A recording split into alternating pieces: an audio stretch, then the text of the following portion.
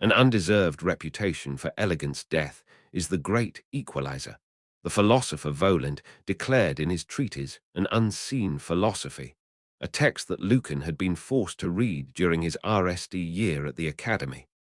A dark mistress who holds no regard for wealth, nor power, nor birthright. All souls are equal before her gaze. It seemed Saffrona's wealthy citizens hadn't received the memo. The mausoleums of the city's elite families lined the cemetery's winding paths.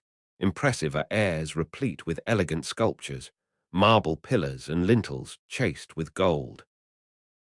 Many bore depictions of the Lady of Seven Shadows, usually with her leashed hounds, but occasionally standing alone, her features always concealed beneath a veil.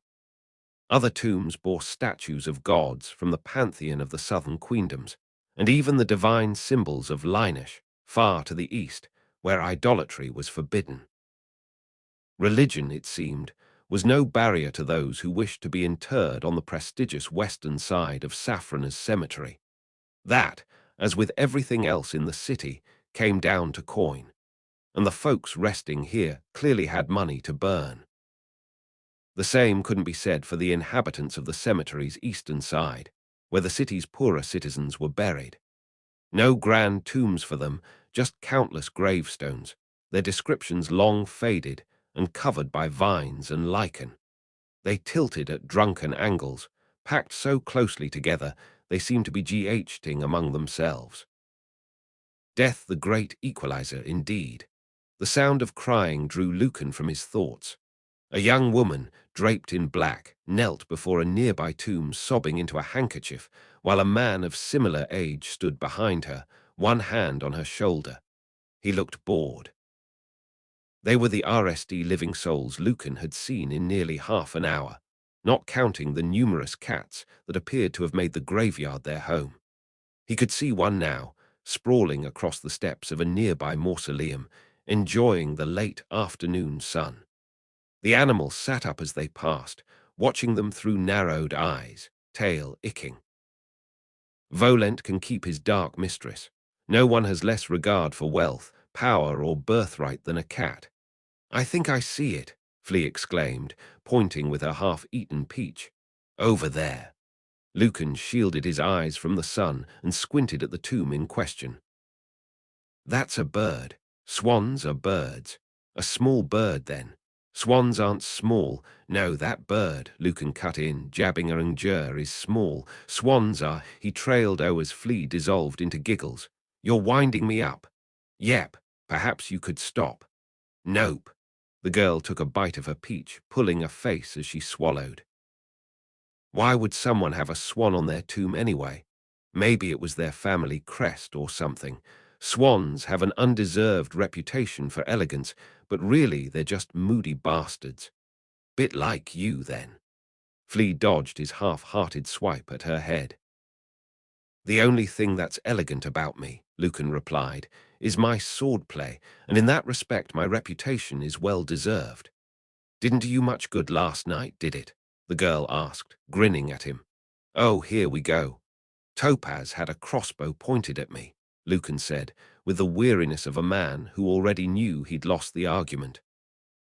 I'd have taken him in a fair GHT, but it wasn't a fair GHT, was it? Just as well I was there to save you. That's the third, no, fourth time today you've dined out on that little fact.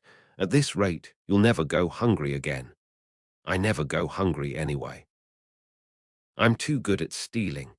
The girl hurled the remains of her peach at a nearby mausoleum, the fruit exploding across the stone doors. For the love of... Lucan glanced around to make sure they were unobserved, then glared at her. What the hells did you do that for? Flea shrugged. Guess I'm full now. Lucan swallowed a sharp retort. It'll only provoke her. Besides, he couldn't deny that the girl's good humor, as annoying as it was, at least suggested she'd already swallowed the pain of Hector's death. You want to play a game? He asked instead. What sort of game? Lucan shed 2 copper coins from his pouch. If you ND the Swan RSD, you get to keep these. And if you ND it? If I ND it, Lucan replied, smiling. You have to keep quiet for half an hour, if such a thing is even possible. Deal, Flea grinned.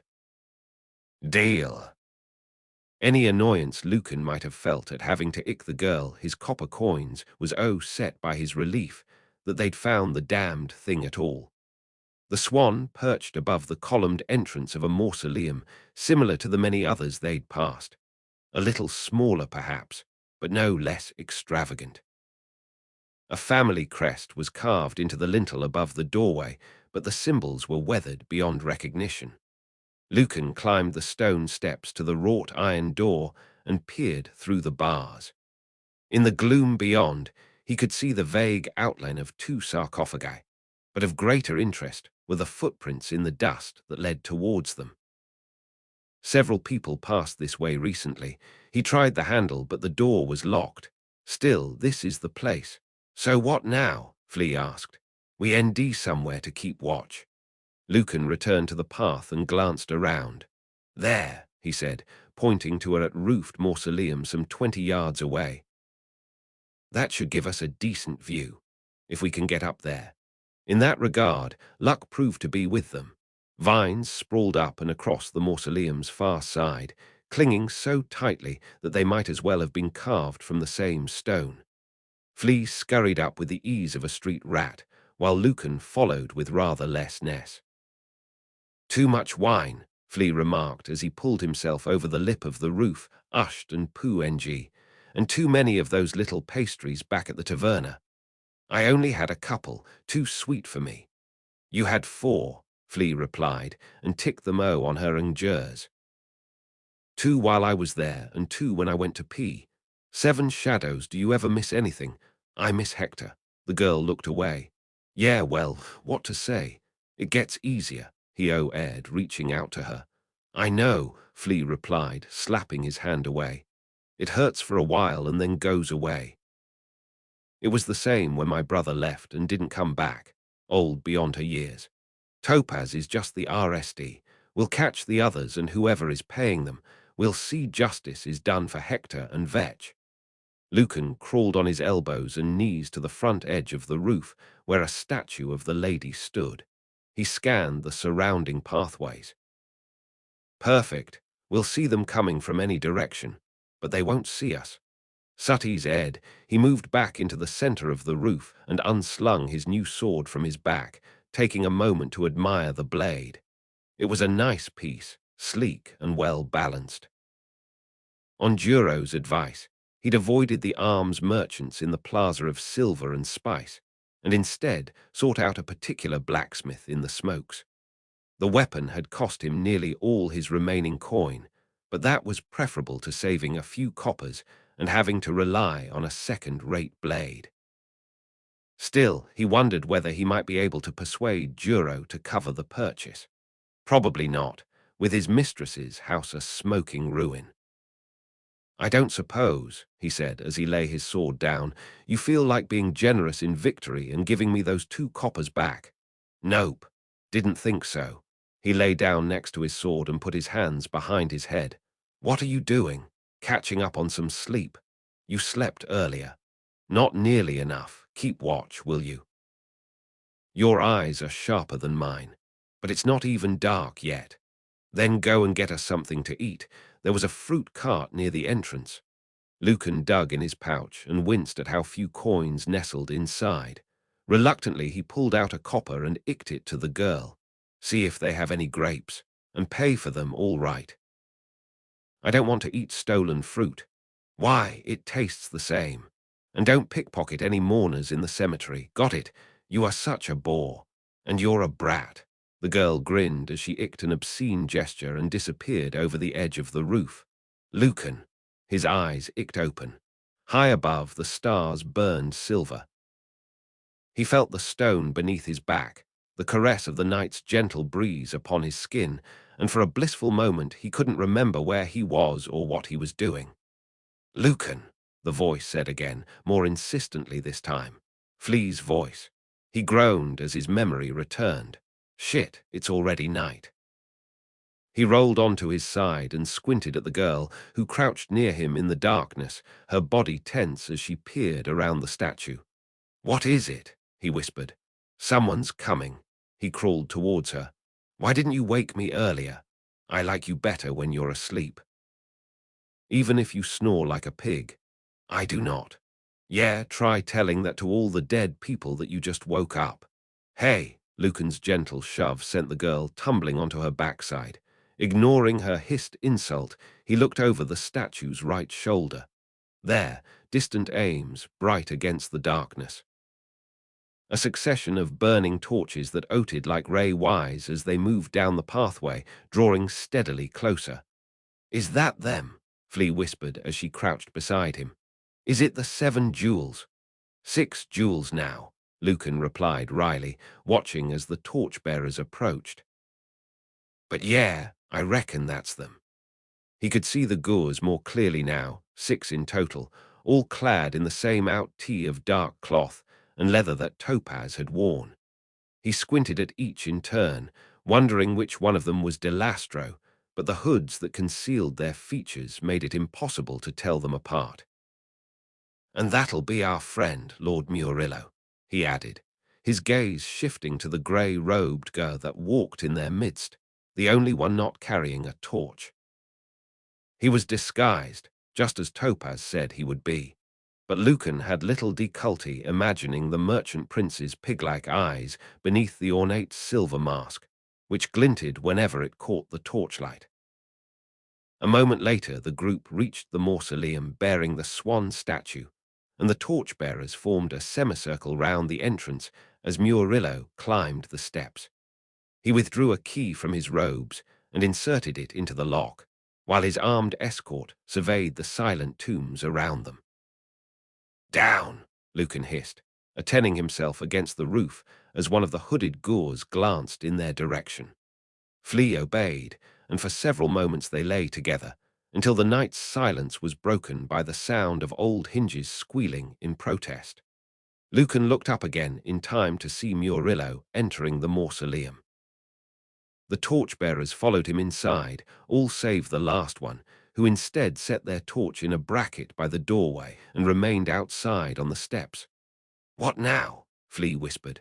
Lucan barely heard her. He was too busy staring at the door, which stood ajar. "Murillo hasn't locked it." The torchlight within the mausoleum dimmed, then faded altogether. The door remained open. Overcon dense or forgetfulness. Or maybe he just wants to ensure a quick escape if he needs one. Whatever the reason, Murillo had presented him with an opportunity that Lucan knew he couldn't afford to pass up. "I'm going in," he said. "You're what?" "Stay here, keep out of sight. If I'm not back in an hour, go and ND Juro and tell him what happened." But the scrivener said. "I know what the scrivener said, but if all we ever do is watch from the shadows, we're never going to get anywhere. I can't just walk away when there's a chance to ND out what the hell's Murillo is up to down there. But what about the guard? I'll charm them with my wit." The girl punched his arm. "Just kidding." He gave her a humorless smile and patted his sword. "I'm going to show you just how elegant my swordplay really is." A show of condense, whether a smile, a stare, or a strut, can sow doubt in your opponent, even fear, and that can be just as deadly as a perfect thrust or a well-timed riposte. Lucan had always remembered Share's words and had found the advice to hold true on numerous occasions. Hopefully this will be one of them, he thought as he approached the guard standing before the mausoleum's doorway. While he had no desire for violence, despite what he'd told Flea, if what Juro had learned about these mercenaries was true, he doubted the guard would be swayed by words or the promise of silver, which only left one possibility. "Evening," Lucan said brightly. "Lovely night for it." "That's close enough," the guard said, her clipped Talashan accent sharpening her words. He half expected a small crossbow to appear, to hear the snap of a bowstring, to fall to the ground with a bolt between his eyes. Instead, the guard pulled back her hood, the torchlight revealing tanned, angular features dark hair tied back. She gave him an appraising look. "What brings you here?" "Just coming to pay my respects," Lucan replied, holding up the dried owers he just snatched from a nearby tomb. Strange time of night for it. It's been a strange couple of days. That was true, at least. "You always pay your respects with a sword strapped to your back," says the woman with a sword sheathed at her side. A hint of a smile. "Who are you, or are you going to lie about that as well? You already know my name." "True enough." Lucan guard over. "You're Talashan, let me guess. You're from Vispana." "Vians," she replied, jaw tightening. "You do me an insult. You Talashans are a funny lot with your notions of honor." Lucan tossed his owers aside. "You know, I'd heard that your people were all liars and thieves." The woman's hand moved to her sword. "But," Lucan quickly continued, "that you're also excellent lovers, a hypothesis I've sadly not had the chance to test." "Don't worry," the woman replied, smirking. "I'll be sure to kiss your corpse." "You're too kind. Which one are you anyway? Emerald, perhaps?" "Amethyst. If I was emerald, you'd now look like a pincushion." She has a tendency to shoot RSD and ask questions later. Then, perhaps Delastro made a mistake not putting her on guard duty. Diamond doesn't make mistakes. Yeah. Then how come Topaz is currently tied to a chair in a darkened room? Because he's a fool who can't follow orders. Amethyst didn't betray so much as a ichor of concern for her comrade. If he ever comes crawling back, I'm sure Diamond will string him up by his balls, unless you've already removed them, of course. There was no need to go that far. Topaz started talking at the RSD sign of a blade. Lucan had no idea if that was true, but it sounded good. He had a lot to say for himself. He always does. Usually bullshit. "So you deny that your crew stole the Sandino blade, that you murdered Dr. Vasilis. Why do you care?" Amethyst tilted her head in apparent curiosity. "What's it to you? That's my business. Have it your way." She drew her sword and held it loosely at her side. "Shall we dance then?" "Yes," he replied, drawing his own blade. "Let's." Amethyst leapt from the steps, relight rippling along her sword, as she unleashed a array of strikes that surprised Lucan with their ferocity. He managed to parry the RSD-3 and twist away from the fourth, but not quickly enough to avoid the tip of her blade slicing across his right shoulder. Shit. Ignoring the ash of pain, he retaliated with a wild slash that Amethyst detected with ease, almost catching him with a smooth riposte. "Lady's blood," he thought as he backed away. "She's good." The woman's smile as they circled each other suggested she knew it. They closed again, blades a blur of silver, their steel song echoing among the darkened tombs. Lucan forced Amethyst back with a series of feints and thrusts, almost catching her out with his Nal attack. As she fought to retain her balance, he lunged, only to realize it had been a ruse. He leapt aside, narrowly avoiding getting some sharp steel in his gut. Suddenly, he was retreating before a fresh array of attacks, his heart pounding, blood roaring in his ears. As he desperately detected Amethyst's strikes, Lucan became aware of a doubt growing in his mind. "I can't win this." Amethyst easily matched him for skill. Even on his best day, he would have needed some luck to beat her, and this was not his best day. He'd barely slept since the previous night, and exhaustion clung to him like a cloak that only became heavier with each stroke of his blade. "Concentrate," he willed himself, ignoring the blood trickling down his right arm. "Don't panic." Amethyst came at him again, her sword describing a deadly arc aimed at removing his head from his shoulders. He knocked her blade aside, managing to deliver a punch to her face as he twisted away, not nearly as powerful as he would have liked, but enough to send her reeling. He tried to press his advantage, but she recovered quickly, detecting his thrust and stepping in close to deliver a vicious elbow to his jaw. This time it was Lucan's turn to stumble backwards, but Amethyst didn't press her advantage. Instead, she grinned, licking her bloody lips. She knows, Lucan realized, panic airing. She knows she's got the better of me. You should have walked away, Amethyst said, smiling as she traced lazy circles in the air with her sword. Such a shame I'm going to have to cut your pretty face. Lucan made to reply, only to fall silent as a Smallger emerged from the shadows behind the mercenary. Flee. He felt a ichor of hope. What in the hells is she doing? You can't best me, Amethyst continued, oblivious to the girl creeping towards her. Lucan grinned. I don't need to. A ichor of realization passed across the mercenary's face. She spun, carving the empty air with her blade. Nice try, Flea said, raising the crossbow cradled in her hands. Amethyst moved quickly, but not as fast as the bolt that hissed from the weapon, which skewered her thigh. The woman gasped and staggered, but recovered swiftly and lunged at Flea. The girl skipped away. Slippery as an eel, Lucan thought, as he leapt forward, slashing at the mercenary's back. Amethyst whirled and directed his attack, but at the cost of her balance. Lucan slammed her with a shoulder and sent her tumbling to the ground. Again she recovered swiftly, rolling and rising to one knee, only to freeze as Lucan pressed the tip of his sword against her throat. "Drop your weapon," he ordered, his arm trembling. Amethyst glared at him but tossed her blade aside. "You dishonor yourself, Lucan Gardova. It's been known to happen. Relying on this little street rat to save your skin. My name, S. Flea." The girl strode to Lucan's side, her face dark with anger. "My friend's name was Hector." Amethyst spat at her feet.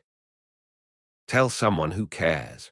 Flea's jaw tightened, and she raised her crossbow. Lucan thought she was going to skewer the woman between the eyes with the second bolt, but instead the girl showed surprising restraint. "His name was Hector," she repeated, holding the mercenary's gaze.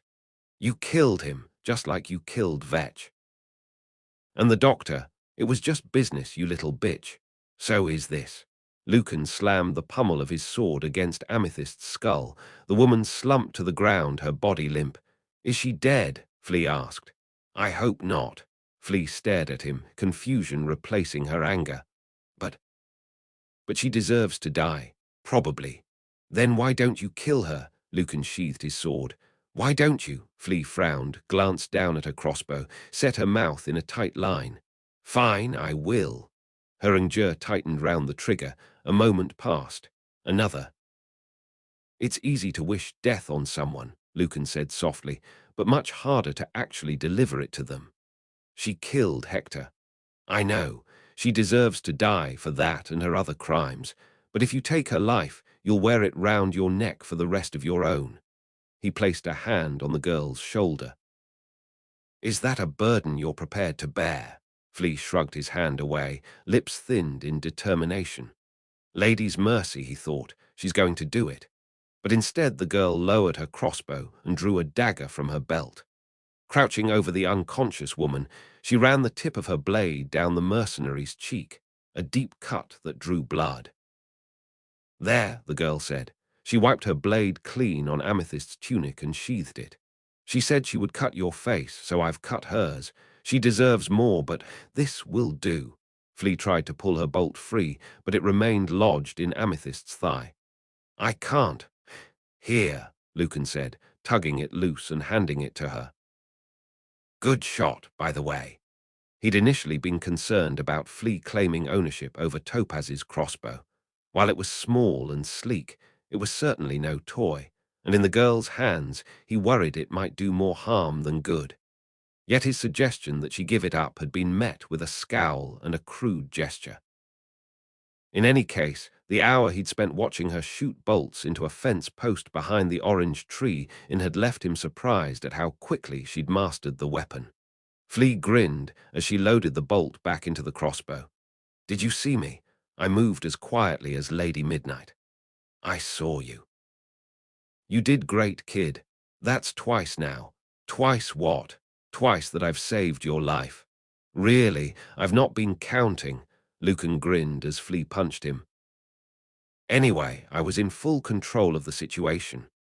He leaned away from her second punch and started searching Amethyst's body, ending a dagger, a couple of silver coins, a vial of unknown liquid that he discarded, and a length of knee rope, which he sliced in two and used to bind her hands and feet. Sutty's ed that the knots would hold, he cut a strip from her undershirt and tied the rag round the wound in her thigh. "What should we do with her?" Flea asked. "Leave her somewhere she won't be easily found. Give me a hand." The girl rolled her eyes and half-heartedly picked up a leg.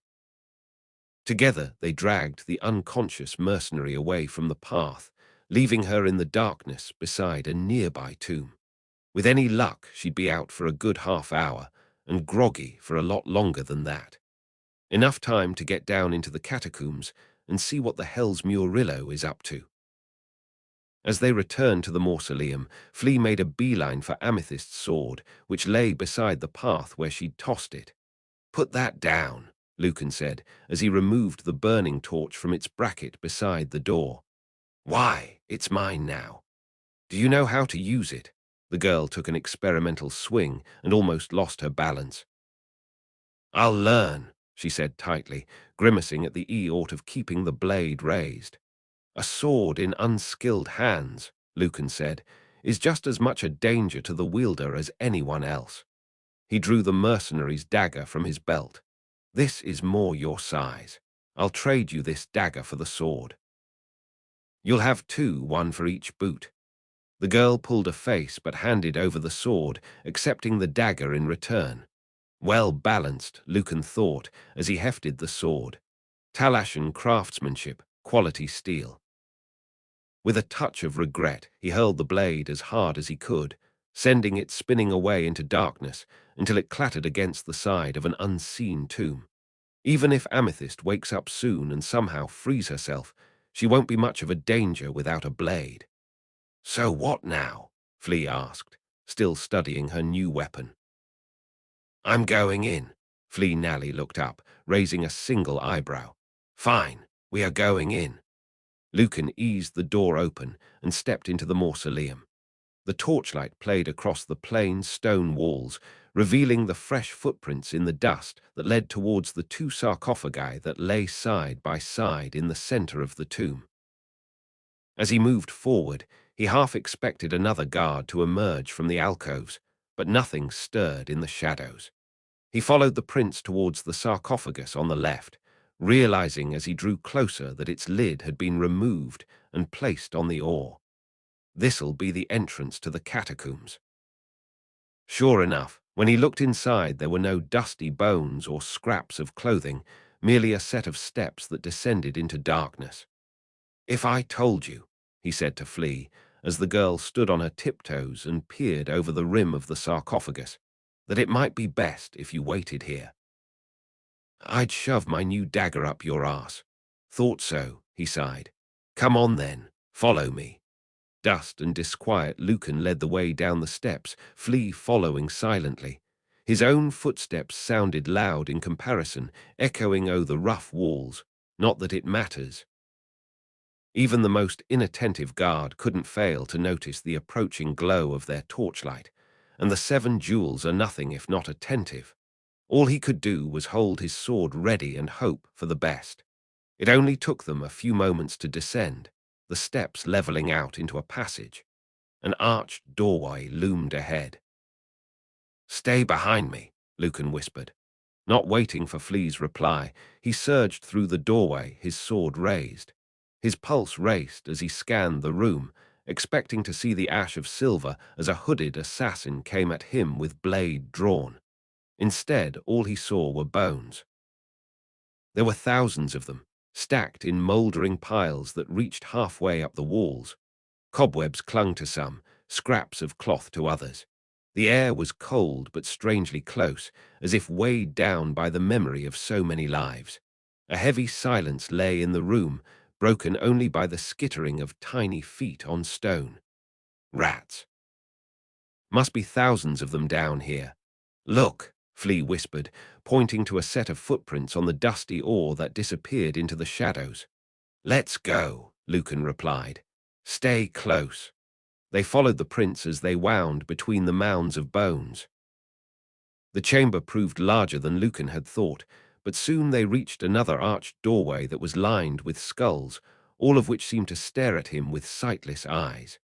"Look at that," Flea said, pointing to a line of script carved into the lintel above. "What does it say?" Lucan held his torch higher, squinting at the graven words. "Take heed, you who draw breath, for you now enter the realm of the dead." "Is that meant to be scary?" Flea asked dismissively. "I don't know," Lucan replied, lowering his torch. "Do you feel scared?" "No," the girl said, a little too quickly. "Me neither," he lied, trying to ignore the inky stares of the skulls as he strode through the arch, Flea following closely behind. The footprints led deeper into the catacombs, through passages lined with hundreds of skulls and vaulted chambers choked with bones. The torchlight ichor across the silent mounds, the dancing shadows lending them the impression of movement, as if at any moment they might suddenly shift and collapse, spilling over the pair of them in a skeletal tide and burying them in darkness. A harrowing fate, yet still preferable to what this Delastro character might have in store for them should they fall into her hands. Best not think about that. Every so often a set of prints would break away from the main group and disappear through a de-erent chamber exit or down another branch of a passage, and Lucan remembered what Topaz had told Juro, that the 7 jewels patrolled de-erent corridors, while Murillo ventured deeper into the catacombs with Delastro. Hopefully we can slip through the net. With every new chamber and passage they entered, he braced for an attack, his blade raised as he scanned the shadows. None came. It seemed Delastro, whether she thought the mission compromised or not, had believed Amethyst to be a sufficient deterrent. Or perhaps, Lucan mused, recalling what he'd been told about the twice-crowned king's subterranean kingdom, she's more concerned with threats from below, not above. Either way, he was relieved by their smooth progress. He had no desire to tangle with another of Delastro's mercenaries. "Can't have Flea saving my life a third time," he thought, glancing at the girl as she padded along silently beside him. If she was unnerved by the darkness or their macabre surroundings, she gave no sign. She was, he reasoned, like a little protective shadow that was both irritating and reassuring at the same time. Not that I'd ever admit the latter to her. He couldn't deny that it felt good to have someone watching his back, someone he could trust. And he did trust her. That was the surprising part. This willful street girl who he'd only known for a few days, though it felt much longer. He certainly trusted her more than anyone else in Safrana. Not that I'll be telling her that either. "Hold up," Flea whispered as they walked a winding corridor, shadows pooling in the eye sockets of the skulls that lined the walls. "I think I heard something." Lucan listened carefully, hearing only the sound of his own breathing. "I don't hear anything," the girl motioned for silence. "There," she said. "Can you hear them?" Voices, so faint they were little more than a murmur. "I hear them. We're getting closer." His heartbeat quickened at the thought. "Stay sharp." The passage opened into another chamber full of bones. Only 2 sets of footprints were visible in the dust, Delastro and Murillo. They led towards the left side of the room, where light spilled through an archway some 20 yards distant. "Lucan, I see it." He wedged the torch in a pile of bones. "Now listen." "Stay behind you," Flea muttered, rolling her eyes. "I get it. And do exactly as I say. If something happens to me, you grab this torch and get the hells out of here. Get back to the Scrivener and tell her what happened." "What about you?" "I'll be me. I can look after myself." The girl snorted. "I mean it, Flea," he said, his tone hardening. "No heroics this time, got that?" "Okay, all right. Let's see what sort of party we've invited ourselves to." Lucan followed the prince across the chamber, Flea following behind. The voices grew louder as they approached. "Don't tolerate failure, you understand. I want him dead. I will see to it. You do that. Lady knows I'm paying you enough." Lucan pressed himself to the left side of the archway and peered through. A flight of steps led down into the chamber beyond, which was the largest he'd seen so far. Hundreds of skulls lined the walls, illuminated by aims that leapt from a dozen braziers. Tattered banners, their colours long faded, adorned the columns that stood in each corner of the room, their upper reaches disappearing into the shadows of the vaulted ceiling. The sunken ore was clear of bones and dominated by a large marble sarcophagus, its surfaces covered in intricate carvings. Lucan's eyes moved to the two Goors standing beside it. "Come too far now to have my plans ruined," the silver-masked Go was saying as they paced back and forth, cloaks stirring up dust from the ore. Murillo, Lucan thought, though his voice sounds deorent, must be the mask. "As I said," the other Go replied, "I will see to it. And that'll be Delastro." The mercenary leader looked just as intimidating as Duro had made her sound. Time and hardship had left their mark on the woman's sharp features. Her olive skin was lined and bore several nicks and scars, while her dark hair was streaked with grey. Yet Lucan sensed they had also sharpened her spirit, like a whetstone honing a blade. Her conviction was clear in the way she spoke, coldly, sharply, and in the way she remained perfectly still, arms folded. A dangerous woman. "We should have killed the bastard after Valdezar's gala," Murillo said, ceasing his pacing. "But instead we let him dig too deep, and he found that damned journal." Lucan tensed. "They're talking about me." "The journal told him nothing," Delastro replied, unmoved, "and it's in our hands now. Yet Gardova is not. A mistake that will be rectified. You don't even know where he is." Murillo shook his head. "We should have just killed him when we had the chance. We needed to discover who Gardova is working for so we can remove them all from the equation," Delastro replied. "Trust me on this, my lord. I understand the stakes involved." "You know nothing of the stakes," Murillo snapped, making a sharp gesture. "Nothing, do you understand? You can't even begin to comprehend them." Lucan frowned, doubt growing in his mind. That voice. He listened as the man continued speaking, not following the words but trying to imagine the shape of them passing between Murillo's lips. His heart lurched as the realization struck him. Lady's blood. That's not Murillo. As if sensing Lucan's thoughts, the man pulled back his hood and removed his silver mask, placing it on the sarcophagus. Lucan's jaw dropped as he stared at the man's white hair and neatly trimmed beard. "I don't believe it." Lord Marquetta stepped towards Delastro. "You will ND Gardova, and this time you will kill him," he said, with no trace of the good humor that he had shown to Lucan after approaching him at Valdezar's party. On that occasion, his eyes had gleamed with mirth. Now they shone with a cold fury. "No excuses."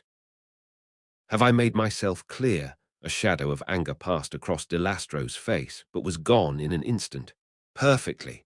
We were wrong," Lucan thought, his mind reeling. "We were completely wrong." "Excellent." Marquetta turned away and began pacing again. "Now, where have these guests of mine got to?" He paused, glancing towards an archway on the far side of the chamber, previously dark. It was now illuminated by a faint glow. "Ah, here they come." A tall, broad-shouldered man entered the room. He held a lantern before him, while his military bearing suggested he knew how to use the blade he held loosely in his other hand. His grey hair was cropped short, his strong jaw clean-shaven.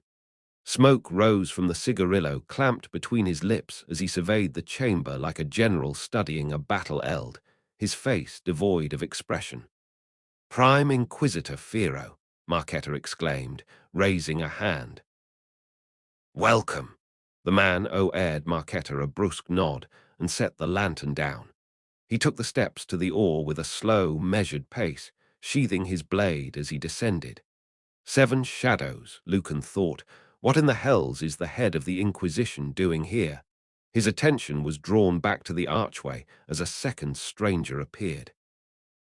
Whereas Fero was all hard edges, this man was smooth curves, his round face gleaming with sweat despite the chill. He paused at the top of the steps, pursing his lips as he brushed cobwebs from his ermine-trimmed robes. Hardly the sort of thing you'd wear to a midnight meeting in the catacombs. "And Pontifex Barbossa," Marquetta said, a note of reproach in his voice. "You got my message about nondescript clothing, I see. Pontifex, lady's blood." Lucan stared at Barbossa, who looked more like a preening peacock than the holiest man in Safrana. Then again, experience had taught Lucan the two were not mutually exclusive. The highest religious authority in the city, he thought, as the Pontifex tottered down the steps, the head of the Inquisition and the most powerful merchant prince. Quite the little cabal. "The lady's chosen must always look his best," the Pontifex replied, reaching the oar with a swish of cloth. "I am her representative at all times, of course, so it's important that I look suitably digni-ed." "Digni-ed," Firo cut in, his voice a gravelly rasp. "You look like a whore in silks. Better that than a boy in QS, which I hear is your personal preference." Firo removed the cigarillo from his mouth and blew a cloud of smoke at the other man. "I'd think very carefully about your next words, priest. Or you'll what? Slip bitterbloom into my tea, like you did to your illustrious predecessor." Steele rasped as Firo drew his blade and stepped towards the Pontifex, whose face paled as he backed away. "Gentlemen, please," Marquetta said, hands sketching a placating gesture. "We're all friends here." "I'll never be friends with this sniveling sack of shit," Firo replied, but he sheathed his sword and returned his cigarillo to his lips. "The feeling is mutual, I assure you." Barbossa glared at the Prime Inquisitor and made a show of smoothing his robes, before turning to Delastro and erring her a BTC smile. "Madame Delastro, a pleasure as always." The woman ignored him. "So, Lord Marquetta," the Pontifex continued, "might I ask why we couldn't have met in more comfortable surroundings?" He feigned a cough and patted his chest, his many rings glittering in the light. "The chill down here is terrible for my lungs." Firo snorted but said nothing. "My apologies for the cold and cobwebs, and for the lateness of the hour," Marquetta replied. "But I have something to show you, and I can only do so here, away from prying eyes." "And where exactly is here?" Firo asked, glancing around. "What is this place?" The merchant prince smiled Walsh-sly and approached the sarcophagus. "This, gentlemen," he said, running his hand over the marble lid as he walked down its length, "is the tomb of Baltasar del Vasca, who ruled our great city nearly a century ago." "The Jackal of Safrana," the Pontifex aired, glancing at the sarcophagus. "Isn't that what they called him? A tyrant who killed thousands." "He was no tyrant," Marquetta snapped, shooting the man a glare. "Though it is true history has not been kind to his name. But then history is written by the winners, and when this is all over, I intend to write a few words of my own." "When what is over?" Lucan wondered. "Baltasar was a great man," Marquetta continued. "Under his rule, Safrana nourished like never before, was feared like never before. He understood that some men are meant to rule and others are meant to serve. That strength lies in an iron will and refusal to back down, not in compromise. And he knew a dead enemy to be a thing of beauty." "Until he was murdered," Firo said. "Indeed." "By a damned coward." Marquetta spat the Nal word. "How Baltasar would turn in his grave if he could see what Safrana has become. He would sneer at how we have traded conviction for compassion. He would rage at how, in our weakness, we have let the Tsar Gossans settle and prosper in our own city, where once we crushed them beneath our heel. But then he would smile when he sees us, my friends, because in us his vision lives on. Together we will restore Safrana's glory and drive these Tsar-Gossan leeches back across the Scepter Sea. Soon a glorious new chapter in our city's history will begin, and we shall be the ones to write it." "Well said, my lord," the Pontifex replied, clapping enthusiastically. "Well said indeed. And your plans?" Firo asked, silencing Barbossa with a glare. Do they proceed as intended? They do, Marketa said with a nod. Everything is in place. And what of Gardova?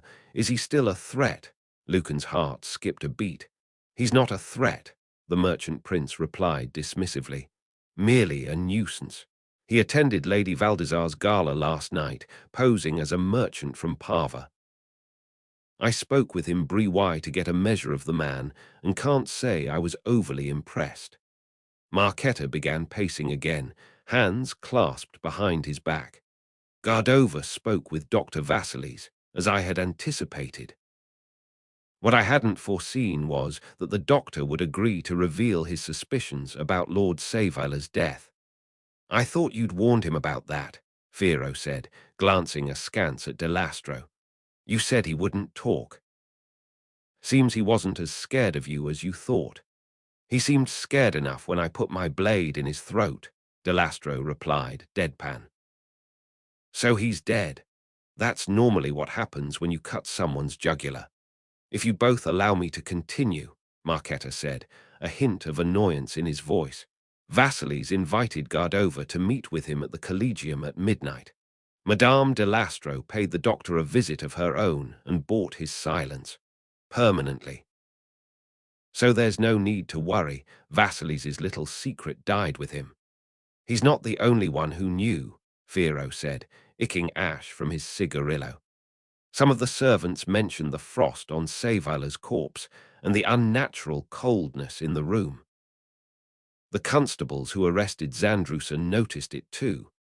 Vasilis was the only one who mattered, Marketa replied RMLY, the only witness whose claims might have carried weight. With him gone, there's nothing to fear. No one cares about the words of a few witless servants. Be that as it may, you still haven't told us what all that strangeness was about. The frost, the coldness, there are far more subtle ways of killing a man. The Prime Inquisitor looked at Delastro. I thought you were meant to be the best. The mercenary's eyes narrowed, lip curling as she prepared a sharp retort, only for Marketa to intervene. Please, Prime Inquisitor, all will be revealed in time. The merchant prince smiled and spread his hands. I know you have questions. Tonight you will receive answers. So Vasilis is dead, Firo growled around his cigarillo, which glowed red. What about Gardova? We tracked him to a townhouse in Seven Arches, Marketa replied. Delastro and her crew raided the place in the early hours of the morning. They killed a couple of guards, but Gardova and that little brat sidekick of his managed to give them the slip. They got away, the Pontifex exclaimed, nervously clutching at the amulet round his neck. My lord, if the 7 jewels can't catch Gardova, then perhaps we should endear someone who can. The man trailed as Delastro stepped towards him, a dagger gleaming in her hand. He took a step back as she raised her arm, his eyes wide, then inched as, with a deft ick of her wrist, the mercenary sent the knife ashing towards him, and past him, skewering a rat that had been scrabbling across the ore a few yards away. The rodent twitched as it died. Never liked rats, the woman said, staring coldly at Barbosa. The man swallowed and forced a weak laugh. I meant no Owenser, of course. You must forgive the Pontifex, Madame de Lastro, Marketa said. This sort of business makes him a little jittery. But I'm sure he has absolute faith in your ability to locate and eliminate Gardova. As do I. De Lastro made no reply as she went to retrieve her knife. Barbosa sty-end as she strode past him, a fresh sheen of sweat on his brow. In any case, Marketa continued, Gardova is an irrelevance. He knows nothing of our plans, nor does he know of our involvement in Lord Savaila's death and Lady Gelassie's imprisonment. I do now, you bastard, Lucan thought. But my lord, the Pontifex said, surely Gardova suspects. He fell silent as the merchant prince made a sharp gesture. Suspicions are all he has, Marketa replied RMLY, and he's directing them in entirely the wrong direction. Lady Gelassie thinks that Lord Murillo is the culprit, that it was he who murdered Lord Saveller and framed her for the crime, just as I knew she would. Fear not, my dear Pontifex, Gardova is no threat to us, merely a nuisance. I have no idea who he is, or why he has thrown his lot in with Jealousy, nor what he hopes to gain from her release, but it will prove to be the last mistake he ever makes. Madame de Lastro will ND him, and will get his story from him one way or another. Once we're nished with him, he'll meet the same end as Dr. Vasilis. De Lastro S not told him about Topaz, Lucan realized. He couldn't be sure, of course, and De Lastro's stony expression gave nothing away, but something about Marquetta's relaxed condense suggested that the mercenary had left out some of the nerd details of the raid on the safe house. But why? Whatever the reason, Lucan knew it was to his advantage. He didn't doubt that Marquetta would have called this meeting if he had an inkling that his secrecy might have been compromised. Thank the lady for small favors. Still, it would count for nothing unless he learned more about Marquetta's plans. That's most reassuring, my lord, Firo said, dropping the stub of his cigarillo and grinding it beneath a heel. But I must admit to being curious as to where you got all this information.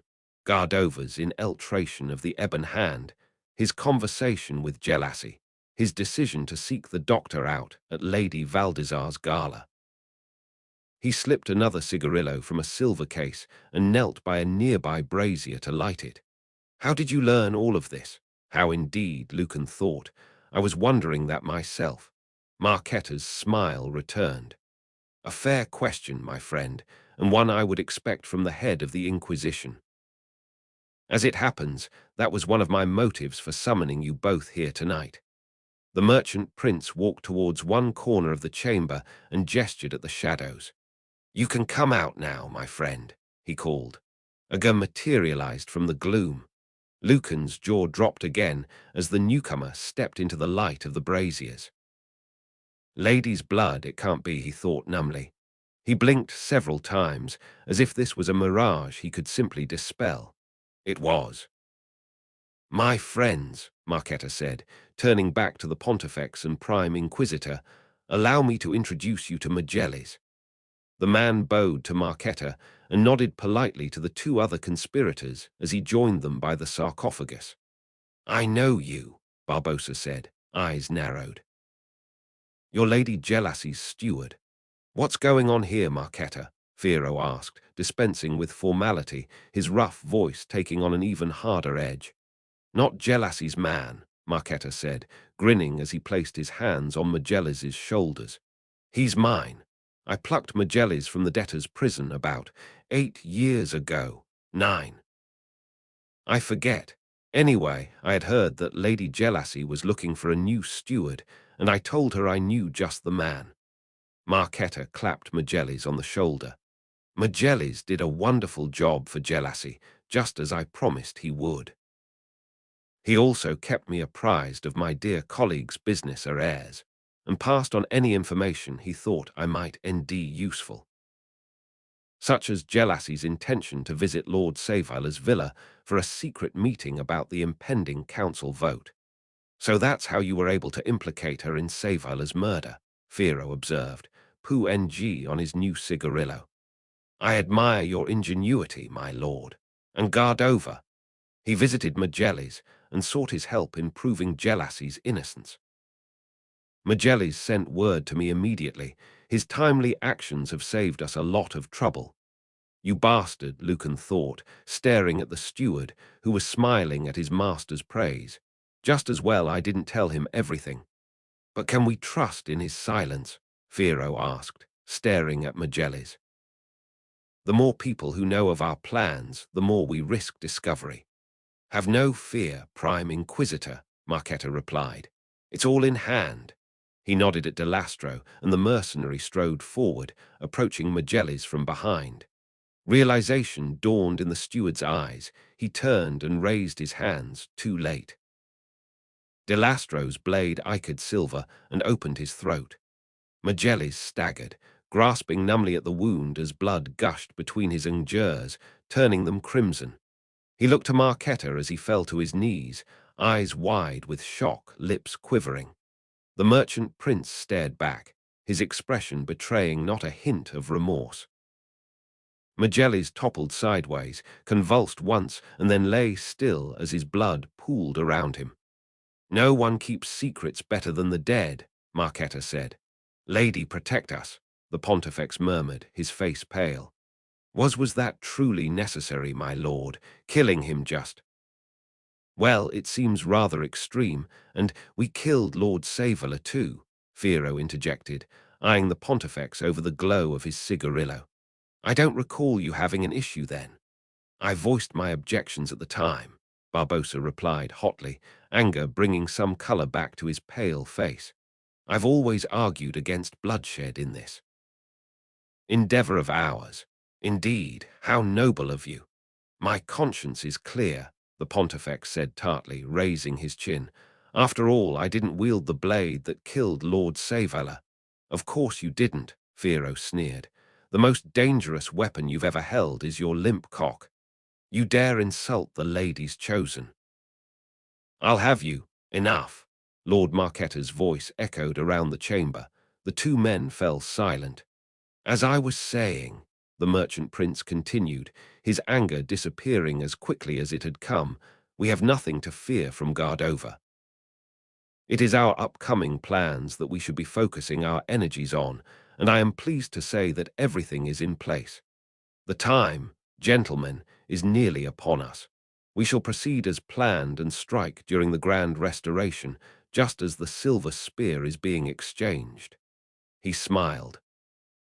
"A moment meant to symbolize our peace and friendship with Zaragoza will instead be the harbinger of a glorious new age for Safrana. A delicious irony, I'm sure you agree." "And the Zaragozan ambassador," Firo tapped ash from his cigarillo. "You still intend to?" "I do. The ambassador is the key to my entire plan." "Forgive me, my lord." The pontifex was toying with his amulet again. "You still haven't revealed how you intend to commit a murder in front of the Grand Duke's entire court, not to mention half the city." "Now that," Marquetta replied, with a wall-sh grin, "is a good question." Seven shadows, Lucan thought, his stomach lurching. They're planning to murder the Zaragosan ambassador. His mind raced through the implications. Murdering the ambassador would in itself carry severe political consequences, but to murder them at a ceremony intended as a celebration of peace between the two nations, well, that was something else entirely. It's nothing short of a declaration of war. "I'm grateful to you both for indulging me this far," the merchant prince continued, pacing once more.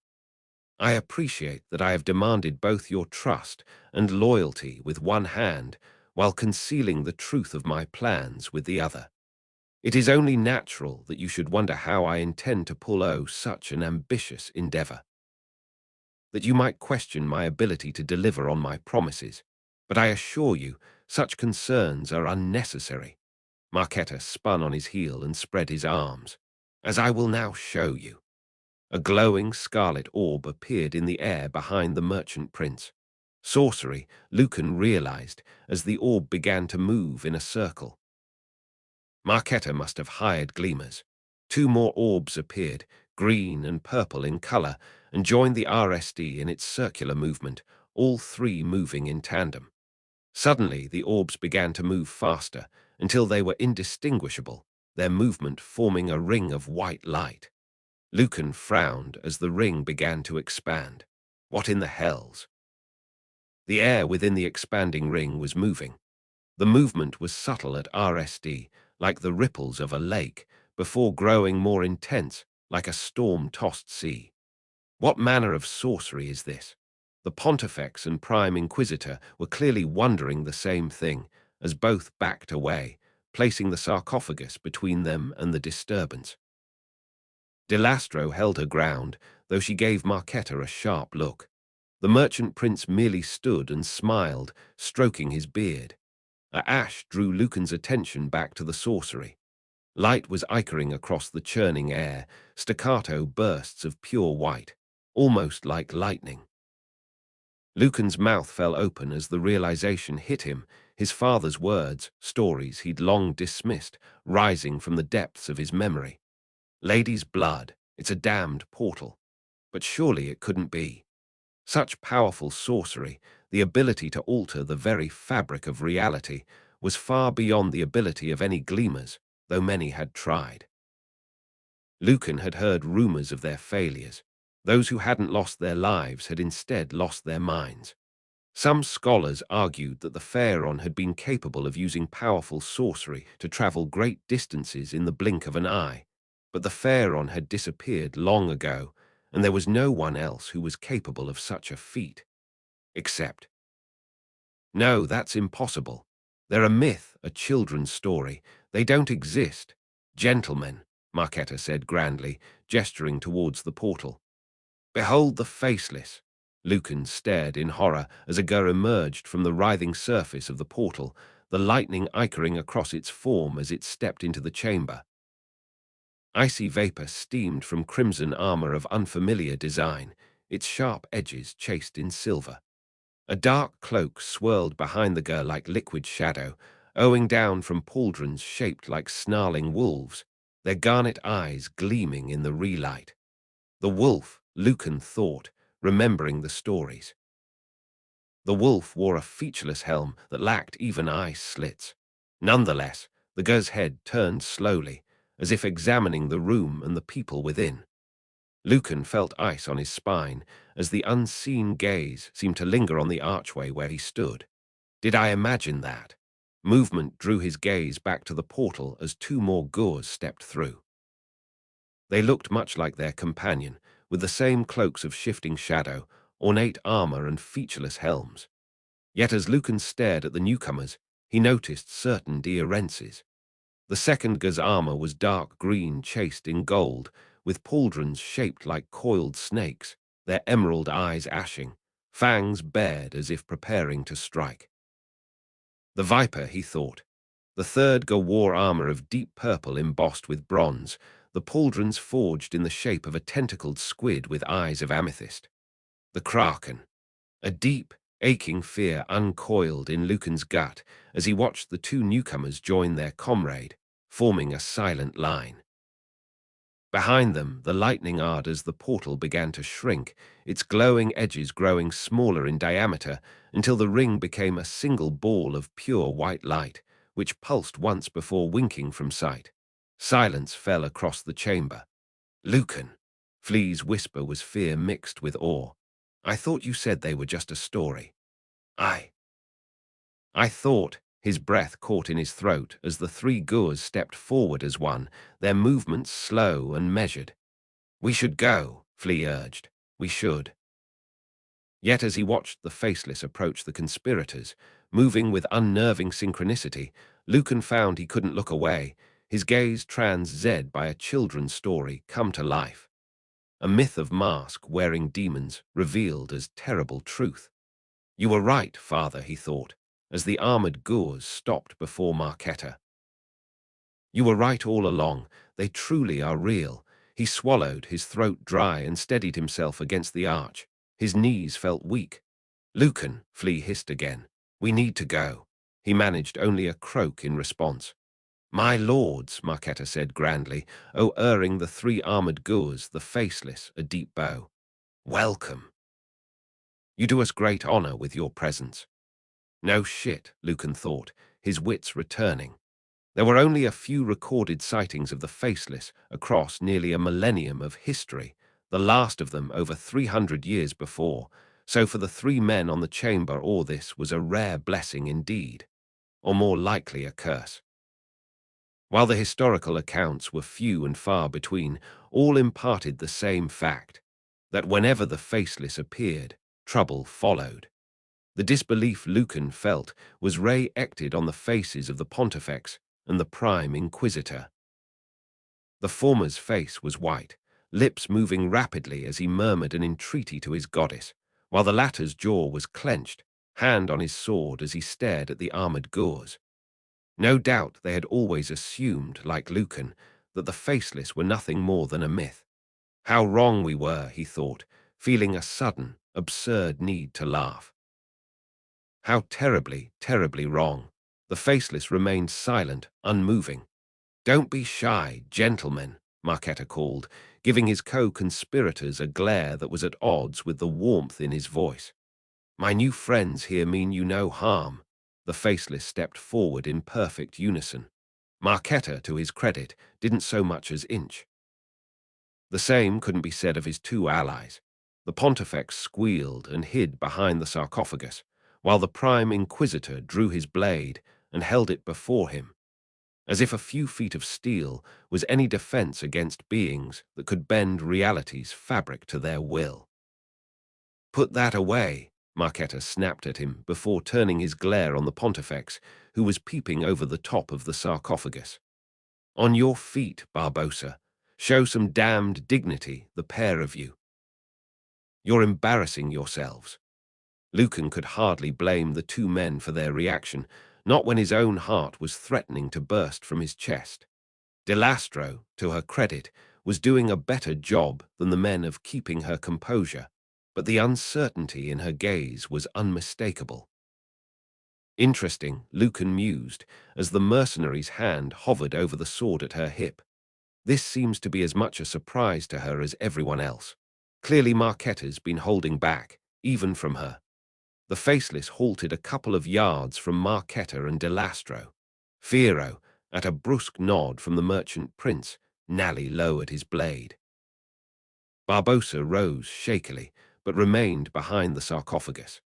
"When IRSD came to you both," Marquetta said, a smile tugging at his lips as he glanced at his co-conspirators, "you asked me how we could possibly commit a murder in front of the Grand Duke's court, not to mention the entire city, and cast the blame precisely where we wanted.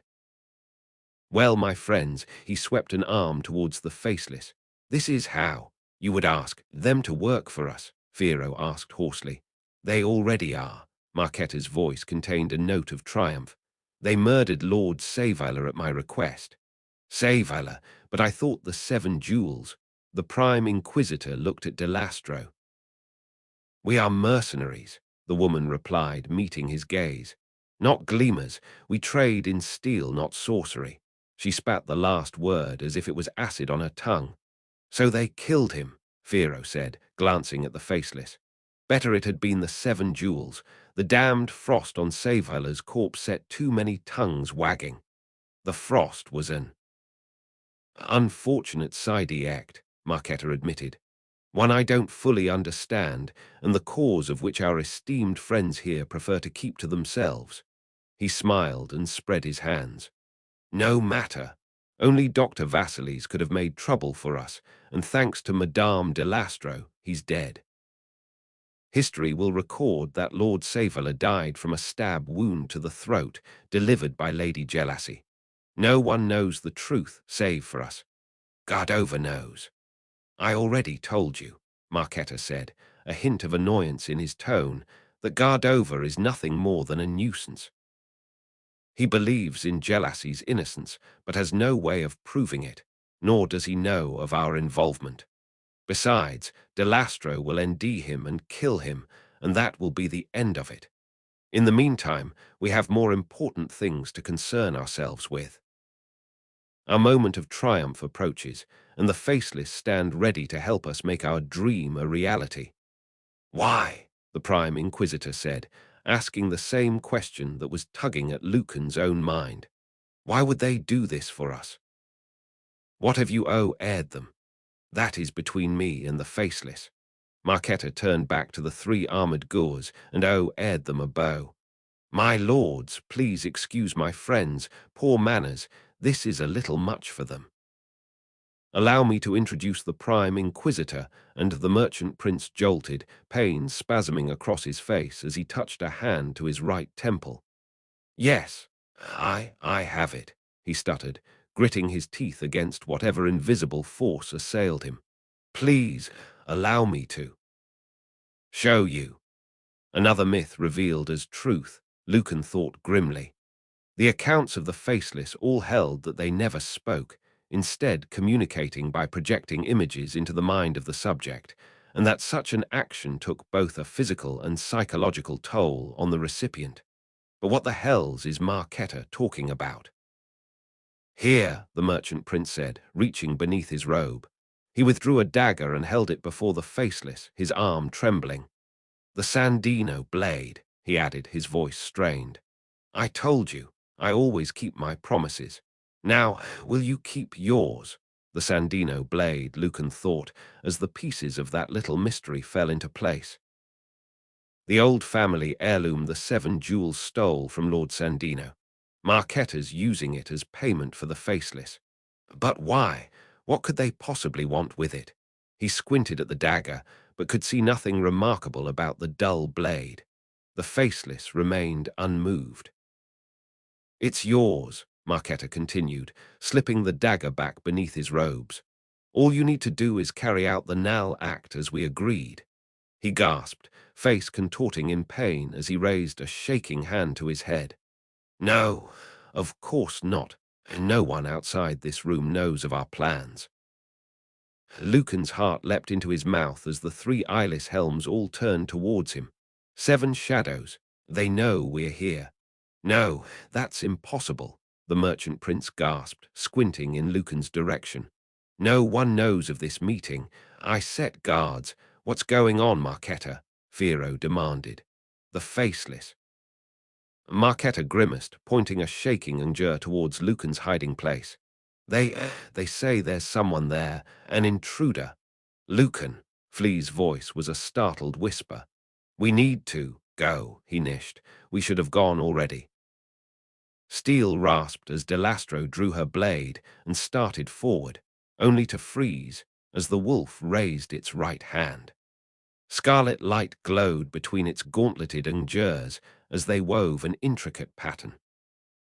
With a lazy ick of its wrist, as if to suggest that the manipulation of such power was little more than child's play, the wolf sent a bolt of light streaking towards the chamber ore. The energy struck stone with a sharp crack, scattering dust as it coalesced into a glowing scarlet form of powerful limbs, sharp claws and bared fangs. Lady's blood, Lucan thought, as the sorceress wolf threw back its head and howled. Run, he gasped, but Flea was already moving, racing back towards the burning torch. He took after her, his chest tight with rising panic. Behind them, the wolf began its pursuit. A heroic act of Der Ant's bones skittered to the ore as Flea pulled the burning torch free. Follow me, she called, darting back into the passage they'd traversed earlier. Lucan raced after her, the echo of their footfalls and his own heavy breathing almost combining to drown out the howls that rose behind them. Almost. Just keep running. He gritted his teeth, breath hissing between them. Don't look back, don't look back. He looked back, saw only darkness. They entered another chamber and followed the prince into a skull-lined passage, countless empty eye sockets bearing witness to their panicked ite. Lucan realized that Flea was slowly pulling away from him, the distance between them growing. Flea, he gasped, forcing his limbs to renewed eort. Slow down. I can't see my bloody feet. This way, the girl called as the passage forked, her light disappearing into the left-hand tunnel. Lucan swore as he barreled after her. If I trip on a bone, he rounded the corner, breath exploding from his lungs as he collided with the girl, sending them both staggering. The torch spun from Flea's hand, ichering as it struck the stone ore. What in the hells? A man stood before them, clad in dark cloth and supple leather. He held a burning torch in one hand and a dagger in another. One of the jewels, Lucan realized. Shit. Get back, he said, grabbing Flea and shoving her behind him. Shouldn't have come here, the mercenary said in a Talashan accent. Not going to argue with that, Lucan replied. He reached for his sword, only to hesitate as his Unjurs brushed the hilt. In the narrow con-ness of the passage, he would be at a disadvantage. Knives it is then, he thought grimly. His gaze icked to a skull lying at the base of the wall. Unless the mercenary charged, lips bared in a snarl. Lucan scooped the skull up by its eye sockets and hurled it, striking the man full in the mouth. The mercenary stumbled against the wall, his torch falling to the oar as he spat blood and a single tooth. Lucan leapt at him and felt the man's blade scrape his forearm as they collided, his momentum bearing them both down.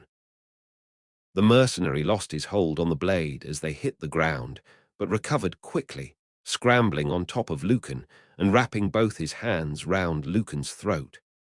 Darkness crowded the edges of his vision as Lucan tried to break the man's vice-like grip. Together, they thrashed in the ichering light of the torches. A howl sounded from the darkness behind them. The man glanced up in surprise, his grip slackening. What in the hells was? Lucan surged upwards and headbutted him in the face before shoving him away. Not going to die here, he thought, terror lending strength to his limbs as he grabbed a estifal of the mercenary's hair and slammed his head against the stone oar. Not going to, he slammed the man's head again. Bloody die here. He released his grip, the mercenary slackening beneath him. Lucan rose shakily to his feet, chest heaving. "Flee," he called, his words sounding like they came from a great distance, barely audible over the pounding of blood in his ears. "Here." The girl picked up her torch and stepped towards him. "Are you okay?" She glanced over her shoulder. "Because the wolf is." "I know." He snatched up the mercenary's own torch. "Quickly, let's go." "You lead." The girl didn't need to be told twice and raced down the passage without another word. The mercenary groaned, but Lucan didn't spare him another glance as he ran after her. They were halfway across the next chamber when they heard a snarl from behind them, followed by a scream, a rising note of pure terror that was quickly silenced. Not a pleasant end, Lucan thought as Flea led the way into another passage, but one he more than deserved. They emerged into a new chamber, the aims from their torches casting eating shadows across the mounds of bones that surrounded them. To Lucan it seemed like the piles were shifting, as if the bones were conspiring to block their escape. If Flea shared his thought, she gave no sign as she tracked the footprints into another skull-lined passage. "We can't be far now." Lucan glanced over his shoulder, saw nothing but darkness. He felt a ichor of hope. Perhaps we lost it. Perhaps it's given up the chase. Another howl echoed through the catacombs in mocking response. Dread tightened his chest. "We're not going to make it." "Flee," he called, stopping in the middle of the chamber. The girl turned and shot him a questioning look. "We can't outrun this thing." Her mouth formed an objection, but he pressed on. "Get out of here, get back to the Scrivener and tell her everything.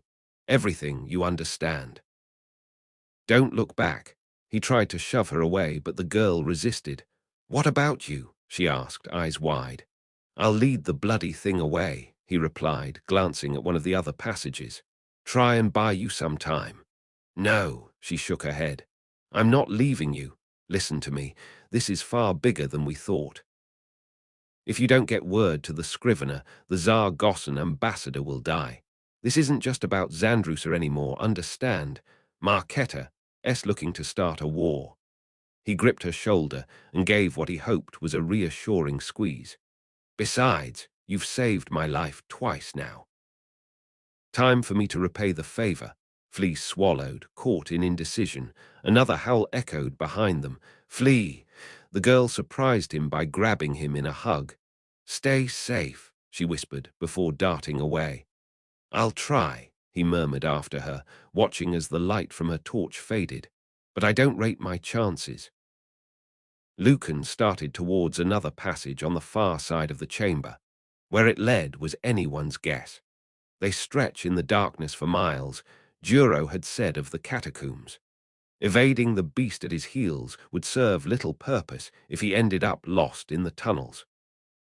He'd merely be trading a quick death for a slow one, shivering and starving in the darkness, long after his torch had burned out. A growl sounded behind him. Lucan swore under his breath and turned round. The beast emerged from the passage on the far side of the chamber. It was at least twice the size of a real wolf, its powerful body, which possessed a ghost-like quality, casting a red glow across the piles of bones. Yet for all that it was a creation of sorcery, the creature prowled like a living wolf, head slung low, fangs bared. Its movements were slow, purposeful, those of a master predator content to bide its time, knowing its prey couldn't escape.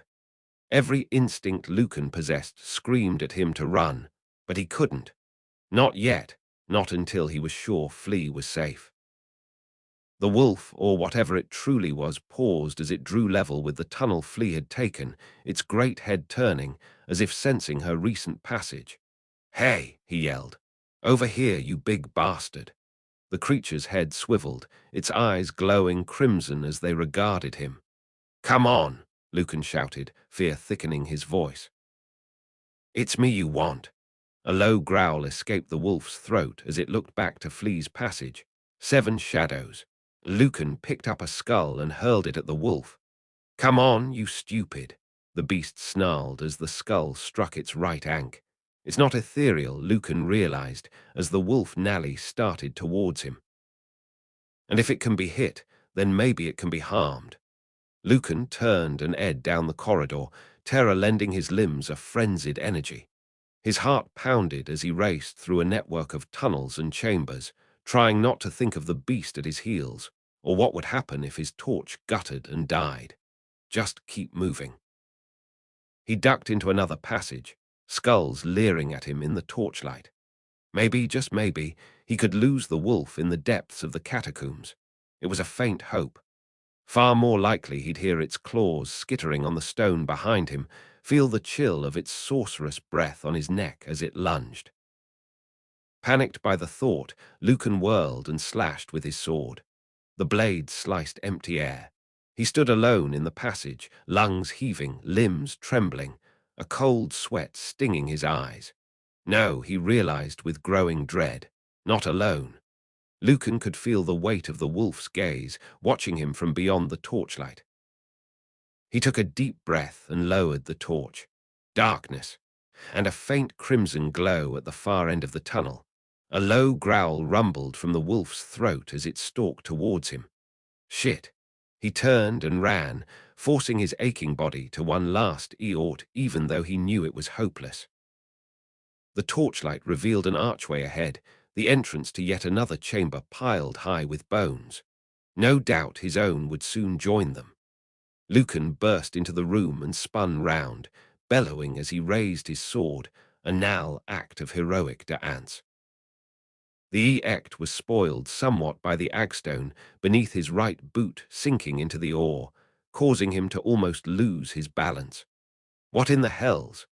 A rasp of metal drew his attention back to the archway, where several thick iron bands were descending to block the entrance. Lucan watched, stunned, as the ends of the bars disappeared into a series of holes in the ore. He inched as the wolf crashed against the bars barely a moment later. Scarlet sparks yew. The bars held. The wolf snarled and threw itself against the bars again, then a third time.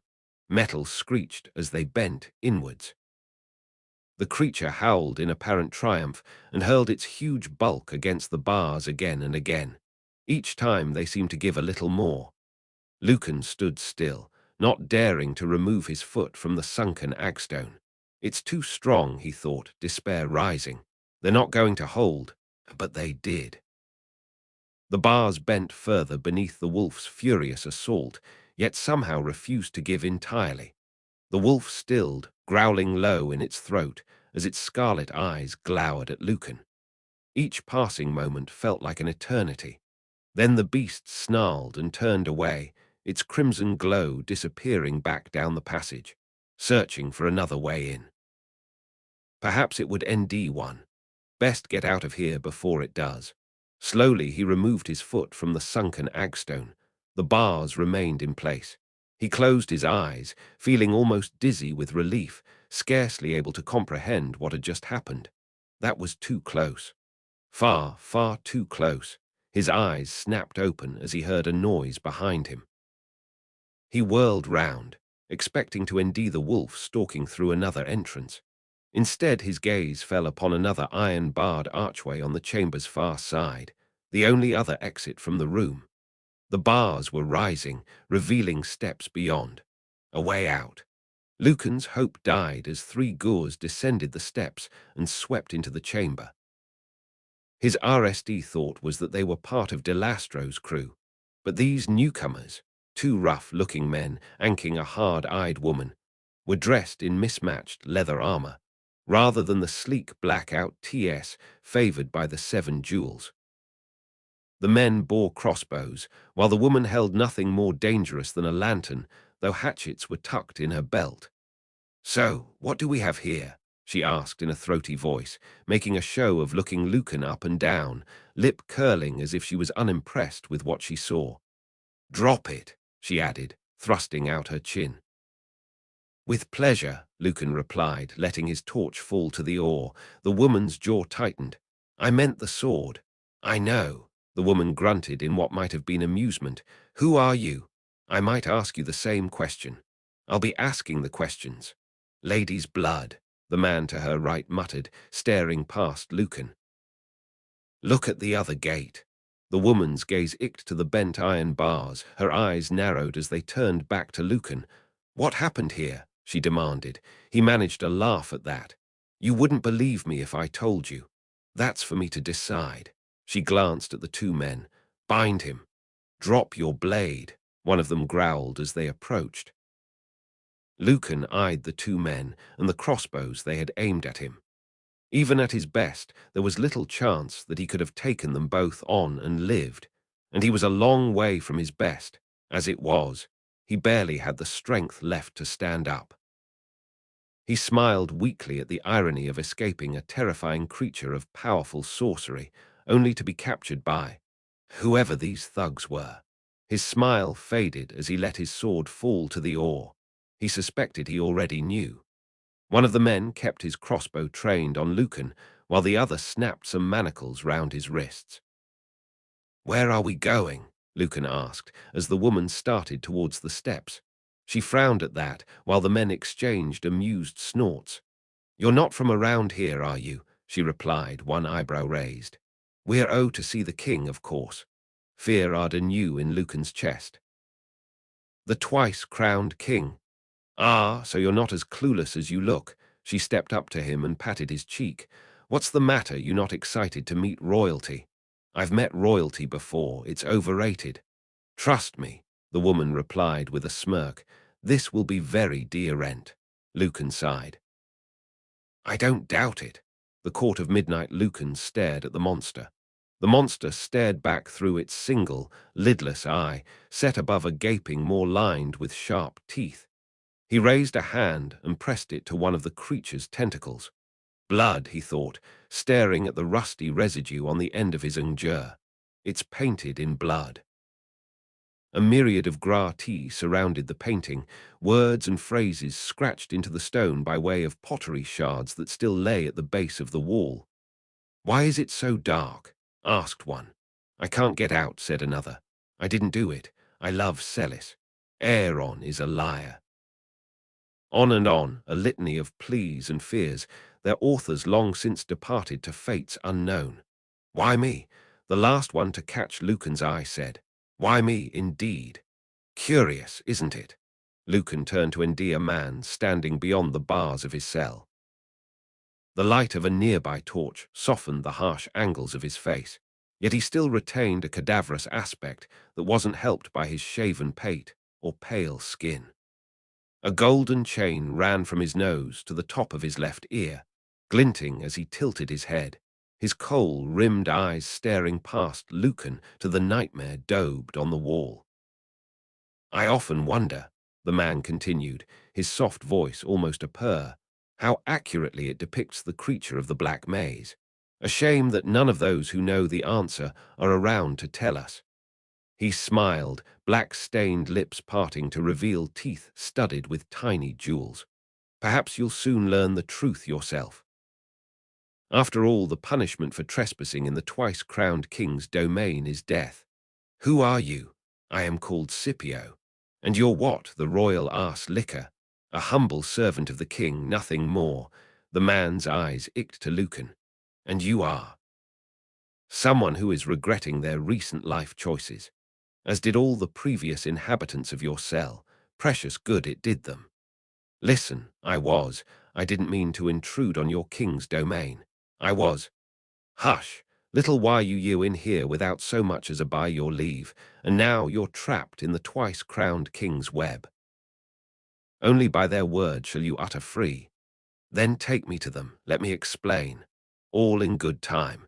You'll get the chance to prostrate yourself before the king, though when you do, I suggest you show a little more humility, otherwise it won't end well for you. The black maze you mentioned. Just so. Do you know of what I speak? Of what we call the long swim. Never heard of it. If I knew I would be getting wet, I'd have brought a towel. A comedian, Scipio exclaimed, clapping his hands together. How wonderful! Perhaps I should petition the king to keep you alive to cheer this dreary place up a bit. Goodness knows we could use a little laughter around here. Isn't that right, Reinhardt? The question was directed at another cell beyond Lucan's vision. He thought he heard a faint whimper in response. Just so, Scipio continued, smile slipping from his face as he turned back to Lucan. If you knew of what I speak, little why, you would not be so quick to jest. Then tell me. The Black Maze is an older part of the catacombs that has been reclaimed by the sea, a ooded network of tunnels and chambers, all dark as night. At the center of this maze is a staircase that leads to the surface and freedom, if you can endy it. That is the long swim, the bone that the twice-crowned king throws to the condemned. No one can say they are without mercy. And that, Lucan asked, gesturing to the nightmare painted on the wall. Ah, yes, the man's smile slithered back. There is a creature said to live in the maze. Some insist it's a pale shark with glowing eyes, others claim it's some sort of giant octopus. He shrugged. The only thing anyone agrees on is that the monster has a taste for human ash. Drown or be devoured in the dark, not much of a choice. Or swim to your freedom. Whatever the outcome, you won't sewer it in the dark, nor will you be unarmed. We give all swimmers a lantern and a dagger. How thoughtful. As I said, the king is not without mercy. Scipio turned away. I shall return soon. Think on what I've said, little why. I'd rather not. Your choice. Soon the twice-crowned king will make theirs. Best hope they're in a forgiving mood. Is there much chance of that? Scipio looked back at him, his smile widening. No. To Marketta's conspiracy, the murder of Magellis, and the appearance of the Faceless. But most of all he thought about the spectral wolf, a chill creeping down his spine as he recalled the beast hurling itself against the metal gate, eyes glowing crimson. Should have let the damn thing take me, he thought, his gaze moving back to the monster on the wall. Better than the alternative. Footsteps echoed on stone, drawing him from his thoughts. Scipio reappeared beyond the bars, several guards at his back. I come to bear you to your judgment, little why, he purred, voice oily with ill promise. Best not to struggle. Lucan watched as they unlocked his door. One or two guards might have presented an opportunity, but four only aired the chance for a severe beating. It took some Eort to remain still as they ooded into his cell and slapped manacles round his wrists. Even more not to react to the sly punch one of the guards drove into his side.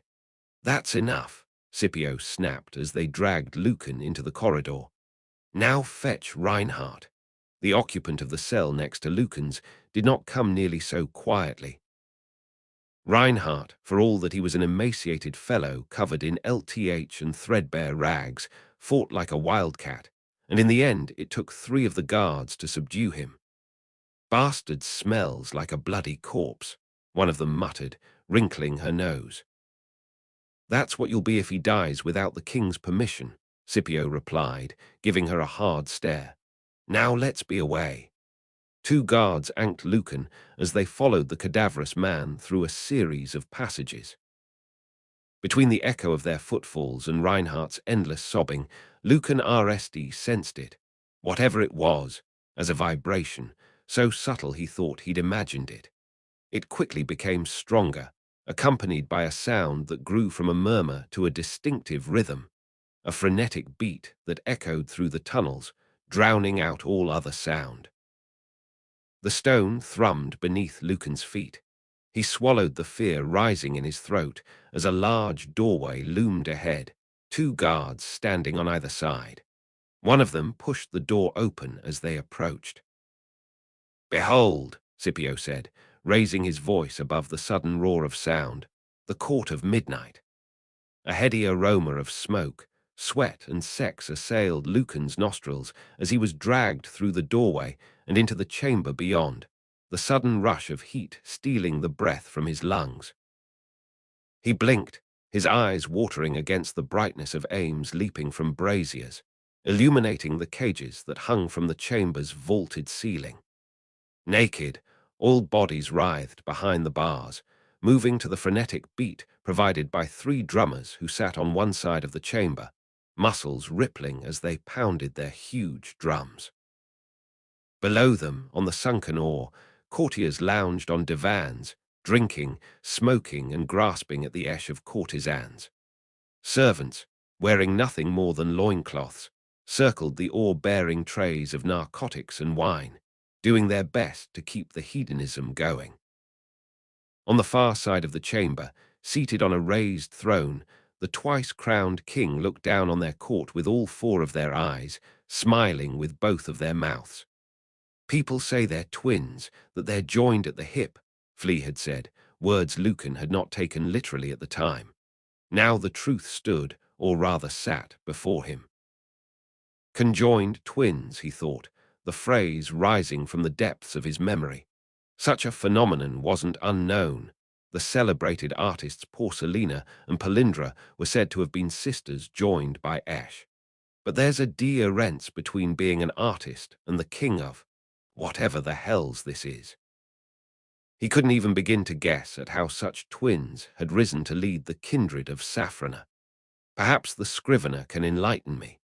That, of course, would depend on whether he ever had the chance to enjoy the master forger's waspish company again, a possibility that was looking more remote with every passing moment. Lucan felt the collective gaze of the court on him as he was marched towards the throne, curiosity sparking in drug-glazed eyes. He sensed a wider movement as the court roused itself, dispensing with languid reverie at the prospect of something far more entertaining. Like sharks drawn to blood. He could only hope they'd be disappointed. As they neared the throne, Lucan saw the king clearly for the RSD time. The snake and the scorpion, he thought, recalling Flea's words as he eyed the twins. They were identical as far as he could tell, both round-faced and clean-shaven, their scalps shorn save for a long central plait of dark hair. Their bronze skin spoke of Eastern ancestry, and their smooth features made it hard to put an age to them, though he guessed they were well into their fourth decade. The left-hand twin, the snake, if he remembered correctly, sipped from a glass of water, his cold gaze locked on the struggling Reinhardt. Lucan didn't like the cruel twist of his lips. His brother, the scorpion, didn't pay the new arrivals any attention at all. Instead, he was busy sucking at the nipple of a courtesan perched on one knee. Two men, but one king, and one body. Even so, with all the silks and velvets the twins wore, it was unclear where one of them ended and the other began. Reinhardt, upon seeing the king, began thrashing again, eyes wide with terror. Drool dangled from his lips as he mouthed a litany of pleas lost beneath the pounding drums. A blow from one of his captors silenced him, and a shove sent him sprawling beneath the throne. The drums shuddered to a halt. A hush fell across the chamber, charged with anticipation. "Look, brother," the snake said, speaking from one corner of his mouth, his voice a guttural rasp. "Our dear friend Reinhardt graces us with his presence again." The scorpion glanced up from the courtesan's glistening nipple, his lips quirking in a half-smile. "Reinhardt," he purred, his own voice silk to his brother's steel. "What a delight!" He eased the courtesan from his knee and sent him on his way with a slap to his bare buttocks. To what do we owe the pleasure?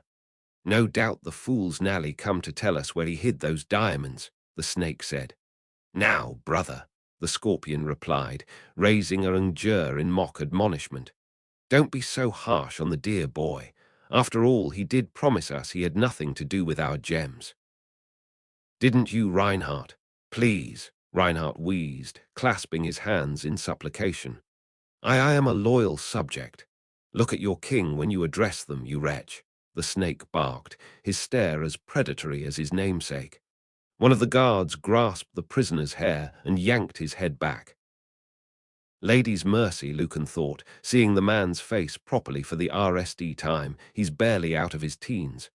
Please, Reinhardt stammered, blinking furiously. Your Majesty's. Majesty, the scorpion corrected. There are two of us, dear Reinhardt, but only one king twice crowned. The young man swallowed, licked cracked lips. Your Majesty. Please, I've made a mistake. And there it is. The scorpion raised a hand and tilted his head, as if hearing a melodious note. Tell me, Reinhardt, what delivered this moment of revelation to you, Was it the sound of the rats gnawing bones in the dark, or perhaps it was the red glow of the poker? He waved the question away.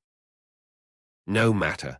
I take it you have miraculously remembered something about those diamonds, our diamonds. Why, yes, your Majesty's Majesty. Splendid. In that case, I'll ask you the same question as before. Hopefully the answer won't prove so elusive this time round. The scorpion leaned forward, a smile playing at his lips. What happened to the diamonds? I sold them, Majesty. You traitorous bastard, the snake began. Language, dear brother, the scorpion said jovially, though his smile had tightened. You were saying, Reinhardt. The prisoner seemed to shrink before the twins' gaze. I sold them, Majesty. And to whom did you sell our diamonds? Reinhardt took a long, shuddery breath, as if he knew his next words might be his last. I please, your Majesty. I swear I didn't know the diamonds were yours. I swear it. If that tongue of yours wriggles around the question again, the snake interjected, I'll slice it out. He drained his water and hurled the glass at Reinhardt, who cringed as it shattered beside him. There's no need for threats, brother, the scorpion said. The dear boy just needs a little encouragement, that's all. Something to help jog his memory. He tapped his cheek in mock thoughtfulness. The promise of freedom, perhaps. The young man looked up, hope gleaming in his eyes. Please, he blurted, I'd do anything. Give us a name and you'll go free, liar, Lucan thought. The murmurs and titters that sounded from the watching courtiers suggested the wider court shared his opinion. But Reinhardt was a drowning man ailing for a branch. You're too kind, Majesty, he blurted, punch-drunk at his apparent salvation. I won't let you down again. The diamonds, boy, the snake rasped. Who did you sell them to? I sold them to Tarantio Hess. The scorpion's smile slid from his face. Tarantio Hess, he echoed, a sharp point swathed in the silk of his voice. You sold them to Tarantio Hess, the Corsair Lord. Ah. Yes, your Majesty, like I said, I didn't realize they were. Tarantio Hess, the Corsair Lord who recently raided no fewer than 3 of our ships and stole cargo to the sum of, what was it, dear brother? 2,000 ducats. 2,000 ducats, the scorpion echoed, raising an eyebrow. Quite the sum, Reinhardt winced, as if hearing the sound of a metaphorical door booming shut. Please.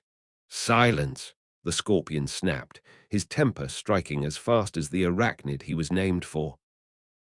One more word from you, and I'll eye your hide so Nelly it'll make the softest bedsheets this side of the scepter see. He looked at Scipio. Take this traitor back to his cell. And slather his balls in honey, the snake added, lips hooked in a grim parody of a smile. A little treat for our rodent friends. No, please. Reinhardt struggled as the guards hauled him to his feet. You promised me my freedom, he screamed as he was dragged away. You promised. Wait, the scorpion called, raising a hand. A murmur passed through the court as he chewed his lip, his anger of a moment before all but disappeared. "Our dear friend Reinhardt is right," he said Nally. "I did promise him his freedom, and I am nothing if not a man of my word." Reinhardt sagged in his chains, relief written across his Elthai face. "Thank you, Majesty." "Oh, don't thank me just yet, dear boy." The scorpion's smile returned, a savage glee shining in his eyes. "If you want your freedom, you'll have to swim for it. And hope our little pet isn't hungry." He thrust out an arm. "Take him to the Black Maze." The roar that greeted his words seemed to shake the chamber to its vaulted ceiling, quickly coalescing into a chant. "Swim, swim, swim." Reinhardt's face was a study in terror, his bulging eyes bright white against the LTH of his face. "No," he mouthed, his voice lost beneath the din. He said something else that might have been mercy, before his pleas turned into an anguished wail as he was dragged away, the chant breaking into a chorus of jeers. Lucan recalled Scipio's words from earlier about all swimmers being given a lantern and a dagger. He doubted either would do Reinhardt much good. "Your Majesty," Scipio said, raising his voice over the lingering shouts, "I have another guest waiting on your pleasure." Lucan's heart lurched. Here we go.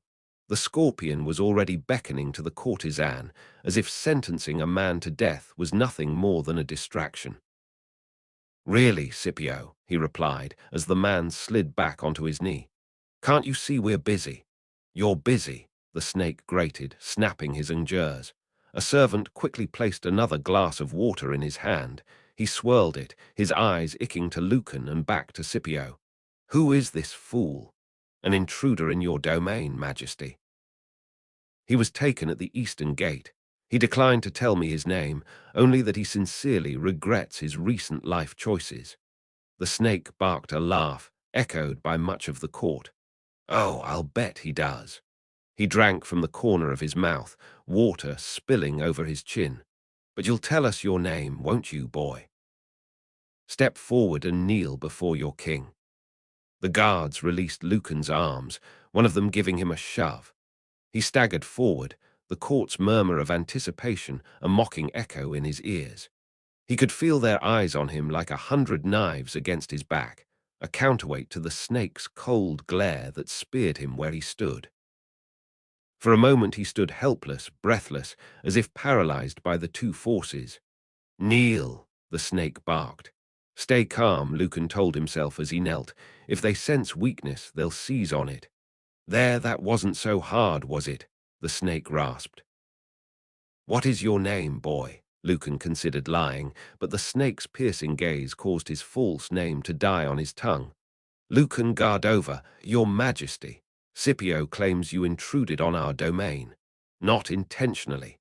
Do you know the price for such a transgression?"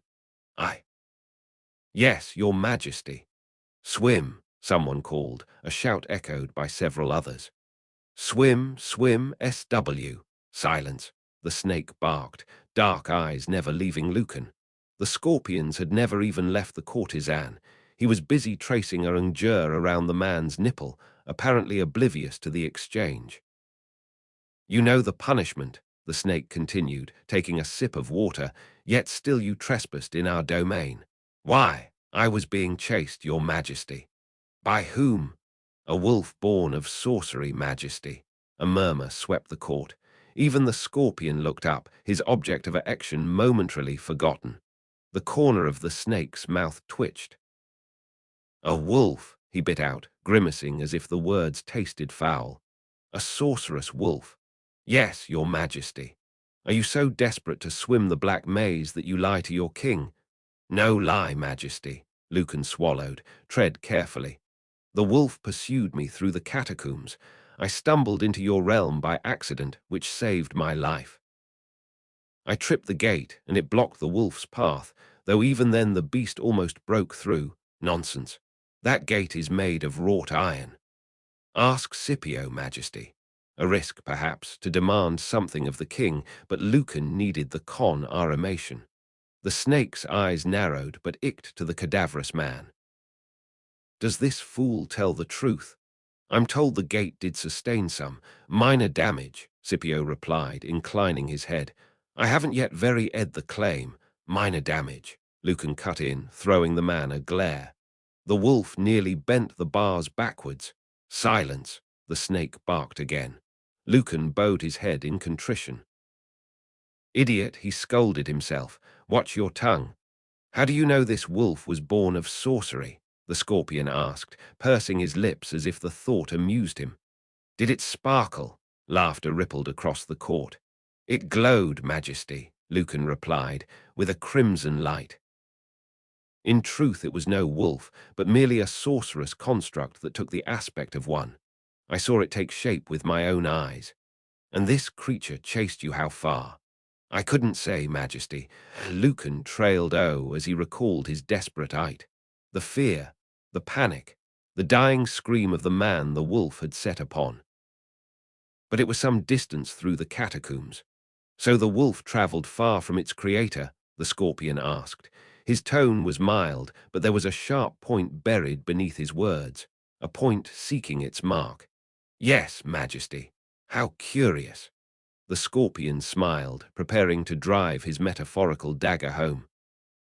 You see, there are 6 known pairs of gleamers in this city, and only one of them might have the power to fashion such a creature.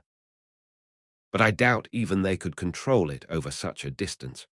The wolf wasn't created by gleamers, Majesty. Under Diarent circumstances, Lucan might have enjoyed the surprise that iced across the scorpion's features. As it was, he knew the next part of this conversation could well see him condemned to the same fate as Reinhardt. Whatever do you mean? The scorpion asked, his mask of amused indirecence RMLY back in place. If gleamers didn't create your sorcerous wolf, then who did? There it was, the question that could seal his fate more surely than any other. Lucan took a breath. The faceless, your Majesty. Silence fell. The scorpion let loose a high-pitched giggle. The faceless, he repeated to hesitant laughter from the court. The bogeymen from myth, he chuckled again and looked to his twin. We should keep this one, brother. I've always wanted a jester. The snake shared none of his twin's amusement and scowled as he glared at Lucan. You ridicule your king, he rasped. Your Majesty, I speak the truth, Lucan replied, ghing to keep his voice even. I swear I saw them with my own eyes. Still your tongue, lest I rip it out. Fury smoldered in the snake's gaze. You lie to your king. No, guards, the snake barked. Seize him. The black maze awaits. A cheer erupted as guards swarmed towards him, coalescing into the now familiar refrain. Swim, swim, swim. Your Majesty, Lucan cried, panic nearly stealing the words from his throat. I have to tell you something.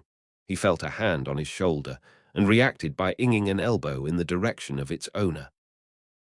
The hand fell away. Your Majesty. He leaned away from a cudgel swing and dispatched his attacker with a punch. The man stumbled back, fumbling at a newly broken nose, but another guard took his place.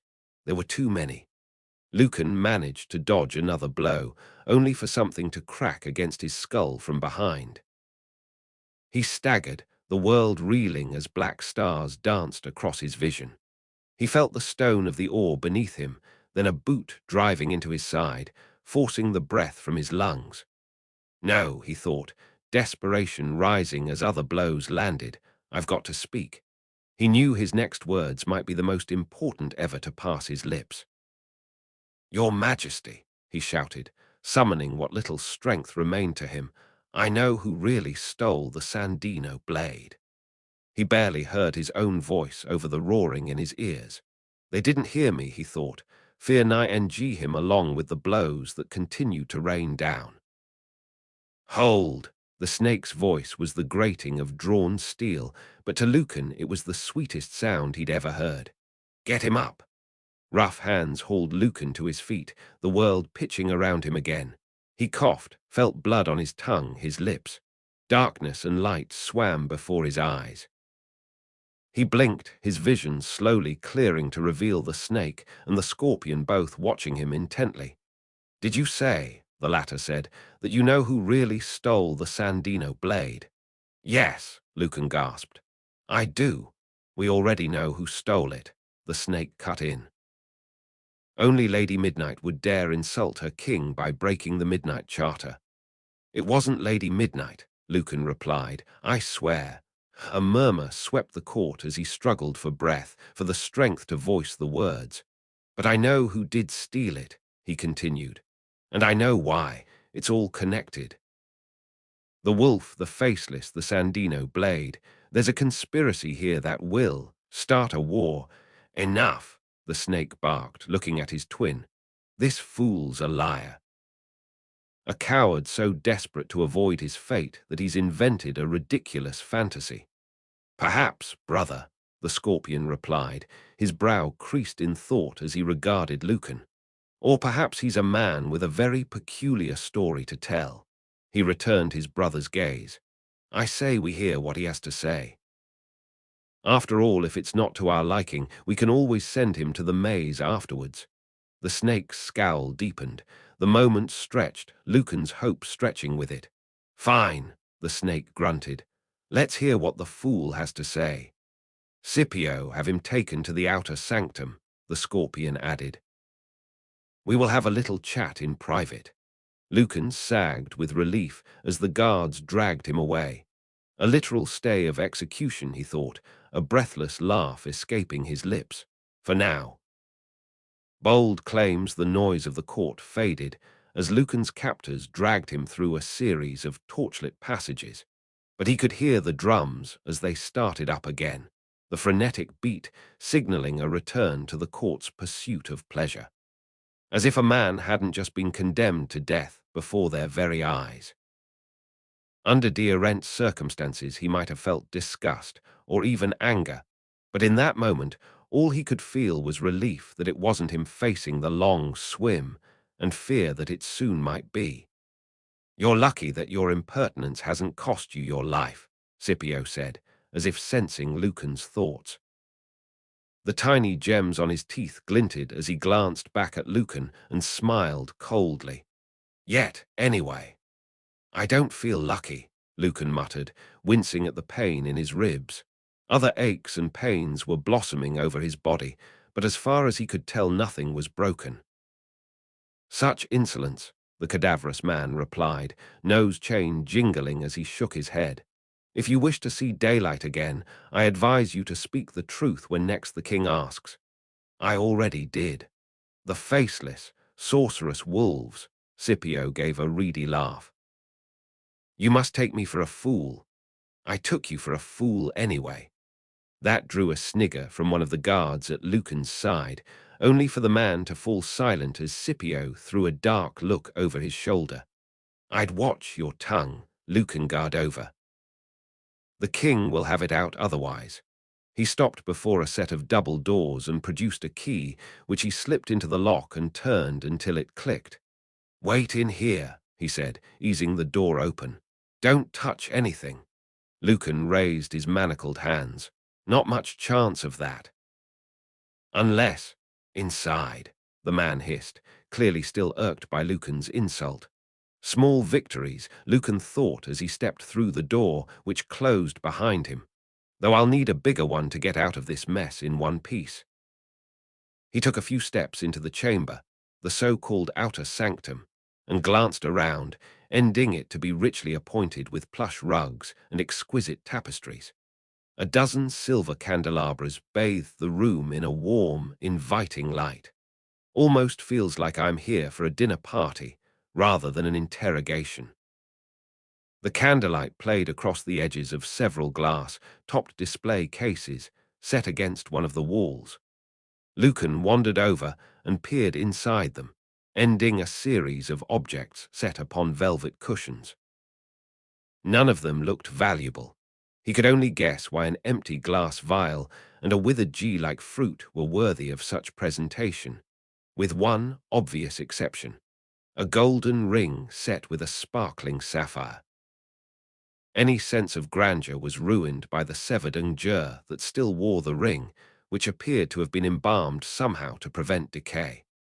A woman's unguent, if Lucan had to guess, but what the significance of it was he couldn't say.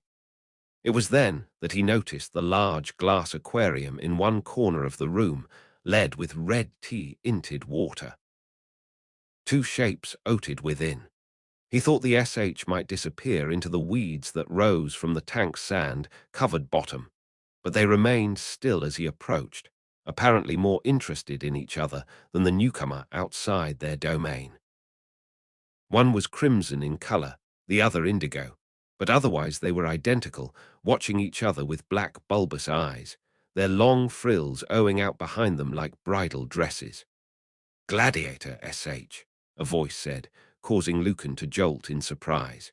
He turned to Indy, the twice-crowned king, sitting in the doorway in a large, wheeled chair.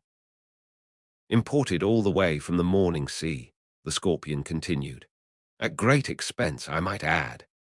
"At too great an expense," the snake rasped beside him. They rolled slowly into the room, their chair pushed by a powerfully built man who must have stood over 7 feet tall, his naked upper body gleaming with oil. A bronze helm covered his face, the eye slit revealing nothing but shadow. "Their venom can kill a man in a matter of heartbeats," the scorpion continued, ignoring his twin. "Marvelous, don't you think?"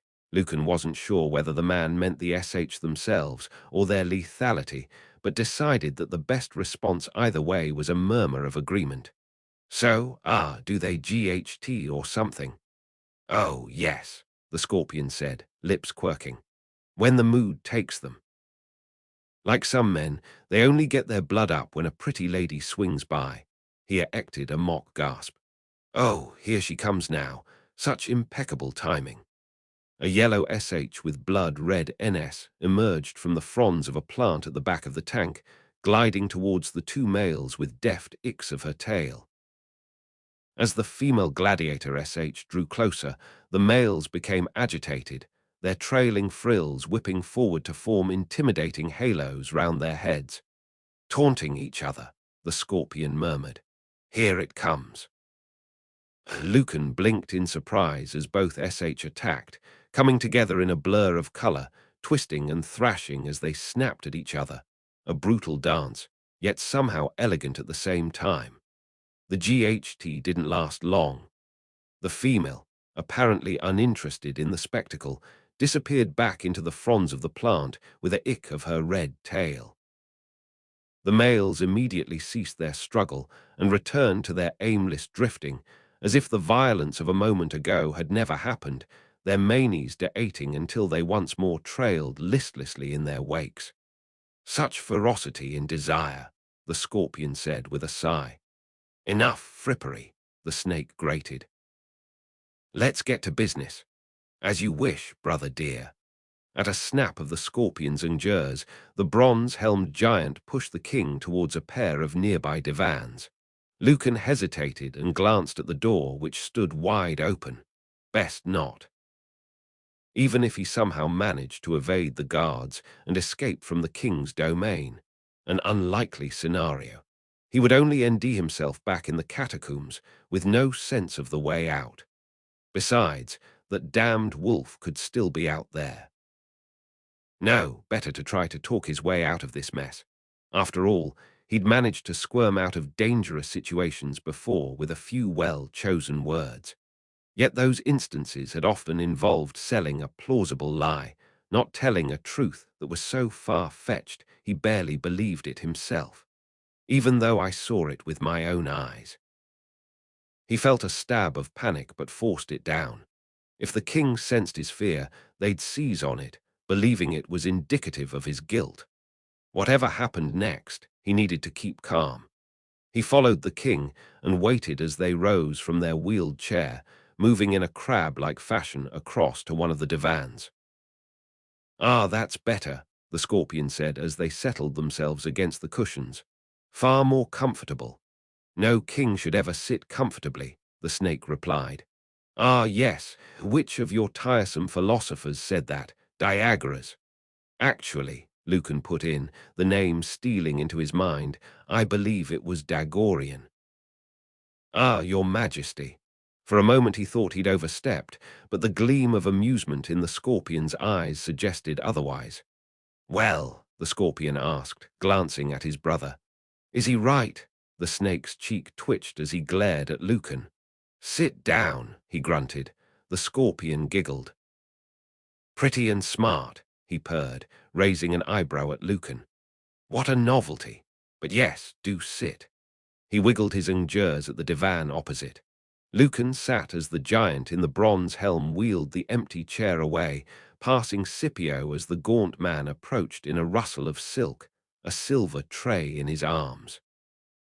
"Refreshment, your majesty," he asked, presenting the tray to the scorpion. "Always," the scorpion replied, eyeing the collection of glasses. "Ah, but what to choose? Sherry, I think," he said, lifting a glass. "That dry vintage the harbour-master gifted us is delectable. And for you, Majesty?" "Nothing," the snake rasped. Scipio bowed and made to turn away. "Don't be a bore, Scipio," the scorpion said lightly. "Oh, our guest a drink." The gaunt man gave Lucan a cold look, but did as ordered. "Pick wisely," the snake grated, as Lucan looked over the assortment of glasses. "If I have my way, this'll be the last drink you ever take." "If," Lucan replied mildly, keeping his face impassive as his heart quickened. He knew insulting the snake was a dangerous gamble, but he had the sense that he only needed to convince one of the brothers that he was telling the truth, and the snake had already made his position more than clear. The scorpion, on the other hand, seemed willing to listen, and Lucan fancied he could win him over by standing up to his brother. All it would take was the right combination of wit, authority, and sincerity, and a lot of luck. The scorpion's smile told him he'd played it just right. "Insolent wretch," the snake grated, "I should have your tongue out." "Manners, dear brother," the scorpion chided gently. "We don't cut out tongues over drinks." He met Lucan's gaze. "We do that afterwards." Suddenly his smile didn't seem so reassuring. "You're from the Heartlands, yes," the scorpion continued, watching Lucan intently. "Yes, your majesty, Parva. Ah, the city of song and spectacle. In that case you'll appreciate this Parvan red." He indicated a glass. "Go on. Try it and tell me you don't feel the fruits of summer bursting upon your tongue." Lucan would have preferred to keep his wits about him, but decided some wine might help settle his nerves.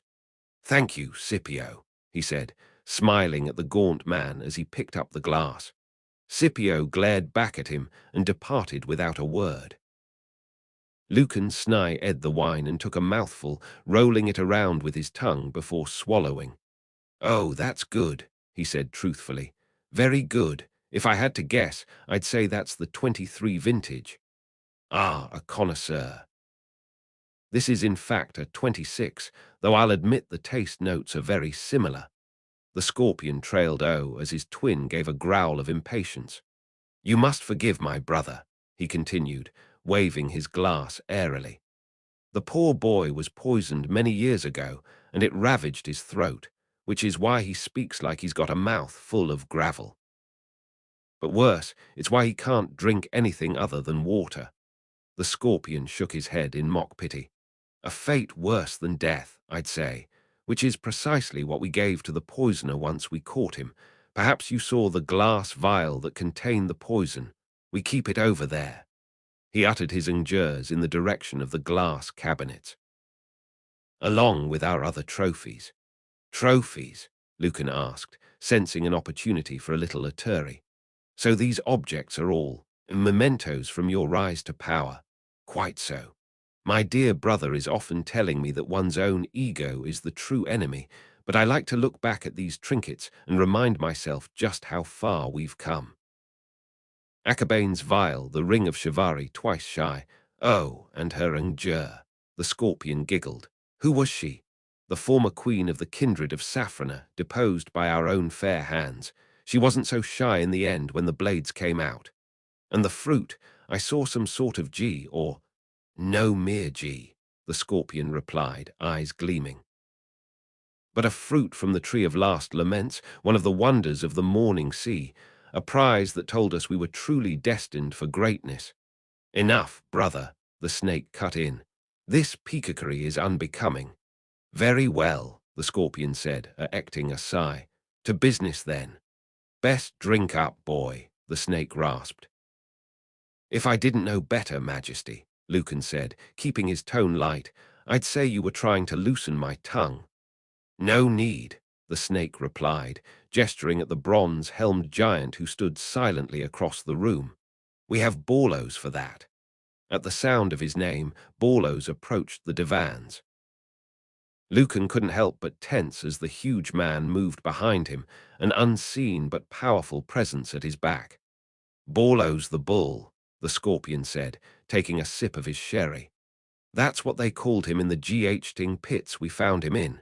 Isn't that right, Borlos? The giant remained silent. Not much of a conversationalist, the scorpion continued. Not having a tongue or any teeth will do that to a man, but he's good at crushing skulls with his bare hands. The snake shuddered and made a dry, rasping sound. For a moment, Lucan thought he was choking. Before he realized the truth, the man was laughing. Best choose your words carefully, boy, the snake said, lip curling as he met Lucan's gaze. Very carefully. Pure chance that I stepped on the Ua plate, he shrugged. And that's how I ended up in your domain, by pure accident. Wondrous, the scorpion exclaimed, clapping enthusiastically. Truly a tale for the ages. What say you, brother? I say it's all a fantasy, the snake replied, lip curling. An illusion, a lie. He glanced at his twin. A lie you seem to have fallen for, brother. I said it was a wondrous tale, the scorpion replied mildly, tilting his head as he regarded Lucan. I never said I believed it. Lucan swallowed, fear squirming in his stomach. Your Majesty, I swear I'm telling. The truth, yes, the scorpion interjected smoothly. Reinhardt told us the same thing repeatedly, until he admitted it was all lies. Borlos, the snake rasped. Lucan sensed the giant moving behind him and tried to rise, only to be hauled back down as the man's huge hands clamped round his neck. Admit you lied to your king, the snake barked. I'm telling the truth, Lucan replied, gritting his teeth as Borlos's grip tightened. Admit it. I'm not lying. Borlos's grip tightened further round his throat. Admit your lie and your king will be merciful, the snake said, with a leer that made it clear how much he was enjoying Lucan's sue-erring. The twice-crowned king is not without mercy. No, lie, Lucan gasped, the words little more than a strangled whisper. And you're no king of mine. The snake shouted something, spittle ying from his mouth as his features contorted in rage, but all Lucan could hear was his own blood roaring in his ears. His vision was blurring, turning black at the edges. He felt as if he was oating, detached from his body, and for a horrible moment wondered if he actually was, if Borlos had wrenched his head from his neck. A memory sparked in his mind as the darkness closed in.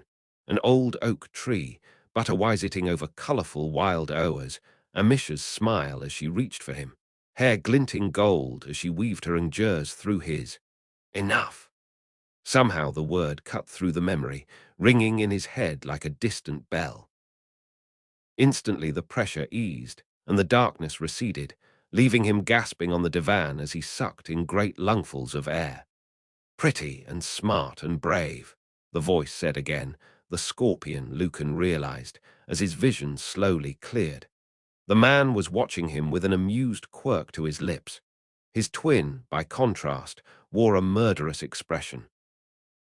My brother thinks you're a liar and that you should face the long swim, he continued blithely, but I couldn't possibly sentence a man with such excellent taste in wine to so grim a fate. So, you'll let me go, Lucan croaked. Oh, I'm afraid not, the scorpion replied, his amusement fading. You've given us much to think on. I care nothing for Lord Marquetter's plot, but your claim that these mercenaries, these so-called 7 jewels, stole the Sandino blade, well, he shook his head, mouth twisting as if tasting something sour. Lady Midnight breaking our sacred midnight charter is one thing, but to have outsiders challenging our authority in such a manner. No, that will not do. We cannot allow it. There are questions that need answers, and you, my dear boy, may be of help to us in obtaining them, if you're telling the truth, of course. The scorpion snapped his ingers. Take him back to his cell. Despair washed over Lucan as Borlos hauled him up. Hold! The snake grated, a cold fury in his eyes.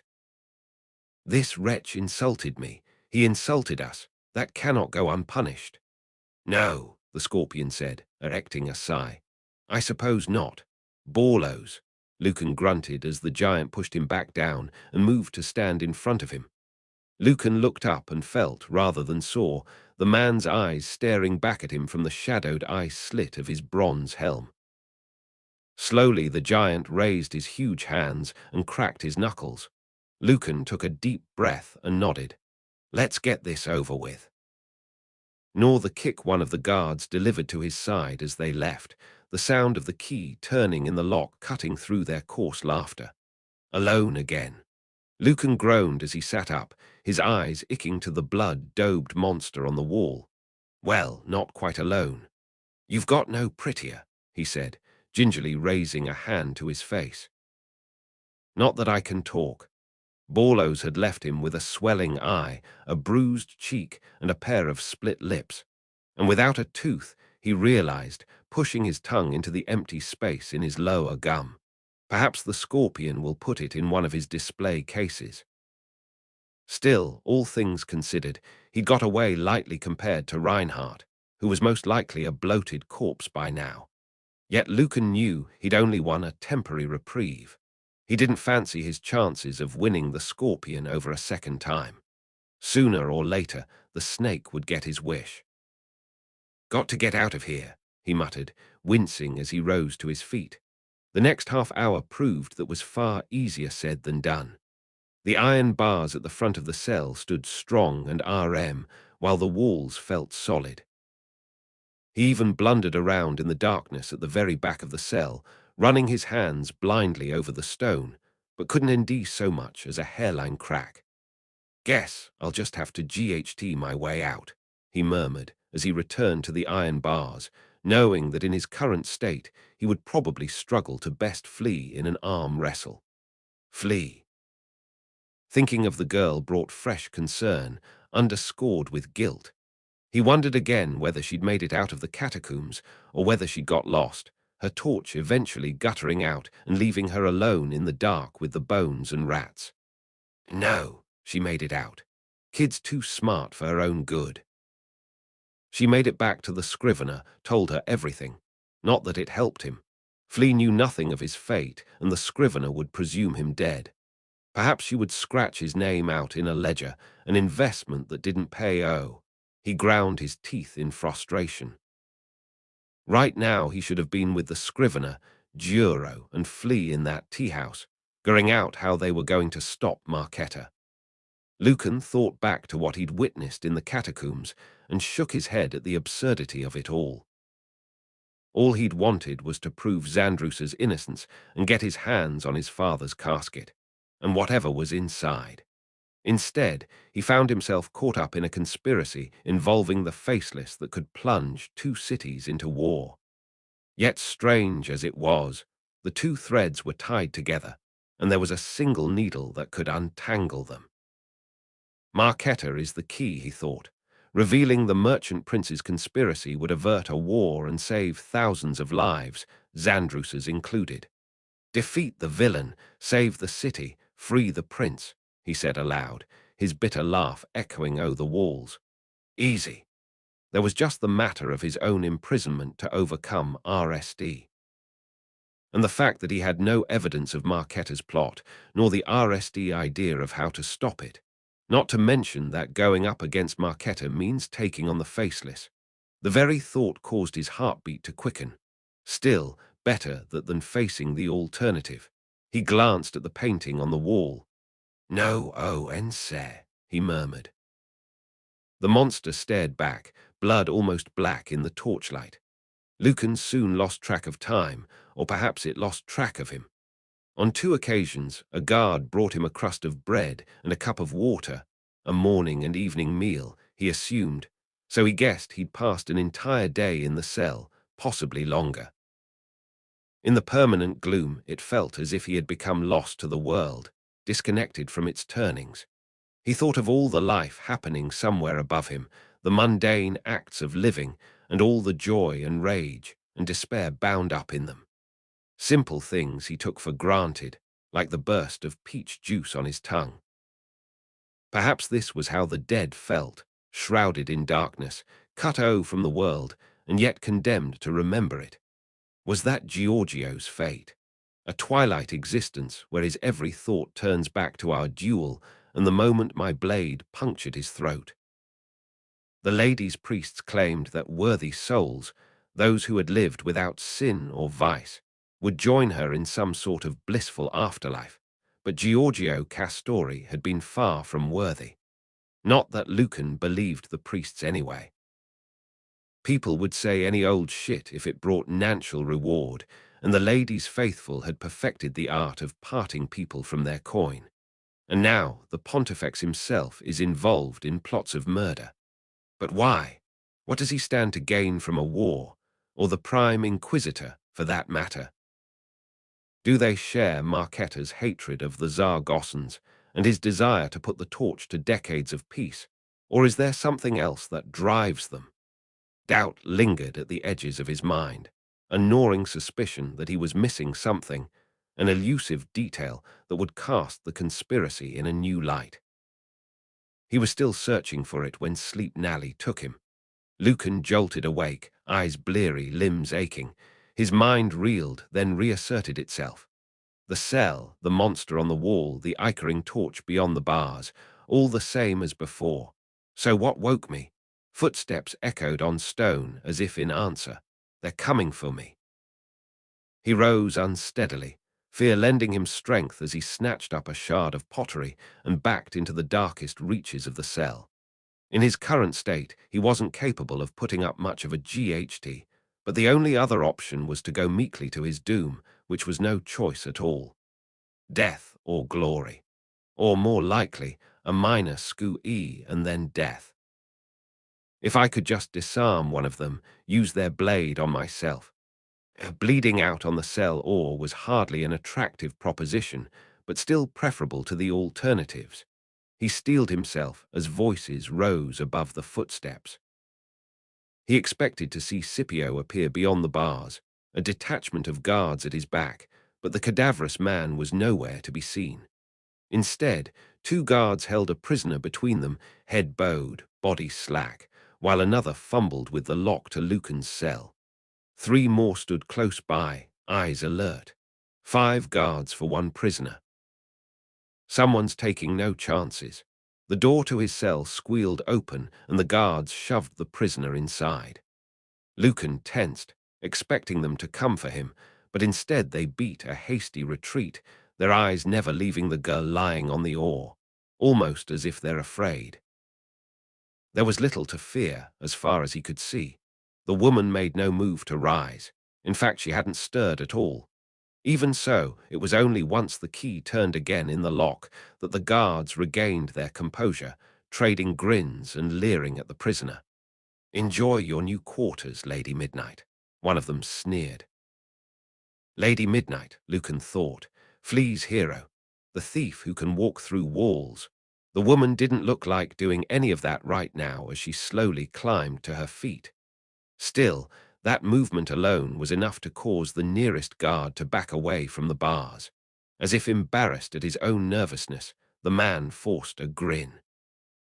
"Looks like the long swim for you," he taunted, while his fellows muttered agreement. "You'll be seeing the monster soon enough, and—" "Enough," Scipio snapped as he Nally made his entrance. "I will talk to Ashra alone, without your pathetic bleating." "Begone." The guards seemed just as scared of the twice-crowned king's steward as they were of the woman in the cell, and departed without a word. As the echoes of their footsteps faded, Scipio turned to Lady Midnight, or Ashra, as he had called her. His black lips parted in a smile, tiny jewels gleaming. "Hello, little bird," he purred. "Caged at last, I see," he tutted. "Pity." Save me your false sympathy, Ashra replied, her voice carrying no trace of fear. But you do have my sympathy, little bird. Scipio made a sweeping gesture. I picked out the largest cell for you. I even had the previous occupant move to give you some privacy. How kind of you. I appreciate it's a little rough and ready, but you forget, Scipio, Ashra cut in coolly. I grew up in a tenement in the splinters. This is luxurious in comparison. Lost none of your ray, I see, even now. No doubt the long swim will dampen your spirits. Such wit.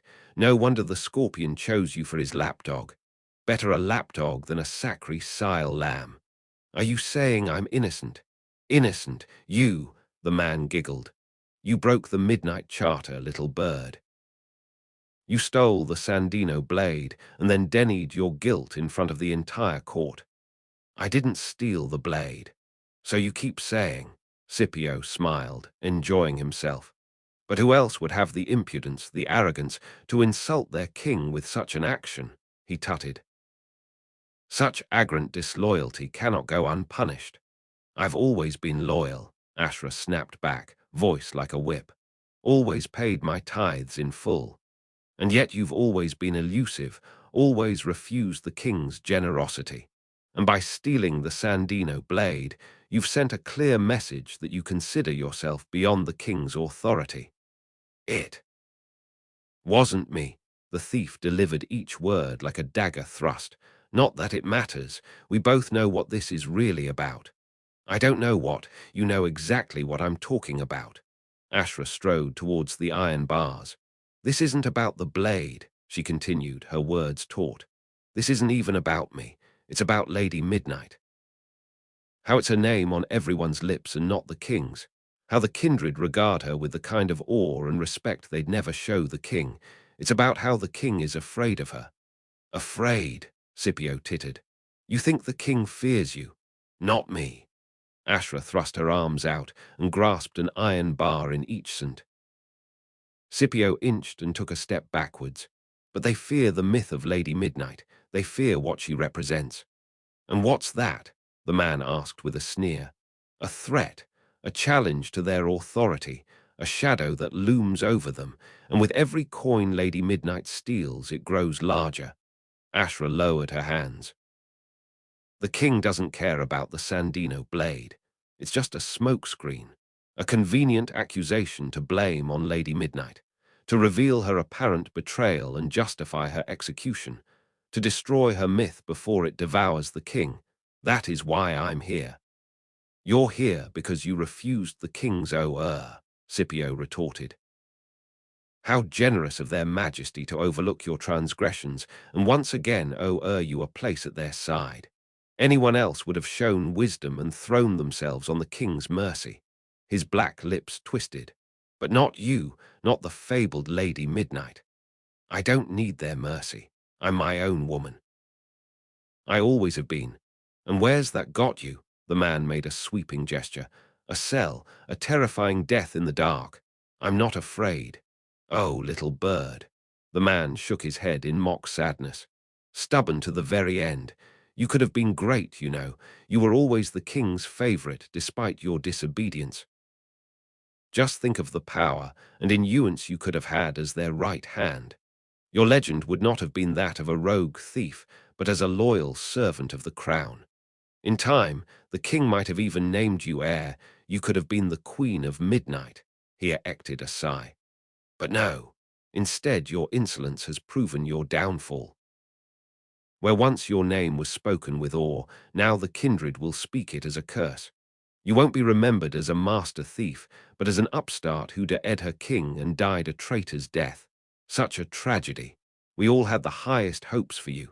Scipio turned away. Farewell, little bird. I don't expect we'll speak again. You've heard the rumors about me. The man paused and looked back. Of course. He raised a hand and uttered his injures. Fly free, little bird, if you truly can. His laughter echoed as he swept away in a rustle of silk. Ashra muttered something under her breath and ran a hand through her short, dark hair. Slippery bastard, isn't he? Lucan asked. Ashra turned, not with the quickness of surprise, but with the slow motion of someone always in control of their actions. No concern was re-acted in her sharp features as her eyes immediately found Lucan in the shadows, icking to the shard of pottery he held in his hand. "Who are you?" she asked, meeting his gaze. There was no challenge in her tone, merely curiosity. "You can see me?" Lucan asked, unable to mask his surprise. "Of course. How? I can barely see my own hands. Who are you?" the thief repeated. "My name is Lucan Gardova. The interloper," she said, with a slight tilt of her head. "I heard about you and your sorceress wolf, and you're the famous Lady Midnight. So others call me. I know a girl who idolizes you, Lady Midnight this, Lady Midnight that. Seems you've made quite the impression. Best tell her to ND a new hero. I won't be telling her anything if I'm stuck in here." He stepped towards her, into the torchlight. "She told me you can walk through walls. I don't suppose that's true. Because it would be pretty helpful right now. Looks like the king gave you a hard time," she replied, ignoring the question as her eyes tracked over the bruises on his face. "Can't say I'm surprised, with all your talk of sorceress wolves and the faceless. You don't know the half of it. I don't want to. Sounds like bullshit to me. I could say the same thing of these rumors about you. You can say what you want. It's not me saying it. This girl who idolizes you told me that nowhere is safe from you, that you can break into the most secure places. And if you can break in, then you must be able to get out just as easily. Can you? That's none of your business." "On the contrary," Lucan replied, gesturing at the cell, "I'm stuck in here and you're my only hope of getting out. So whether these stories about you are true is very much my business. Your fate is not my concern. You might feel rently if you knew what I can owe you. You have nothing I want. Even the name of who really stole the Sandino blade." Ashra regarded him silently. "You know who stole it?" she asked eventually. Her expression was impassive, her voice measured, but there was an intensity to her gaze. "It's been a thorn in your side, hasn't it?" Lucan replied.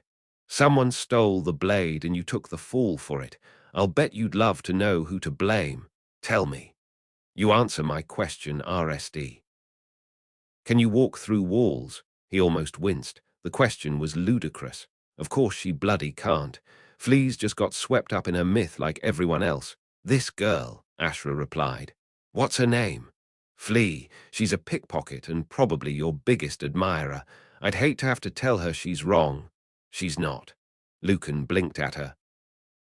"You mean you're saying you can actually walk through walls?" In a manner of speaking, Ashra tilted her head. "Tell me who stole the Sandino blade." "No," anger ashed in the thief's dark eyes. "I answered your question," she said, an edge beneath her even tone. "Now answer mine." "I will." "But not here." Lucan raised a hand to forestall the objection forming on the thief's lips. "Get me out of this cell, and I'll tell you who stole the Sandino blade." "How do I know I can trust you?" "You don't. Then perhaps I should just leave you here. Do that, and you'll never get your answer." Ashra stared at him in silence, her jaw working. "Fine, but if you're lying, I'm not," Lucan replied, feeling a rush of relief. "I'll tell you everything once we've escaped. If we escape." "If," Lucan's relief faded. "What do you mean, if?" "You said you can walk through walls. It's not as simple as that." "Of course not," he replied wearily, feeling like a fool for believing there'd actually been a chance. "I don't suppose you'd care to explain."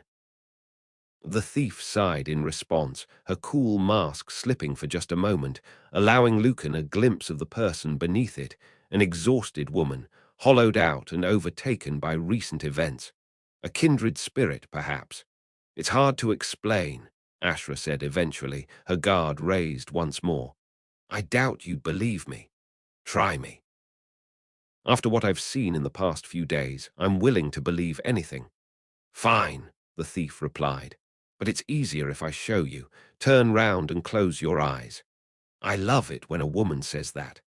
"So do I," Lucan grinned and turned his back on her. Locked in a cell with Lady Midnight, he mused, closing his eyes. Who'd have thought? Can't wait to see the look on Flea's face when I tell her this. The sound of retching drew him from his thoughts. Everything all right? He inquired. Fine. Lucan frowned as more retching followed.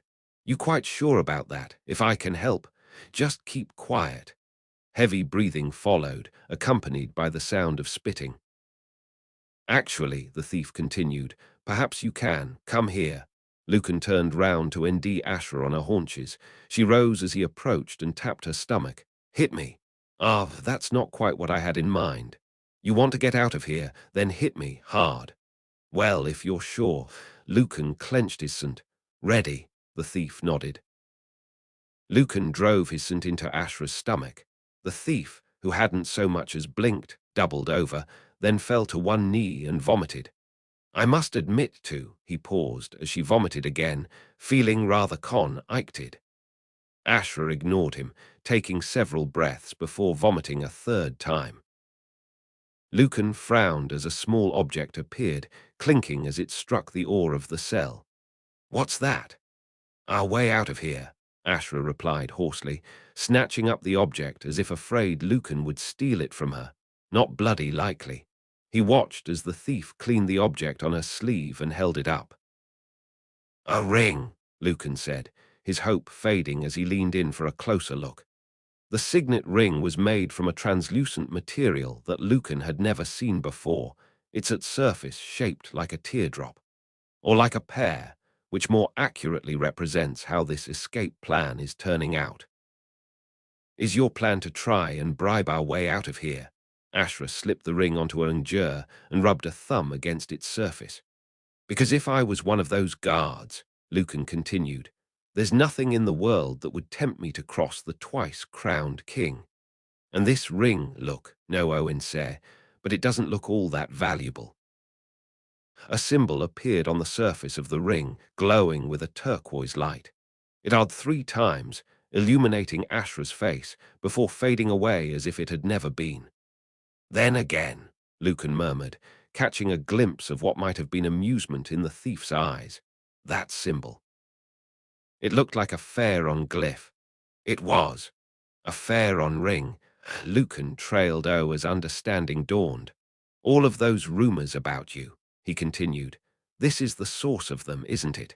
This is how you do whatever it is you do, a walk through walls and whatnot. The secret to your success, the secret to my success, the thief cut in, is years of practice. She held up the ring. This is a failsafe, nothing more. What does it do? It opens a gateway. A gateway, Lucan frowned. What sort of gateway? One born of sorcery. You mean a portal, as in a... He traced a circular motion in the air.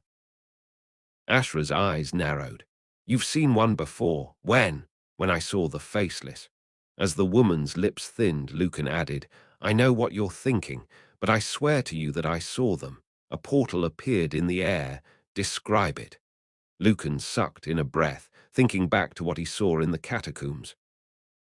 3 colored orbs appeared and traced a circle in the air, which began rippling.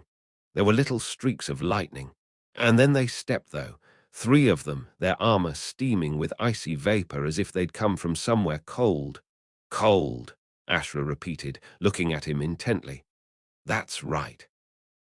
Why, it doesn't matter, she replied, though her expression was thoughtful. Let's just say I feel more inclined to believe you than I did a moment ago. Encouraged by the thief's words, Lucan said, so this ring of yours can open a portal. It can. And we just walk through it. We do. Where will it take us? Somewhere safe. As simple as that. The thief remained silent. Lucan laughed. I knew it. There's more. There always is with the pharaon. Will it set us on Ray or something? He waved his own question away. You know what? Forget it. I'd rather not know. Let's just get on with it. Ashra shook her head. We can't, not yet. Why not? Anger gleamed in the thief's eyes, not at the question Lucan felt, but at the memory it evoked. The king has been hunting me since the theft of the Sandino blade, she replied, her gaze distant as if recalling past events. I managed to evade his enforcers, but they nearly cornered me last night. I used the ring to escape, but they later caught me again." Her jaw tightened, as if the admission strung. "I don't follow," Lucan replied. "The ring always takes time to recover its power after being used.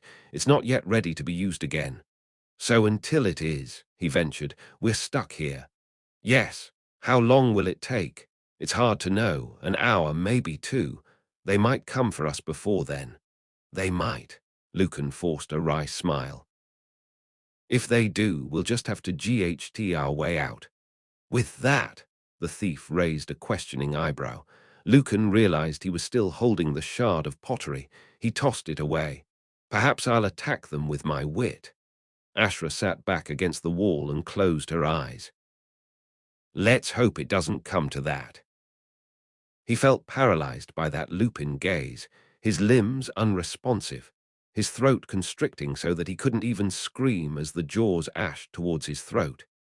He jolted awake, breath rasping in his chest as he looked wildly around, eyes taking in the iron bars, the bloody monster, and Ashra, watching him from where she sat against the opposite wall.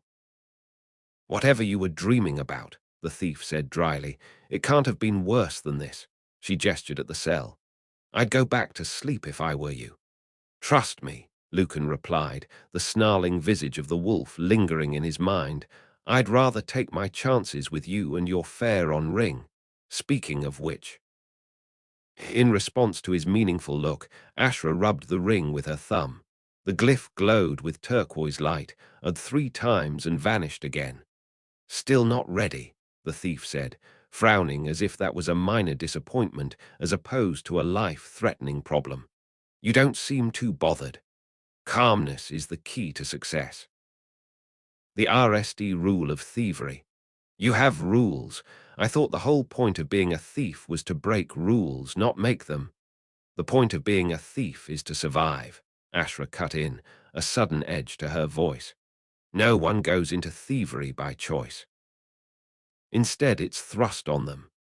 Lucan recalled the moment he had caught Flea dipping her hand into his pocket, the fear in her eyes as he threatened to call the constables. "It was a joke. Forget it. I didn't mean to." "Quiet," Ashra said, raising a hand, her eyes icking towards the bars. "I thought I heard footsteps," Lucan nished, fear-ing him as he listened to the echo of boots on stone. "Looks like we're out of time. Guess we'll have to do this the old-fashioned way." "You mean GHT our way out? Forget it. There'll be too many of them.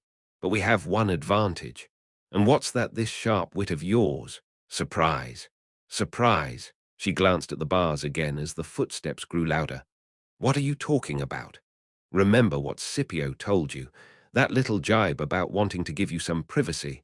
Realization dawned in the thief's eyes. "He said he'd had the cell's previous occupant moved." "But I'm still here," Lucan said. "So someone's screwed up. And Scipio never saw me when he was talking to you because I hid in the shadows at the back of the cell." "They won't be expecting you to be in here," Ashra said, brow furrowed as she followed the logic. "Which means I can take them unawares while they're focused on you. You don't look in the condition for a GHT. If I can move quickly enough, there won't be a GHT." "Fine," Ashra said, with another glance beyond the bars. "It's worth a try. Put up a struggle when they try to put the coup-s on you. Distract them as much as possible. I'll do what I can." Lucan picked up the shard of pottery he'd previously discarded. "Not much of a weapon, but it'll have to do."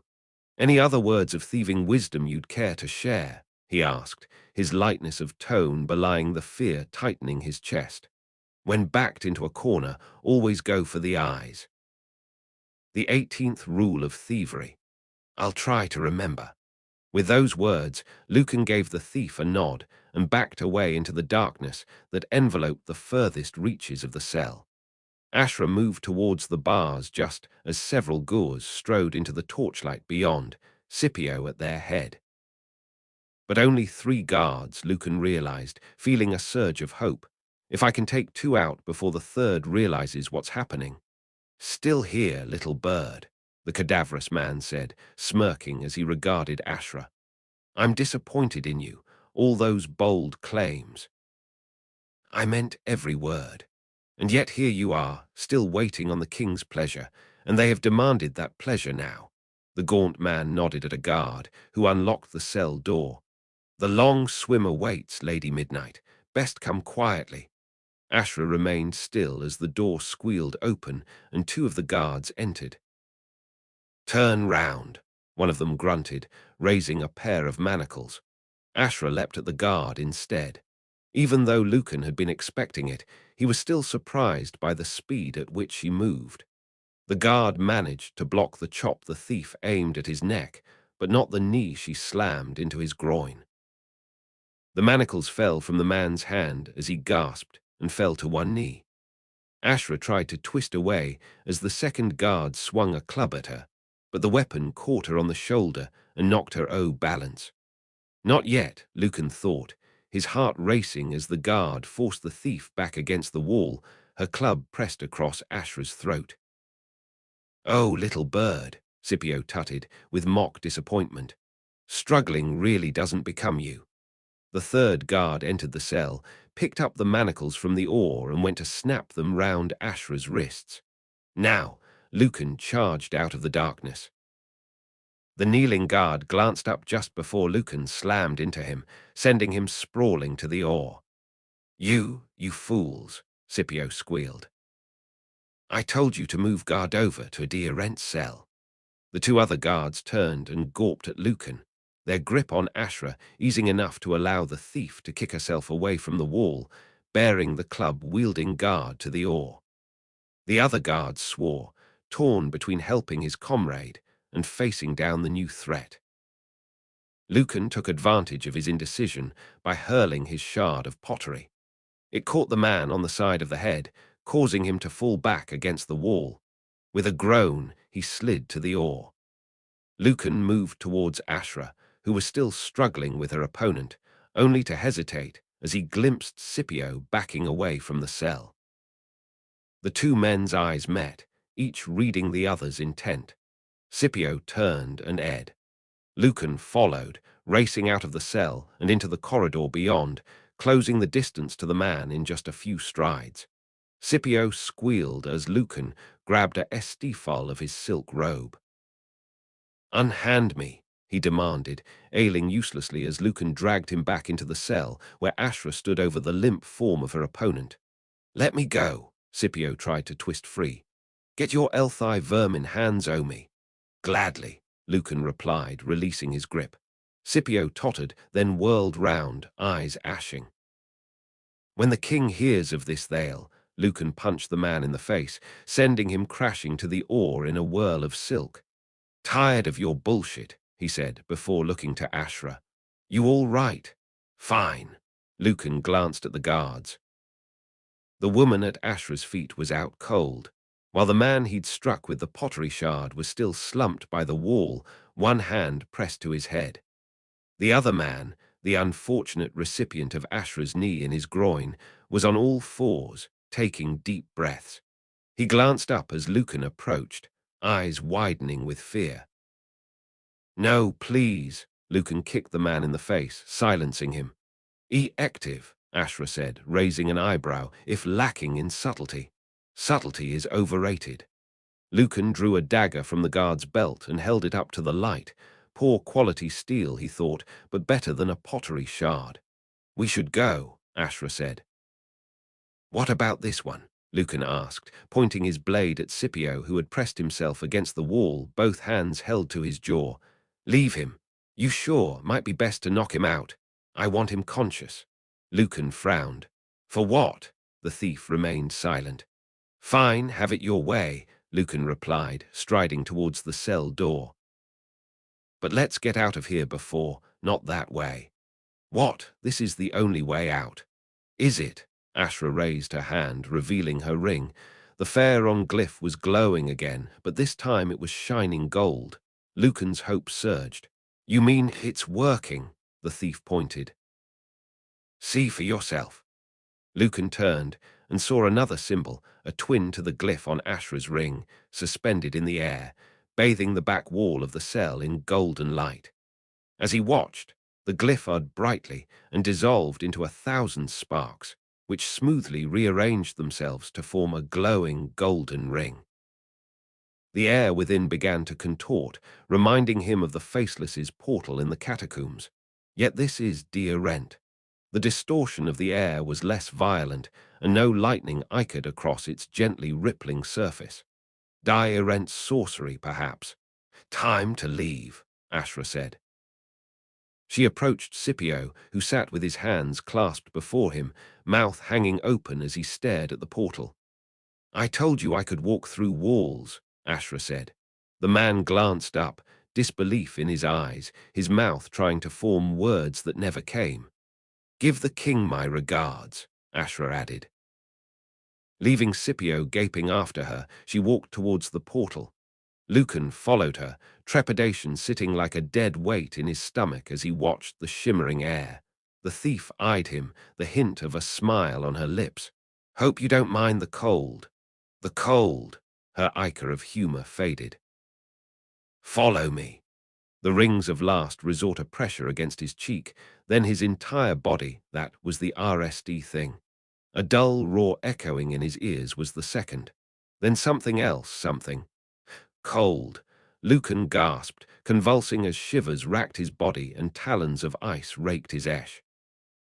His teeth rattled in his jaw as he trembled, a groan, equal parts fear and panic, escaping his throat as he forced his eyes open.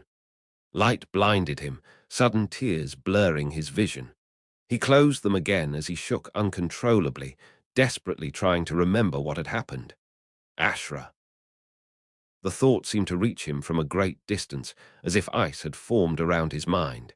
He held to it as best he could, forcing his lips to form the word even as its meaning eluded him. Ashra, Ashra, Ashra.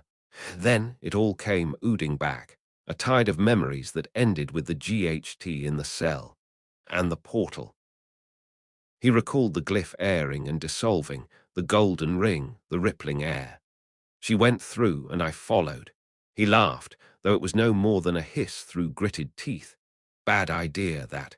Yet as he lay there, wherever there was, he sensed that the numbing cold was receding. He wasn't shaking quite as badly as before. The roar in his ears, my own blood, was fading as well, and in its wake he could hear something else. Voices. You sure? Bolt in him. Safe than sorry. With what felt like a great E-ought, Lucan pushed himself to his knees. He took a deep breath, opened his eyes again. The light was more forgiving this time. He blinked as his vision settled, the dark blur above him solidifying until there was no mistaking what it was. Oh shit. He was staring at a loaded crossbow. Lucan's gaze moved upwards, across the shaft of the weapon, along the burly arms that held it, and up to the crossbowman's face. Deep-set eyes glowered at him from above a grey walrus moustache, which framed lips set in a grimace. Don't move, the man warned. Lucan only managed a croak in response. How do you feel? Ashra asked. The thief was sitting nearby, wrapped in a blanket, her expression lending the impression that her question was born of curiosity rather than concern. It's decult the RSD time. You don't say, Lucan managed. He coughed, felt his throat clear. I'd feel better if I didn't have a crossbow pointed at me. Alphonse, Ashra murmured. You sure, Ash? The man asked, eyes not leaving Lucan. I'm sure. As Alphonse grudgingly lowered his crossbow, Lucan realized the man's right leg was made of wood. Former soldier, he thought. There was something about the man's bearing, about the way he held his weapon, the ease with which he took orders. Best not provoke him. Sutties ed that, for the moment at least, he wasn't going to take a bolt in the throat. He glanced around at the room. Lanterns hung from a low ceiling, illuminating the bare stone walls. Where are we? An abandoned cellar, Ashra replied. No one knows we're here. So we're safe. Ashra's safe, Alphonse grunted. Can't say the same for you. Not yet. And what are you, Pegleg? Lucan replied, forgetting his own advice of a moment before. Her butler. I'm whatever Ash wants me to be. Advisor, guardian. He grinned, hefted his crossbow. Executioner. Lady's mercy, I helped her escape. So Ash tells me. It's the only reason I've not pulled the trigger on old Berta here. He hefted the crossbow. Best you tell me who the hells you are before I change my mind. Ashra already knows my name. Ask her. I'm asking you. This is Lucan Gardova, the thief put in, the edge in her voice suggesting she was growing tired of the exchange. Who claims to have been chased into the king's domain by a sorcerous wolf created by the Faceless. The Faceless, Alphonse echoed, glancing at her. You mean those demons from the children's stories? So he says. It's true, Lucan replied, looking at each of them in turn. I swear. I saw them with my own eyes. Lady's mercy, the big man muttered, raising his crossbow again. A shimmer addict. I should have bloody known. Let's put a bolt in him and be done with it. This how you treat people who help you? Lucan snapped at Ashra. I would have thought better of Lady Midnight. Shut your fool mouth, Alphonse replied, Unger tightening round the trigger. Just say the word, Ash. The thief stared at Lucan, her face unreadable, the moment stretched. It's okay, Fonce, she said eventually. Lower the crossbow. You sure? The man asked, not taking his eyes off Lucan. This one's bad news, I can tell. He helped me escape, Fonce. I wouldn't have made it without him. And he wouldn't have made it without your portal. You heard Lady Midnight, Lucan said, grinning at Alphonse. Lower the weapon, old man. Oh, I'm old all right, Alphonse replied, jaw tightening. So old that I sometimes get tremors in my hands. Might be that I accidentally squeeze this trigger and… Fonce, Ashra said pointedly. The man glared at Lucan, but lowered the crossbow. I'm glad we're even, Lucan said to Ashra. For a moment there I thought, call me Lady Midnight one more time, the thief cut in, and I will tell him to shoot. Lucan raised both hands. Understood. And we're not even, Ashra continued. Not until you tell me who stole the Sandino blade. Alphonse gave her a sharp look, but the thief kept her intense stare on Lucan. So start talking. Such was Lucan's disorientation after his experience of the portal, not to mention having a crossbow shoved in his face, that he'd forgotten the deal they'd struck in the cell. Look, it's a long story, he replied, and I actually have somewhere I really need to be. Fonce. The man raised his crossbow again. Do you know who stole the Sandino blade? The thief demanded. Yes. Let me guess, Alphonse said, his tone one of derision.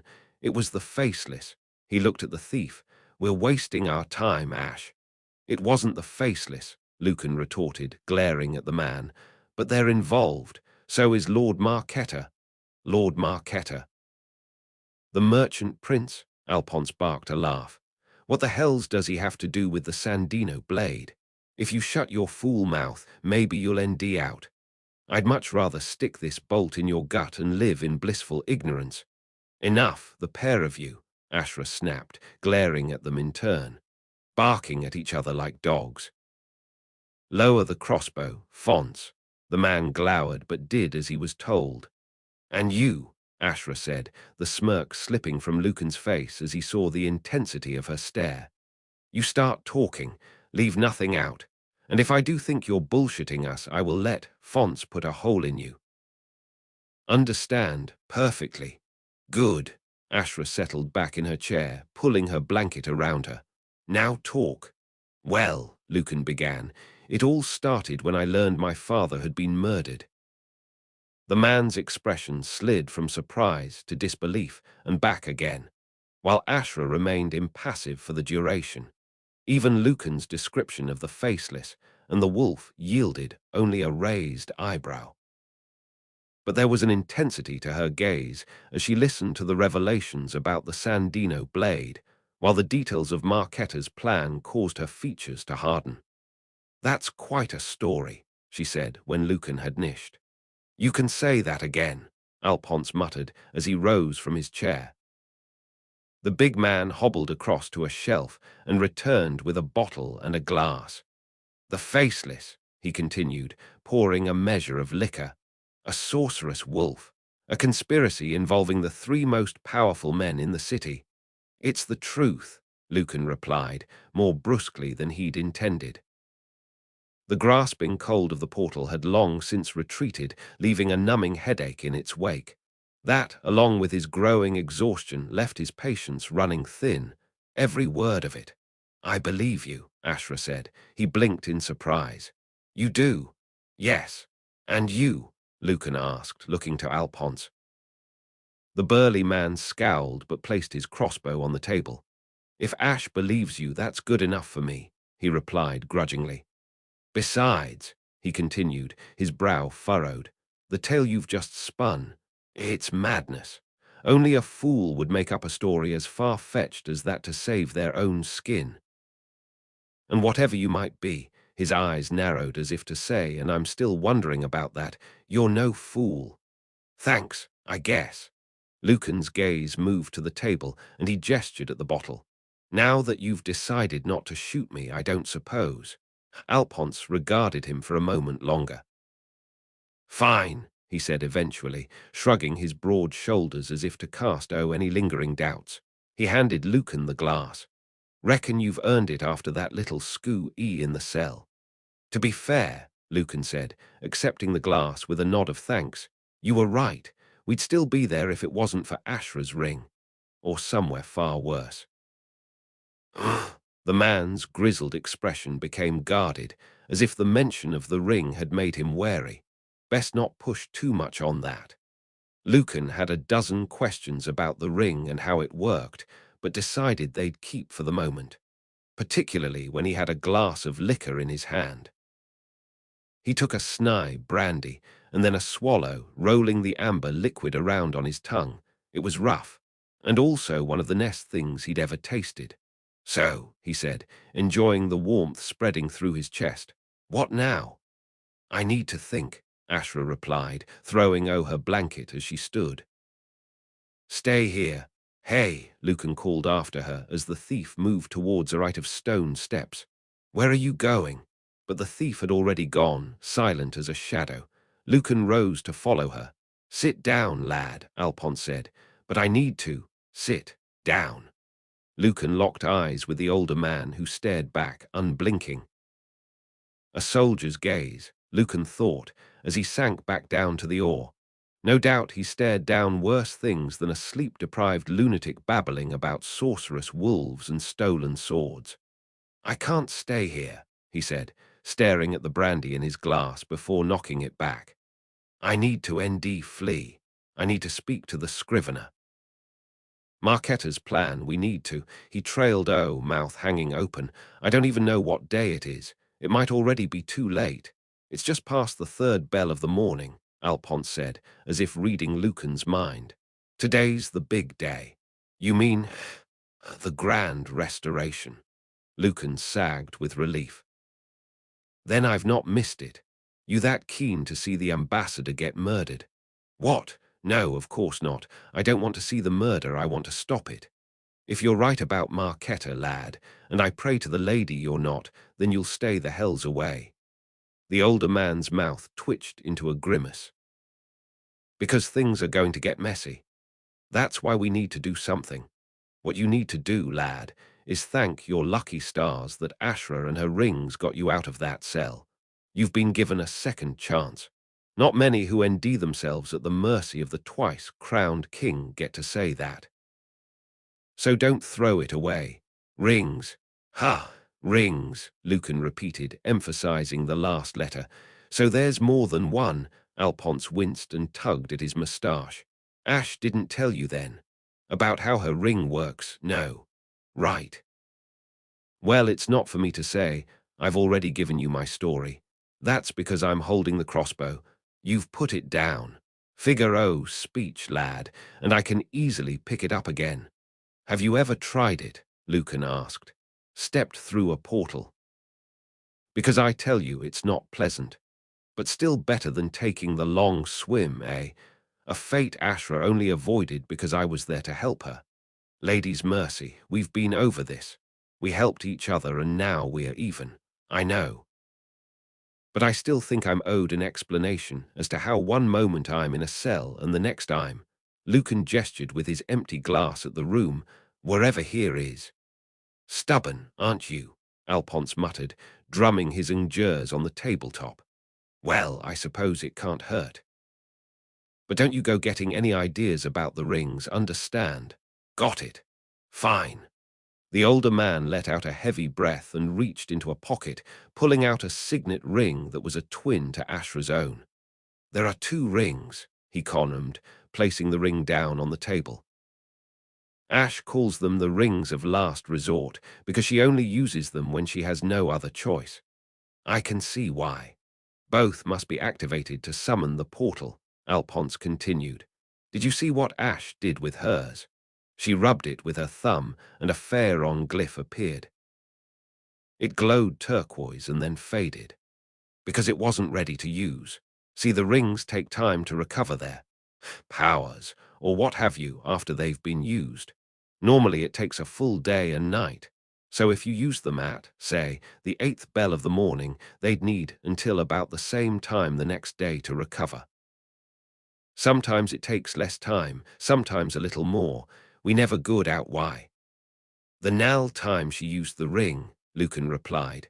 The glyph shone gold, not turquoise, presumably because it had regained its power. The man nodded. And when one ring glows gold, so does the other. So you knew to activate your ring to summon the portal. Exactly. And the portal took us here, Lucan continued, brow furrowed as he followed the logic, because the destination is determined by the second ring's location. So if you had been the one to initiate the connection, and Ashra had activated her ring in response, you could have joined us in the cell. The man grunted in admiration. You've got some smarts, lad. Just don't go getting any ideas. These rings must be priceless. The amount of coin people would pay to be able to summon portals. What did I just say? Alphonse growled. I have no designs on the rings, Lucan replied, raising a placating hand. Where did Ashra get them, anyway? They're both hers, I take it. They are, the man replied, grew why, and that Knightley isn't my story to tell. Ashra's ring wasn't ready to use when she was thrown in the cell, Lucan mused, thinking back to the turquoise glyph pulsing and fading. She said she'd used it to escape the king's enforcers. Aye, she did. Came tumbling through the portal about this time last night, come to think of it. Alphonse took a swig from the bottle. We were in one of the other safe houses. Ash has got several across the city. I tried to convince her to stay there for a while, but she was worried it was compromised, so she kept moving. We were supposed to meet up later that day. When she failed to show, I assumed the worst. He winced. Seems I was right to worry. We got out just in time, Lucan replied. If her ring had taken any longer to regain its power. The long swim, Alphonse said, his expression grave. Aye, be glad it did. He sat back with a deep sigh, his chair creaking beneath his weight. At least now we know who stole the Sandino blade. These 7 jewels have a lot to answer for. Marquetta too. On that we can agree. A month, Alphonse continued, thumping the bottle down on the table. A whole month Ash was having to skulk around, hiding from the king's enforcers, all for a crime she didn't commit. I told her to leave the city, told her she couldn't hide forever, but she didn't listen. Oh, she listened all right. Ash always listens. It's just that. She's her own woman, Lucan aired, recalling the thief's own words. I see you've got the measure of Ash already. I got the measure of her when she chose the long swim over throwing herself on the king's mercy. Alphonse leaned forward, his gaze intent. You were there. No, but I heard her talking to Scipio after she was thrown in the cell. Sounds like the king made her an OR of some sort. Aye, I'll bet it was the OR they always make her, the man replied, lip curling in derision. Power and prestige in return for becoming their puppet. She's always refused them. Seems she refused them again, and so they condemned her to the long swim. Alphonse sat back and took a swig from the bottle, grimacing as if it tasted sour. It was always going to end this way. The myth of Lady Midnight grew too big. Ash had become too much of a threat. I knew the day would come when the king forced her to choose between death or servitude.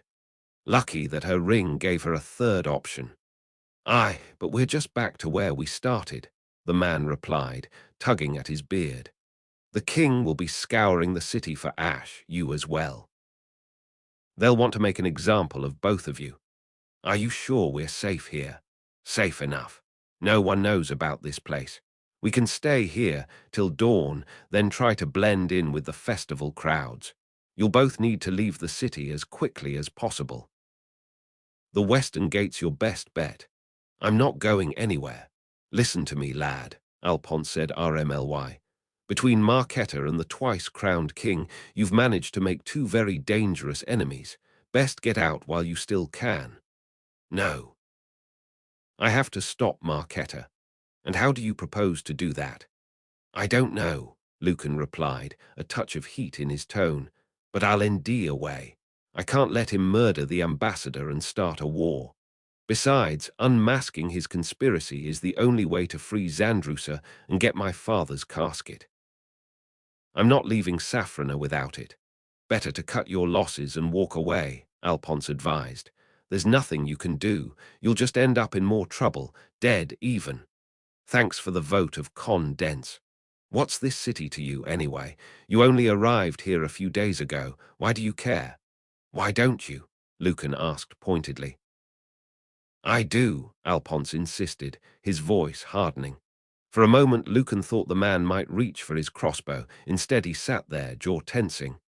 I do care, he continued, his tension easing. It's just that. Look, I was a boy during the last war with Zaragoza. I remember the joy when the GH Tingnally stopped. It was thick as honey.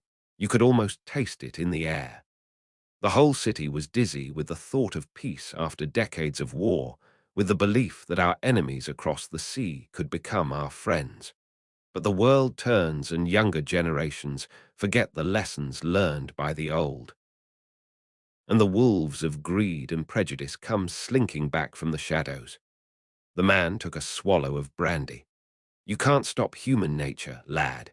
Even if you somehow manage to stop Marquetta, someone else will take up his cause. We'll war again with the Zaragossans sooner or later, because ultimately there's not enough pro-T in peace. Con Eicht is the only thing we truly understand. I had you pegged for a soldier, not a philosopher. I'm just an old man who knows there's some battles you can't hope to win. I've seen the world turn enough times to see what a mess we've made of it. Sometimes all you can do is keep your head down and wait for things to blow over. This is one of those times. You can't stop what's coming. That doesn't mean I shouldn't try. Heroism is overrated, lad. Forget all this.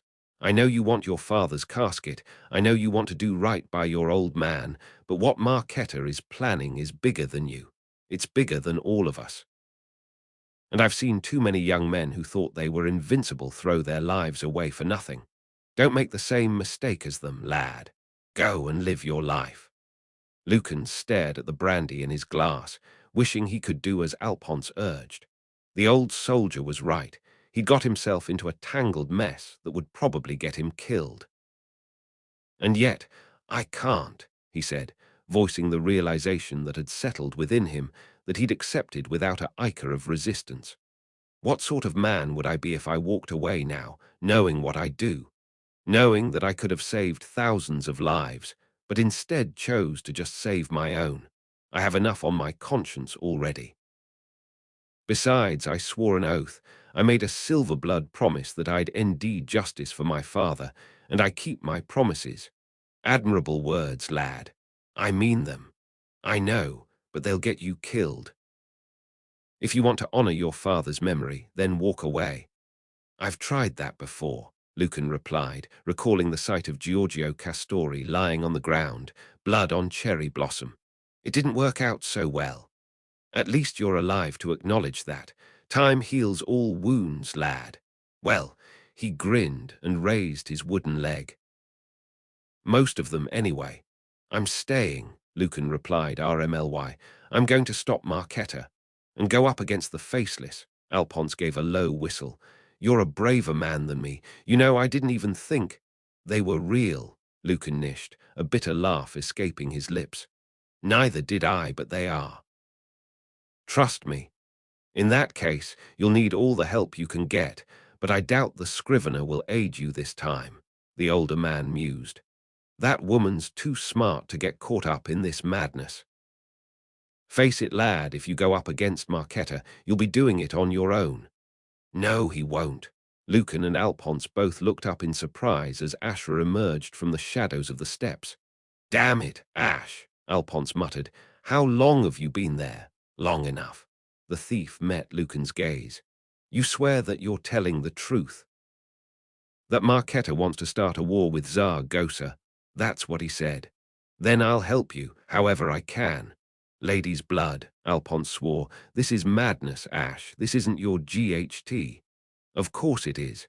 What's that saying of yours, Fonce? In times of war,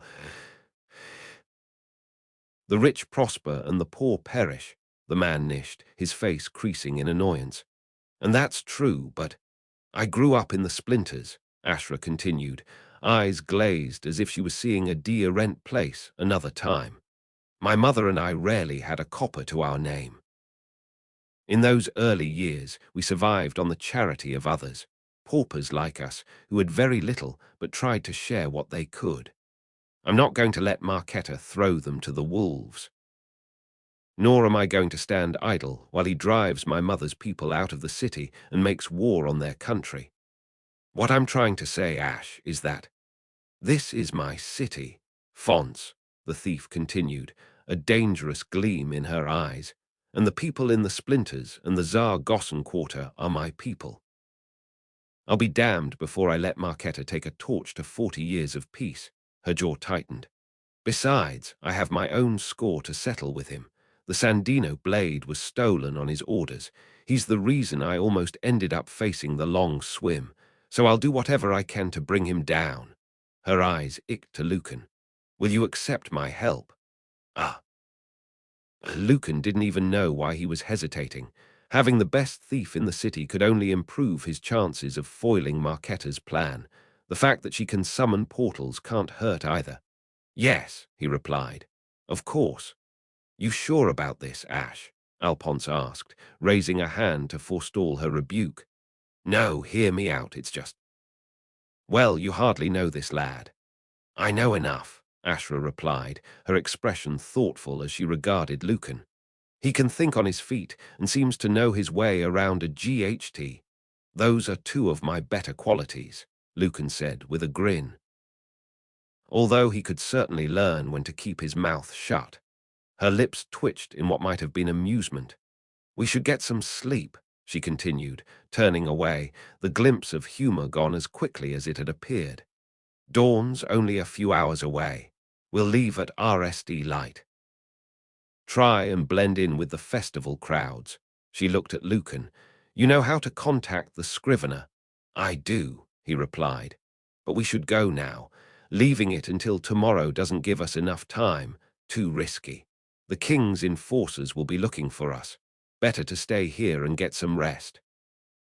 We'll need it if we're to have a chance at stopping Marquetta. Can't argue with that. Lucan couldn't even remember the last time he'd properly slept. Fine, he said, stying a yawn. I guess I'll bed down in the corner. Luckily for you, Alphonse said, rising from his chair, I brought a few extra pillows and blankets. I don't suppose you brought another bottle of that brandy as well. The man raised an eyebrow. Might be that I did. Perhaps we should open it. Lucan ignored Ashra's hard stare. You know. Have a little nightcap.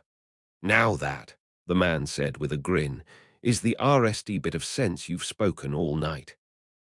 Two weaknesses they left just as the bells of the lady's house were tolling to mark the 8th hour of the morning. Later than Lucan would have liked. But then he'd still been dead to the world when Alphonse's hand had shaken him awake from what had been a mercifully dreamless sleep. He'd been twitchy as they'd left the cellar, his tired eyes icking from alley to doorway to open window, but the attack he expected never came. Even so, he remained on edge as they passed through streets that were already bustling with people, the air alive with their laughter and chatter. 5 hours, he thought. 5 hours until Marquetta murders the ambassador in front of the entire city. Yet at that moment, Lucan had a more pressing problem. He was hungover as shit. Shouldn't have nished that bloody brandy. Alphonse had opened the second bottle, and a solitary nightcap had become several, much to Ashra's disdain.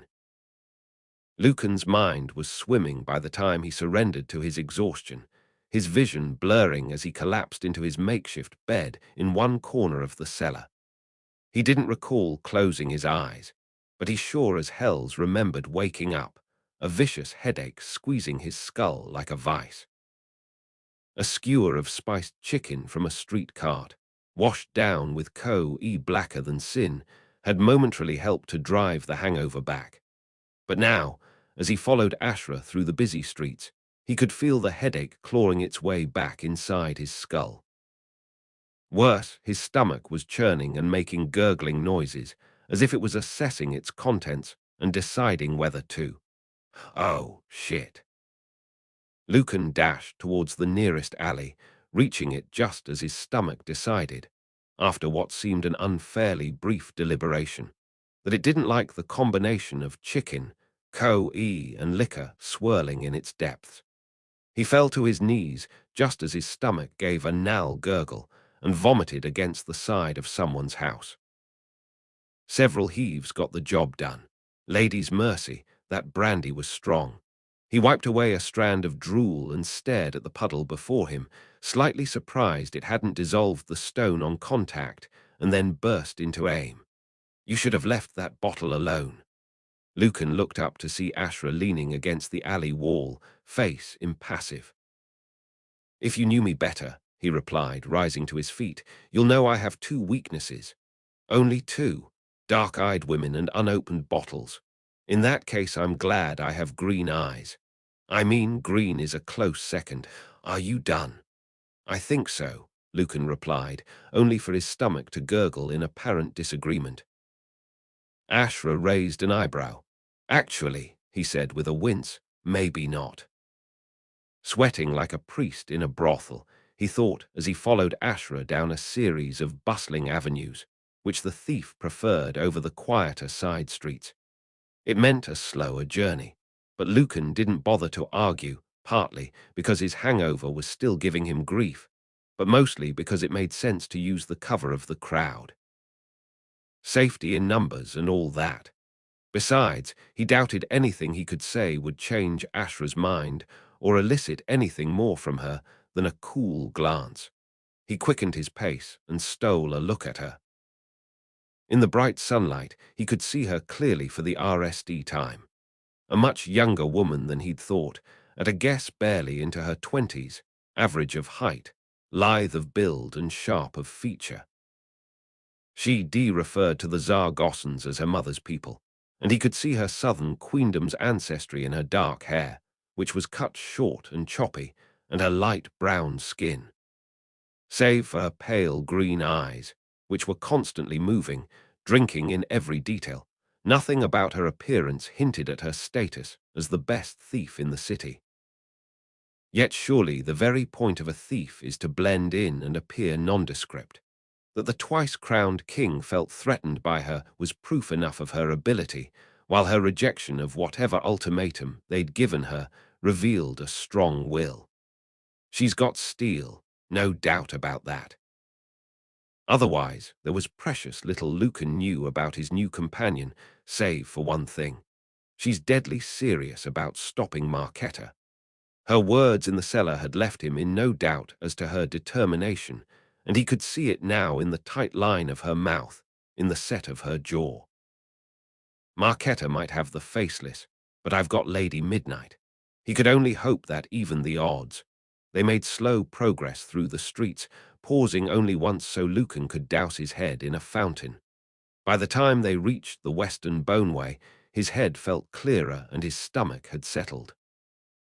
The ceremony was still several hours away, but already thousands of people lined the wide thoroughfare, all eager to catch a glimpse of the Grand Duke's procession as it passed by on its way to the lady's house, where, in the shadow of the huge temple, the silver spear would be exchanged to renew the peace between Safrana and Zaragoza. That's if Marquetta doesn't kill the ambassador RSD. Lucan eyed the gathered citizens, men, women, and children, all wearing their colorful, festival best clothes, faces alight with anticipation. Their laughter and conversation, undercut by the occasional strain of music, led the air between the tall buildings on either side of the street, echoed o'er the bleached bones that towered above the crowds. If only they knew this celebration might end in blood. But they didn't, and Lucan envied them that. Right then, he would have gladly traded his knowledge of what was to come for ignorance, for the chance to drink and dance like so many of the people around him. Half the citizens weaving past him seemed to be drunk already, on pomp and circumstance as much as alcohol. Perhaps I'll join them if we manage to stop Marquetta. Wishful thinking, given that he didn't have the faintest notion of how they would achieve that. The scrivener will know what to do. She always does. We're being followed. Those 3 words were enough to snap Lucan to attention. By who? He asked, glancing sidelong at Ashra, resisting the urge to look over his shoulder. A girl. A girl. She doesn't look dangerous, the thief said with the ichor of a smile, but she does have a small crossbow hanging from her belt. Very fancy piece for a street rat. Flee, Lucan breathed, hope soaring as he turned round and scanned the crowds. I don't see. He trailed as a gaggle of revelers parted, and the girl slipped through the gap. I'll be damned. He couldn't help but grin as Flea saw him and hesitated, uncertainty stealing across her features as she eyed Ashra. Give me a moment, he said, stepping towards Flea and raising a hand in greeting. The girl's uncertainty melted into delight, and she raced forward, covering the few yards between them in her ash. Lucan grunted in surprise as she hung her arms round his waist and hugged him tightly. I thought you were dead, she said after a moment, glancing up at him, eyes shining. Not yet. Still taken back by her uncharacteristic show of erection, he settled for awkwardly patting her head. How in the hells did you ND us? I was up on the rooftops and I saw you in the crowd. I climbed down as quickly as I could, but this stupid thing, she tugged at her dress, got stuck. I thought I'd lost you. She pulled away, her gaze turning to Ashra, and I wasn't sure. It's okay, she's a friend. What happened in the catacombs? Flea asked, her gaze ending his again. Why didn't you come back? Long story. The short version is that I ended up as the twice-crowned king's prisoner. Oh, Flea grimaced. That's bad. You don't say. But you escaped. I did, thanks to Lady Midnight here. Flea's eyed ick to the thief and widened, her mouth dropping open. Hello, Flea, Ashra said, her tone edged with amusement as she joined them.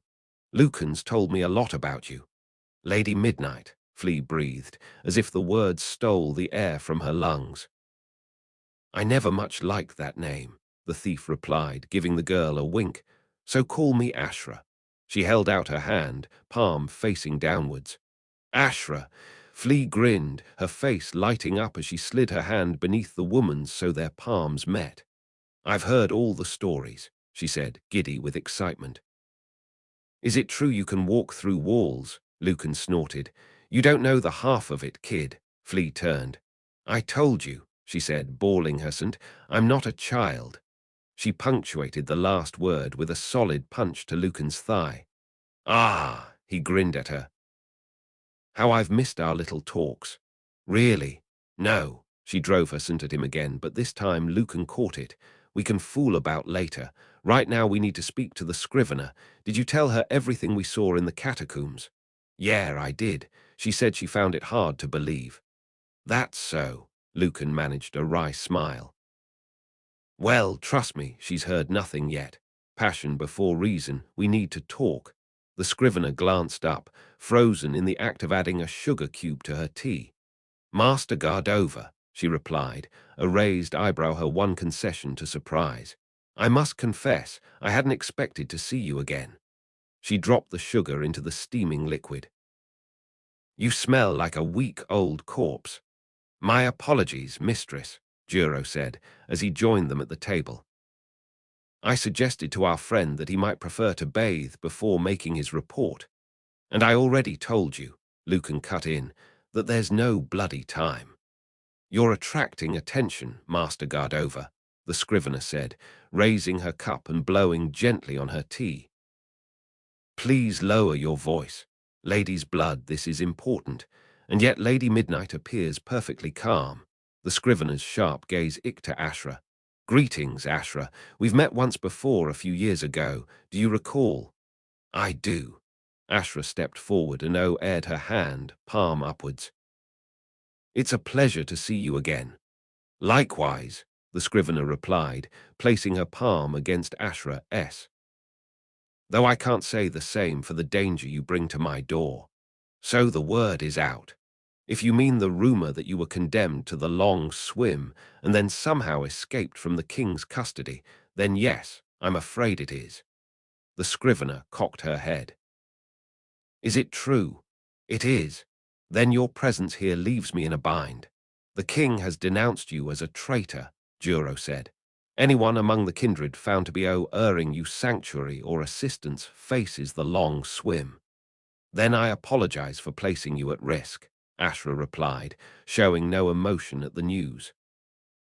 I wouldn't be here if it wasn't urgent, but if you'd prefer me to leave. Leave, the scrivener sco-ed, arching an eyebrow. Goodness, no. Not when we have a chance to hear the story straight from the horse's mouth, so to speak. I will go and watch the street, mistress, Juro said, turning away. Stay, Juro. I would have your counsel. The woman took a sip of tea and placed her cup down. Flee, my dear. Flea stepped closer. I'll only do it if I can have another one of those cinnamon buns. The corners of the scrivener's mouth creased in faint amusement. You can have two if you like. Done. Flea shrugged away Lucan's questioning look and headed for the door. She'd already heard his tale on the way to the tea house, but only after promising Ashra she would keep the secret of the rings. As enthralled as she'd been, her sweet tooth was always going to win out over hearing the story a second time. He smiled as the girl almost collided with a waiter and responded to his bluster with a crude gesture before ducking out of the door. So, the scrivener said, steepling her ingers as she regarded Ashra, the city's most famous thief is blamed for the theft of the Sandino blade, declines the king's of mercy, and is thrown into a cell from which she disappears into thin air. The entire underworld is in uproar. Her gaze icked to Lucan. And as usual, Master Gardova, you appear to be right in the middle of it all. Not by choice, Lucan replied, but you blundered into it all the same. Still, I must confess to being curious as to how you both escaped from the king's custody. The rumor is that you both simply vanished. The master forger's eyes icked to Ashra. I suspect there's a little more to it than that. The thief glanced at Lucan. He caught the ash of warning in her eyes and remembered her words to him shortly before they arrived at the tea house. Don't mention my rings or what they can do, she'd said, her tone brooking no argument. No one else can know. That tale can wait, Lucan said. We have more important things we need to discuss. Ah, you mean Lord Marquetta's conspiracy. Flea told me about his little party in the catacombs with its special guests. She said you didn't believe her. If someone told you, Master Gardova, that they'd seen some mythical gores from childhood tales appear and conjure up some sort of glowing beast, would you believe them? I know it sounds outlandish. Outlandish, the scrivener raised an eyebrow. It sounds utterly ludicrous. I know what I saw. You know what you think you saw, but relight and shadows can play tricks on a tired mind, particularly when wine is involved. Lady's blood, I wasn't drunk. Language. Lucan took a deep breath, forcing down his anger. Just hear me out, he said through gritted teeth. Please, I wouldn't be here if I didn't believe his story, Ashra aired. Please listen to what Lucan has to say. The scrivener's eyes icked between them, her expression unreadable. Very well, she replied, lips thinning as she gestured to the seats before her. I must confess Flea was rather vague on some of the details, so let's hear this little tale again. Perhaps it will prove more believable this time round. Lucan almost lost his temper on several occasions, only to rein his anger in as the scrivener's eyebrow rose in warning. When he was nearly done, the master forger sat back, Ngjer tapping absently against her teacup. A highly fanciful tale, Master Gardova, she said, brow creased in thought. Even more so the second time round. It's the truth, Lucan said wearily. Take it or leave it. A conspiracy reaching to the very top of society, involving mythical Goors who haven't been seen in centuries, if they even exist outside of fairy tales. Sorcerous portals, a glowing wolf. The scrivener looked to her subordinate. What do you make of all this, Juro? The man was silent for a moment. If we take the story at face value, he said eventually, raising a hand to forestall the objection that was already spilling from Lucan's lips, then it leaves us with one obvious question. Why? What is the purpose of Marketta's plot? As astute as ever, the scrivener replied, snapping her Ngers for more tea. Surely it's obvious, Lucan said, waiting impatiently as a server placed a fresh teapot on the table. He's obsessed with restoring Saffrona's former glory, whatever the hells that means. He wants to drive Tsar Gossens out of the city. By murdering the ambassador, he hopes to start a war. Did you hear him say those exact words? You mean, did you hear him say he wanted to start a war? Yes. Lucan frowned, casting his mind back. Well, no, not exactly. Then how can you be sure of what he intends? The scrivener picked up the teapot, and Ray led her cup. Marketta's main interests are in shipping. A war would severely disrupt his business. It's hard to see what he gains from engineering such a con-ict. The same goes for his allies, Juro said. A war would lead to heightened tensions and tightened purse strings, meaning more work for the Inquisition and less coin in the temple's collection plate. It's deculт to see what the Prime Inquisitor and the Pontifex gain from a war with Zaragoza. You're looking for logic where none exists, Lucan said, struggling to contain his exasperation. These men are pursuing a vision, a shared fantasy. Their reasons are emotional, not rational. Then there's the question of Zandrusa, the scrivener continued, ignoring him. Where does she tee into all of this? Why would Marketta have the faceless murder Lord Saveller and then frame Zandrusa for the crime? They must have known about his plans, Ashra put in. Juro nodded. That's the only explanation. If that's the case, the scrivener said, Zandrusa would have told Master Gardova about Marketta's conspiracy when he spoke to her in the Ebon Hand. But she was convinced that Lord Murillo was behind her imprisonment. There's a piece of the puzzle missing, Juro mused. We're not seeing the full picture. Agreed, the scrivener replied. Still, it doesn't matter now. Doesn't matter, Lucan echoed, eyes narrowing. What do you mean? You've proven most resourceful, Master Gardova, the scrivener continued, zing Lucan with her piercing stare as she set her cup down. More than I could have imagined. You have my gratitude for relating this information to me, which I'm sutties ed full ls the terms of our agreement. Lucan gaped at her. But, as a sign of goodwill, the scrivener continued, which is entirely unwarranted, since you did burn my house to the ground, I will provide you with an additional sum of money for services rendered. And should I have any need of your talent for getting into trouble and emerging unscathed, I'll be sure to let you know. She turned her gaze to the thief beside him. I wish you good fortune, Ashra. I do hope you work out your current difficulties. Now, Juro, if you would kindly see our guests out. Lucan thumped his cent on the table, rattling the crockery. What in the hells are you playing at? We can't just let Marketa get away with this. We can't just leave Zandrusa to rot in the ebon hand. We have to do something." The scrivener's lips thinned. "Passion before reason," she said, with a shake of her head. "That's your weakness, Master Gardova. He's going to murder the ambassador. He's going to start a war. That will be all. Jura. If you don't care about saving the city, then at least think about saving your friend," Lucan continued, his raised voice drawing a few curious stares. "Revealing Marketa's treachery is the only way to prove Zandrusa's innocence. Surely you see this. Don't presume to question my intelligence," the scrivener snapped. "Of course I recognize that." "Then why are we still sitting here?" Lucan demanded, rising. "There's no time to waste. Sit down." Whether it was because the master forger's expression could have curdled milk at FTY paces, or because her words were delivered as sharply as dagger thrusts, Lucan couldn't say, but he sat regardless. "You promised to help me free Zandrusa," he said, trying to seize back the initiative. "You promised." "I promised nothing."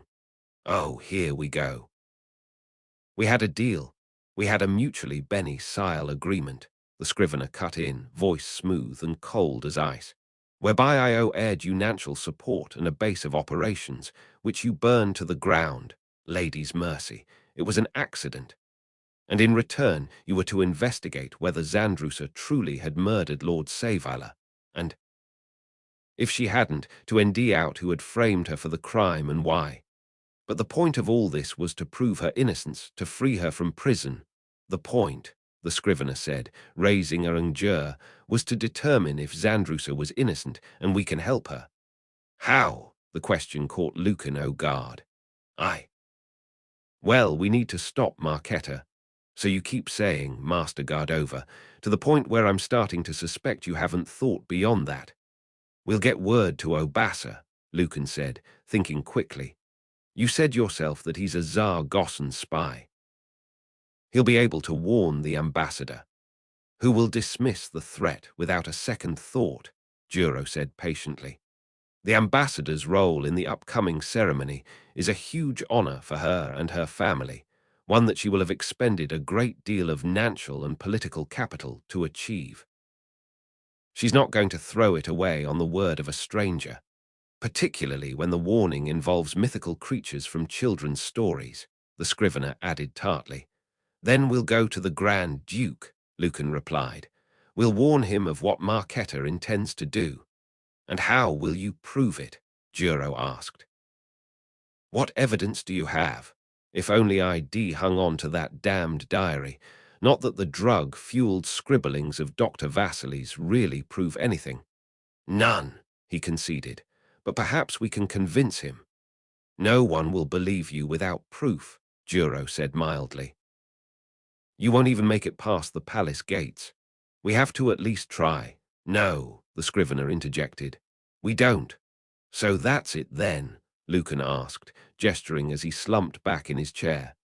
"We're just going to watch Marketa murder the ambassador and throw the whole city into chaos. We're going to leave Zandrusa to rot in a cell for a crime she didn't commit. I thought she was your friend." "Don't play games with me, Master Gardova," the scrivener warned. "Zandrusa is, someone I retain a great deal of fondness and respect for, which is why I tasked you with investigating the circumstances of her arrest. I expected some sort of foul play, but this—" She pursed her lips and shook her head. "This is far worse than anything I could have imagined. Believe me, Master Gardova, if there was anything I could do, I would do it gladly. But we have no evidence of Marketa's treachery, and challenging him directly would mean going up against three of the most powerful men in the city. That's beyond me. It's beyond all of us. And if you're right about the Faceless being involved—" She shook her head again. "It's a hopeless task. There's nothing we can do." "There's always something you can do," Lucan replied hotly, standing once more. "I'll stop Marketa and get Zandrusa out of that cell, even if I have to do it on my own." "You won't be on your own," Ashra said, rising with him. "A pleasure, mistress," she added, inclining her head at the scrivener. "Likewise," The Master Forger's eyes icked to Lucan.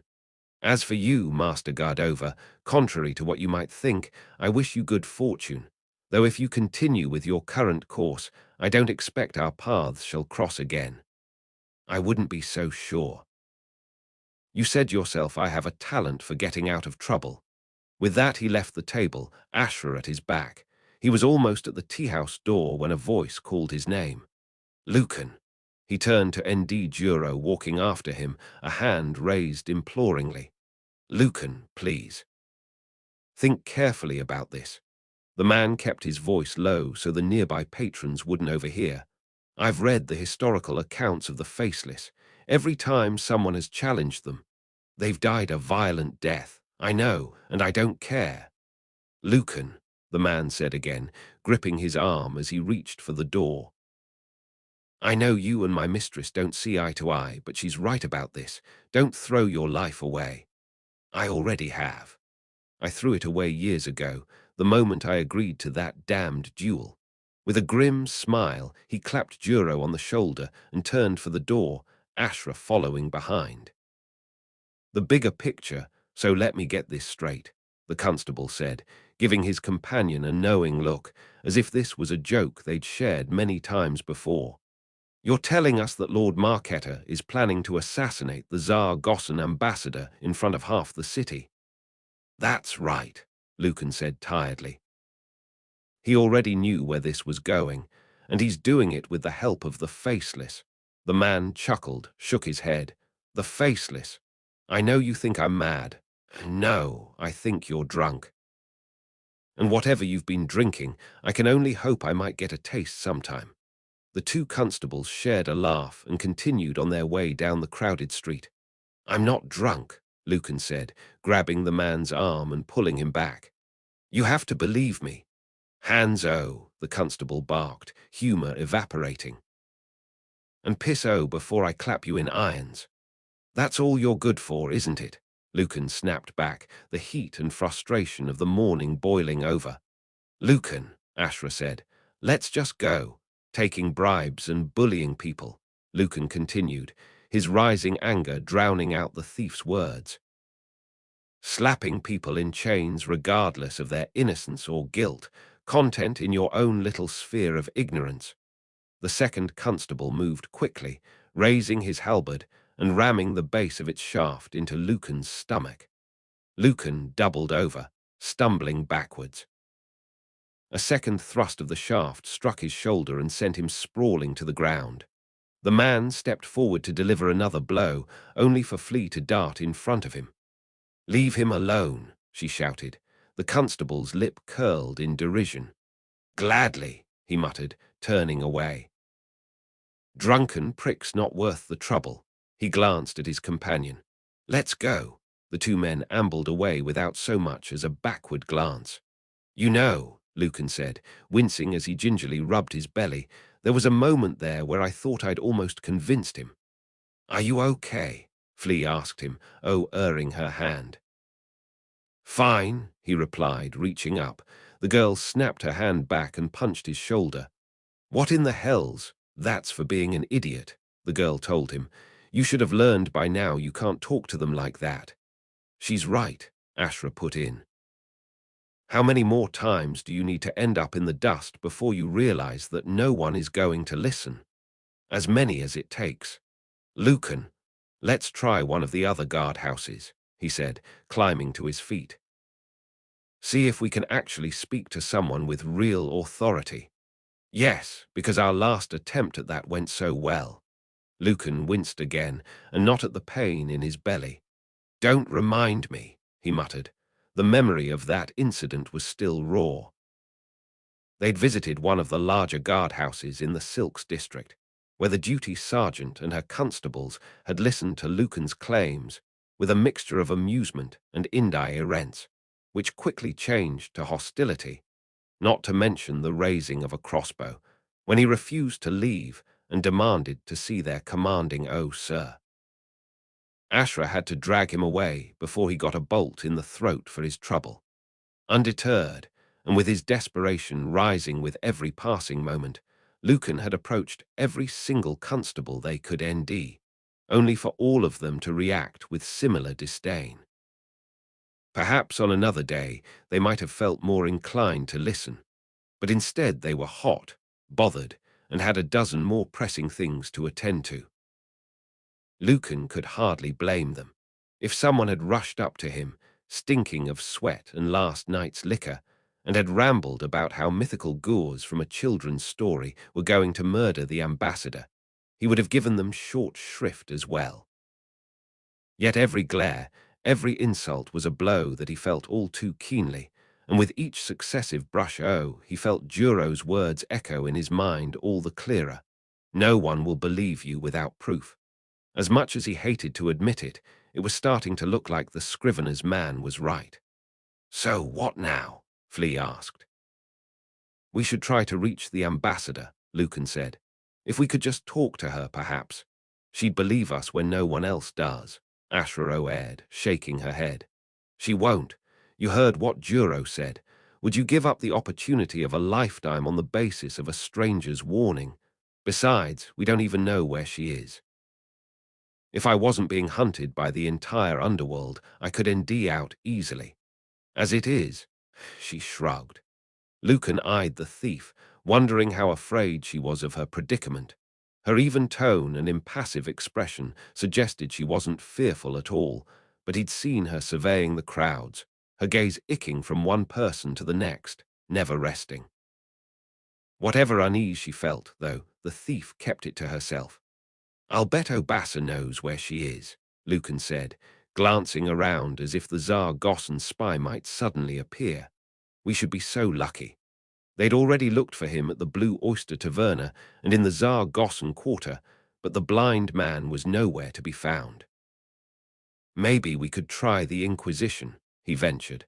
"I know the Prime Inquisitor is involved in all this, but I'll bet none of the other Inquisitors know anything about the conspiracy, nor their leader's part in it.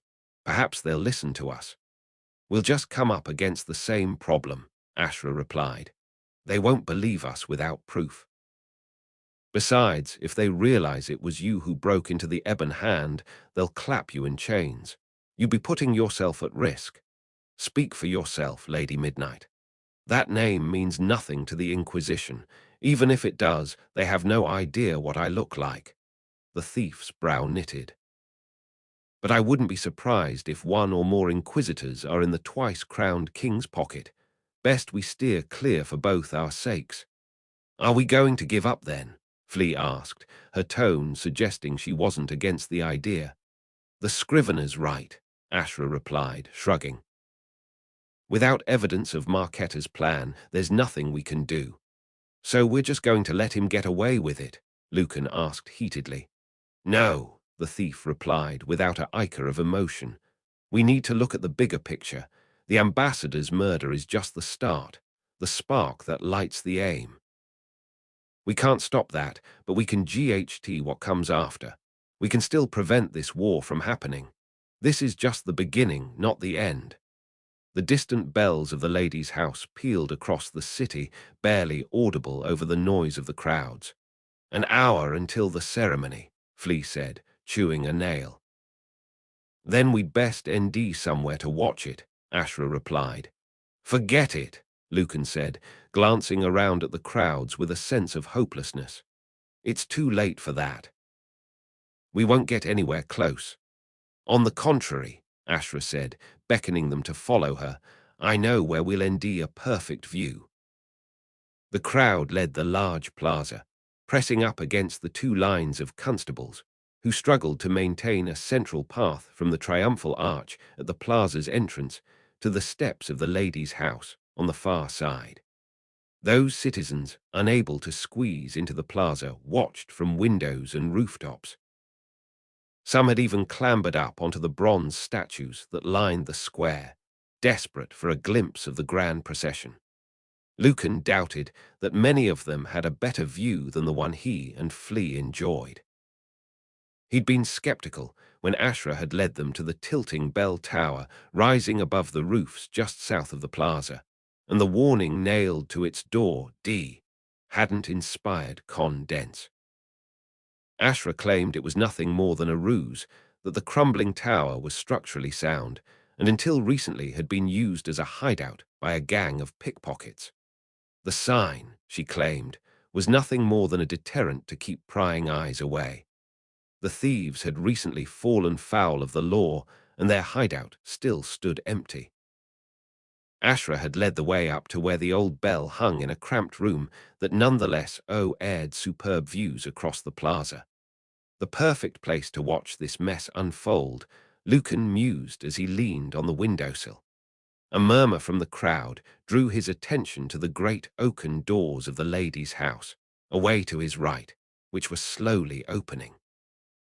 A lone girl stepped through, draped in a cloth of gold cloak trimmed with ermine. The Pontifex, Lucan realized, eyeing the man's symbols of OC, a golden star capped with crystal and a ridiculous hat that looked like a wilting cock. A cheer rolled across the crowd as the man ambled forward and took up position just before the stone steps that descended to the plaza. "He's nervous," Ashra said. "Look at the way he's enduring his amulet." "I'm not surprised," Lucan replied. "If there's two things I learned from my trip to the catacombs, it's that our friend down there is about as devout as the dregs at the bottom of a wine glass. I could have told you that. And that he's missing a spine." "That too." "Look," Flea exclaimed, pointing at the triumphal arch on the left side of the square. "Here they come." The excitement in the girl's voice, despite what she knew was to unfold, reminded Lucan just how young Flea really was.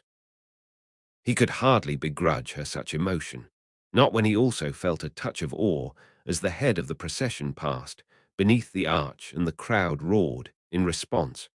The front rows hurling estifols of rose petals into the air. Two standard bearers rode at the head of the column, their gilded armor gleaming in the sun, the hooves of their white destriers crushing the petals that already covered the ground. Their polished lances bore two banners, the bat of Saffrona, black against gold, and the three rings of Zaragoza, silver on blue. The emblems of two cities, once bitter enemies that had warred for centuries, now uttering side by side in the breeze. It's almost enough to stir the blood, Lucan thought, if it wasn't all about to go to shit. 5 white horses sporting black plumes followed behind, drawing a golden carriage that was heavy on the gilding and light on good taste. "The Grand Duke of Saffrona," Ashra commented, as Lucan squinted at the old man who sat hunched against the cushioned seat. His impressive moustache twirled upwards, even as the rest of his face slumped in the opposite direction, and he waved to the crowd with all the enthusiasm of a man who feared his hand might snap at any moment. Nonetheless, a great cheer rolled across the plaza as the carriage progressed down the central avenue, both lines of constables struggling to hold back the excitable crowds. "Seems the Duke's a popular man," Lucan observed. "The Duke's a pampered old fool," Ashra replied. "The cheers are for his wife, Duchess Catalina." "That's his wife." Lucan stared at the young woman sitting beside the Duke, smiling as she waved to the crowds. "She looks young enough to be his granddaughter." "Great granddaughter, you mean? She just turned 19. The sun apparently shines out of her perfect arse, but you probably can't see that from here. Seems the crowd can. They adore her for her charitable donations. The fact it's not her own money apparently doesn't matter." "Who are the men riding behind?" Lucan asked, eyeing the two Gors who rode in a second, less impressive carriage. Both wore high-collared black tunics of knee cut, the sleeves slashed with gold. With the same dark hair, jutting chins and aquiline noses, they looked identical, yet their expressions couldn't have been more dear-rent. The man on the left side of the carriage smiled and nodded at the crowd, while his twin wore a look halfway between a grimace and a scowl. "The Duke's sons, Gaspar and Lorenzo. Gaspar is the heir, on account of being born a few moments before his brother. Lorenzo has spent most of his life trying to come to terms with that fact, and not succeeding by the looks of it. Lucan watched as Lorenzo threw a dark look at his brother, lips curling up into a pout more suited to a spoilt child than a nobleman. No love lost there, it seems. Not much. They've been feuding for years. They hate each other, but not quite as much as they hate their new stepmother. I'll bet. No wonder Lorenzo is pissed missing out on a dukedom and then being saddled with a stepmother half his age. Yes, it must be so hard being the second son of one of the richest families in the old empire.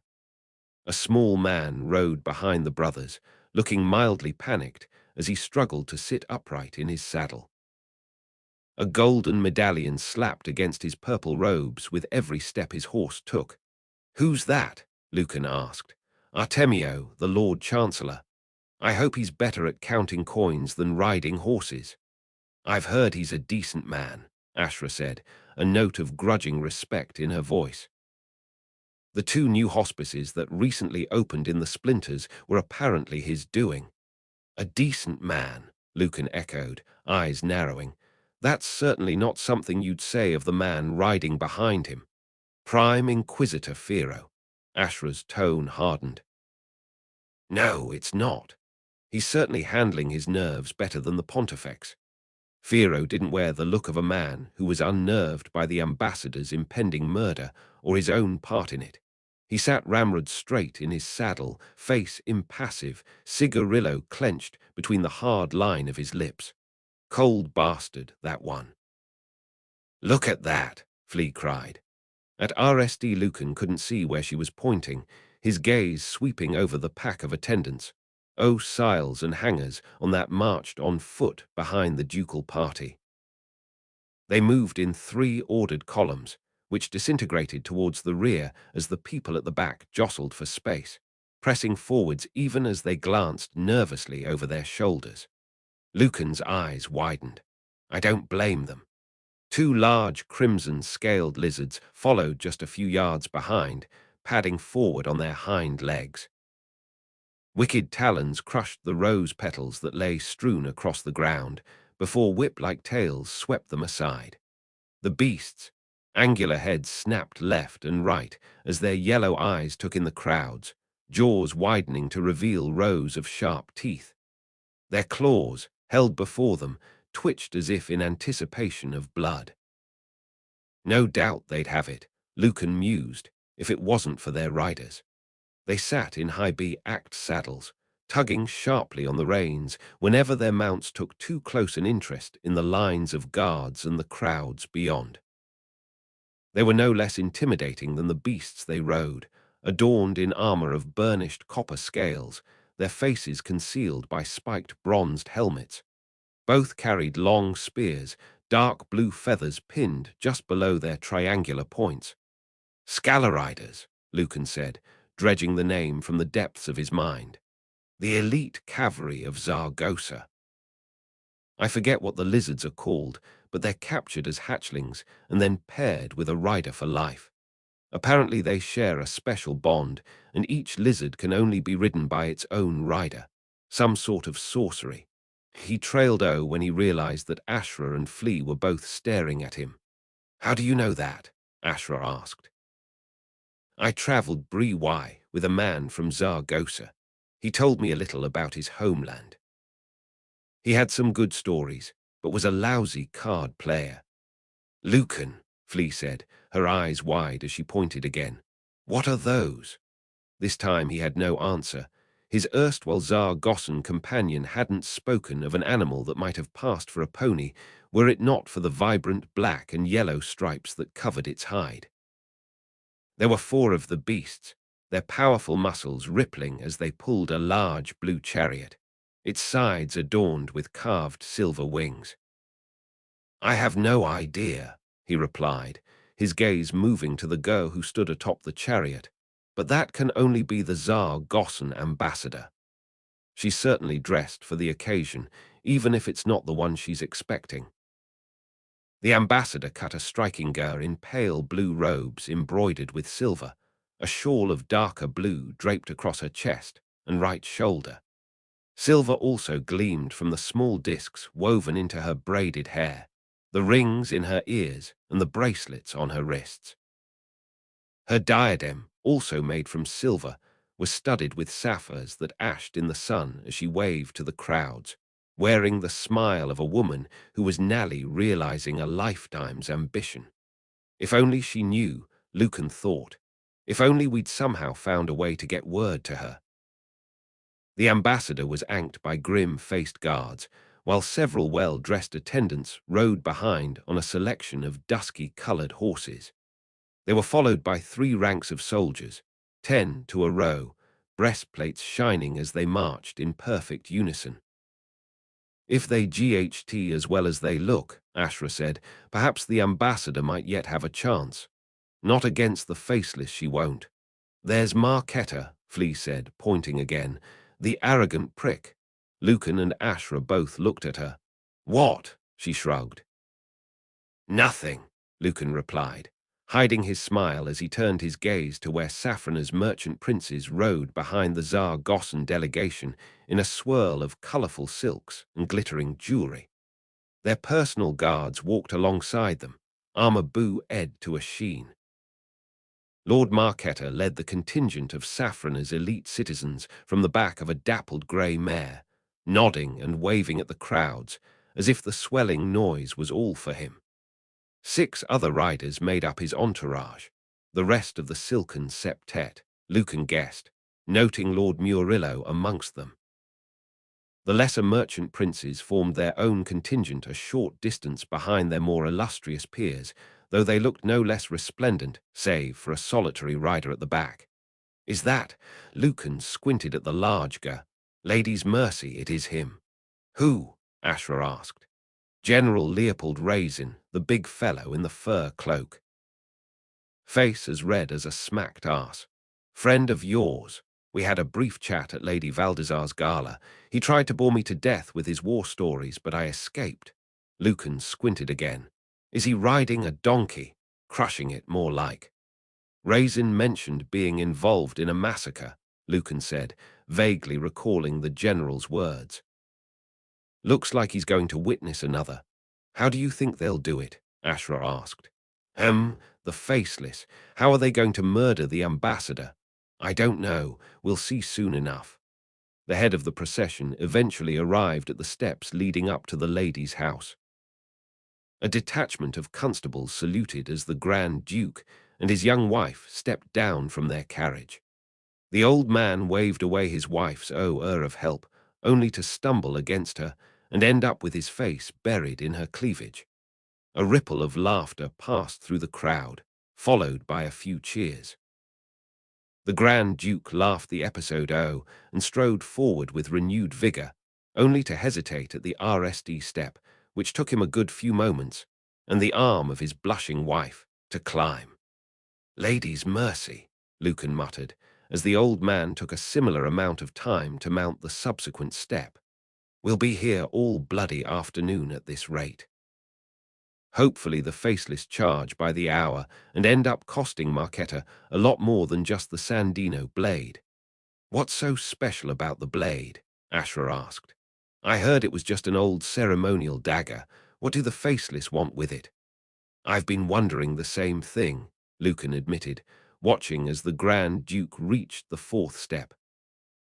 The truth is we just don't know much about them. The few historical accounts we have are vague and fragmented, but there's one detail they all agree on. What's that? Crystals. Ashra gave him a blank look.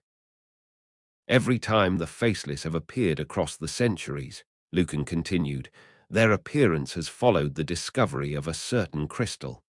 What sort of crystal? All the records say is that they're purplish-black in color. Beyond that, we don't know. My father believed they must have possessed some sort of sorcerous power or held special meaning for the faceless. He shrugged. Whatever the truth, the pattern's always been the same. A crystal is discovered and the faceless arrive to trade for it. They trade for it. Trade what? Whatever the owner of the crystal wants. It said they once paid a fortune to a farmer who dug one up in his eld. The man ended up richer than a duke. But if the faceless are as powerful as you say, Ashra replied, her voice edged with doubt.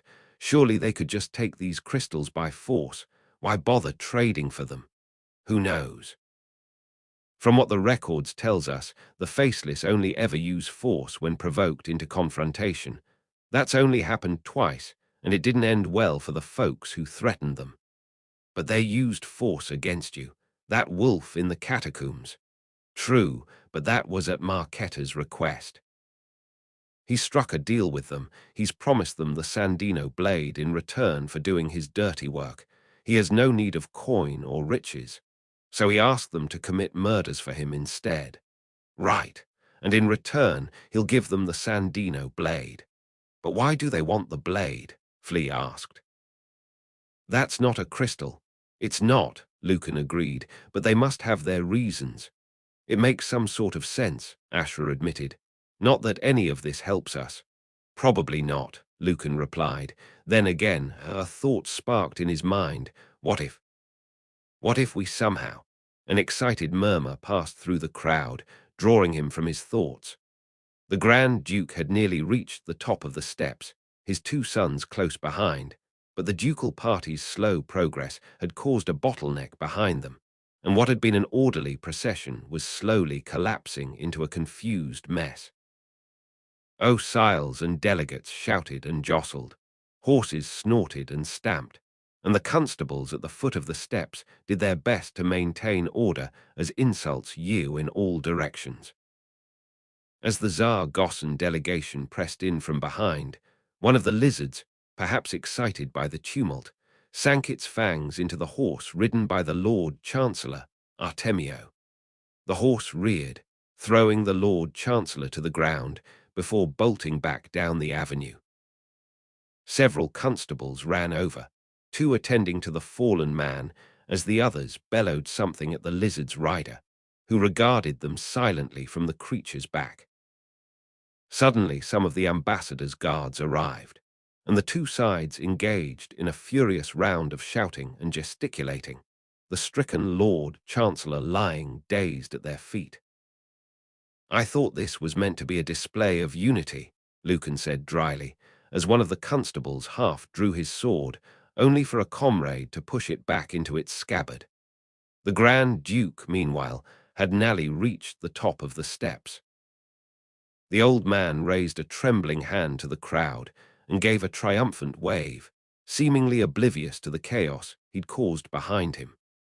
As he hobbled over to where the Pontifex stood, the Grand Duke's retinue was able to climb the steps freely, the clamour and heightened tempers slowly dissipating. Even so, it took some time for the entire procession to form up before the huge doors of the lady's house. Eventually, everyone was in position, though tempers had jarred again between several minor functionaries who were packed in around the edges, leading to a couple of embarrassing shoving matches. A hush fell over the crowd as the Pontifex Nally raised his hands, and the knot of anxiety that had been sitting in the pit of Lucan's stomach forced its way into his throat. This is it. A glance at Flea revealed similar nerves. The girl's amusement had faded, leaving a solemn expression in its wake, a look that didn't seem right on her young face. Ashra showed no such nerves, her features unreadable as she watched the spectacle below. They listened in silence, along with the entire crowd, as the Pontifex began to speak. Witness this momentous day, two great cities in friendship. I can't hear what he's saying, Flea complained. Doesn't matter, Lucan replied. It's about to become irrelevant. The speech continued, only snatches of it reaching them up in the bell tower. Lucan concentrated instead on the dignitaries gathered before the huge doors, searching for any sign of trouble. He saw nothing.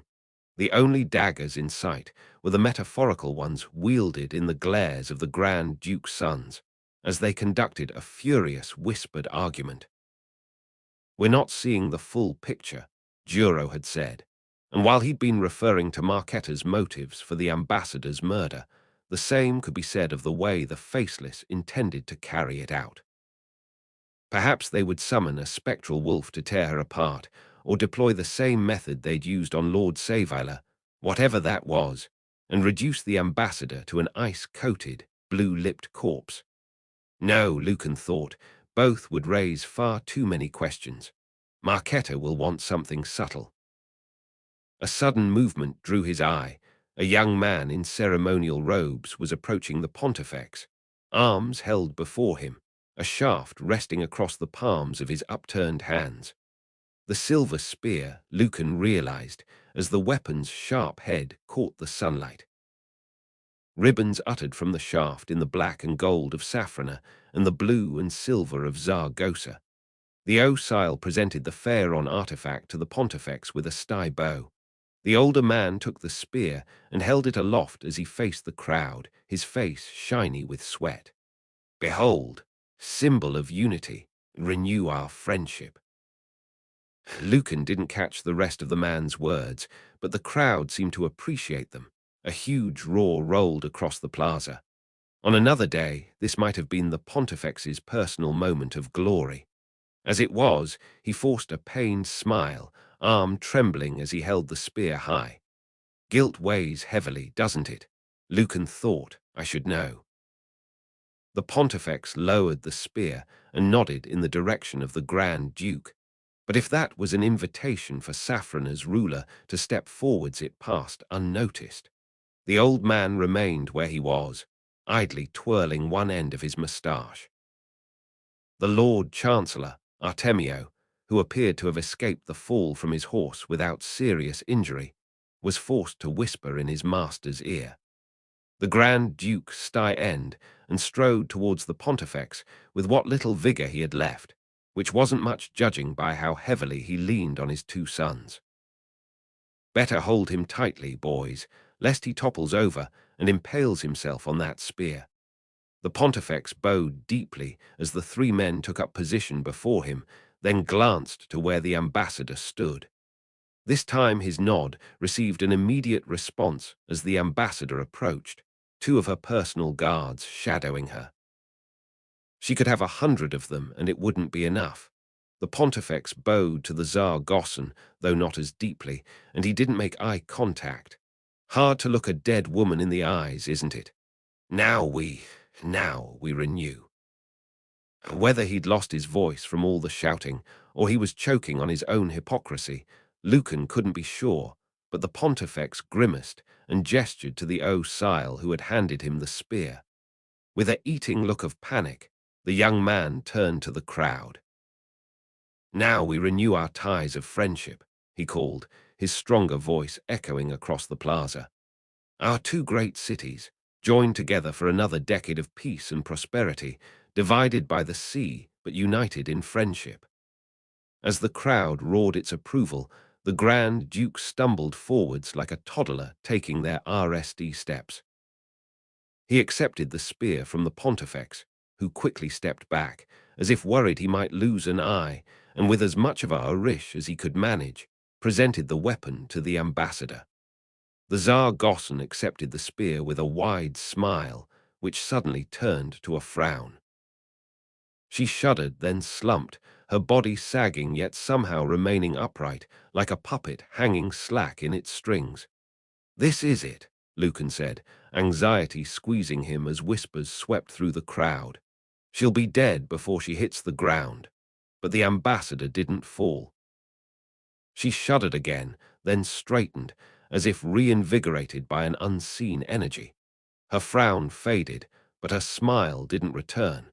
Instead, her features remained blank as she met the Grand Duke's gaze, and thrust the tip of the spear into the old man's throat.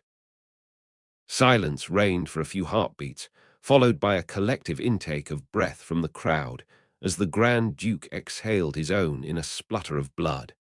"What in the hells?" Lucan murmured, staring in disbelief as the old man staggered backwards and collapsed to the ground. The Grand Duke's two sons gaped at their father, their shock quickly followed by fury. They both stepped forwards, hands that had never drawn a sword in anger making up for that now as they drew their blades, and froze, weapons raised, their bodies twitching even as they remained still, the fury in their expressions changing to confusion, then fear.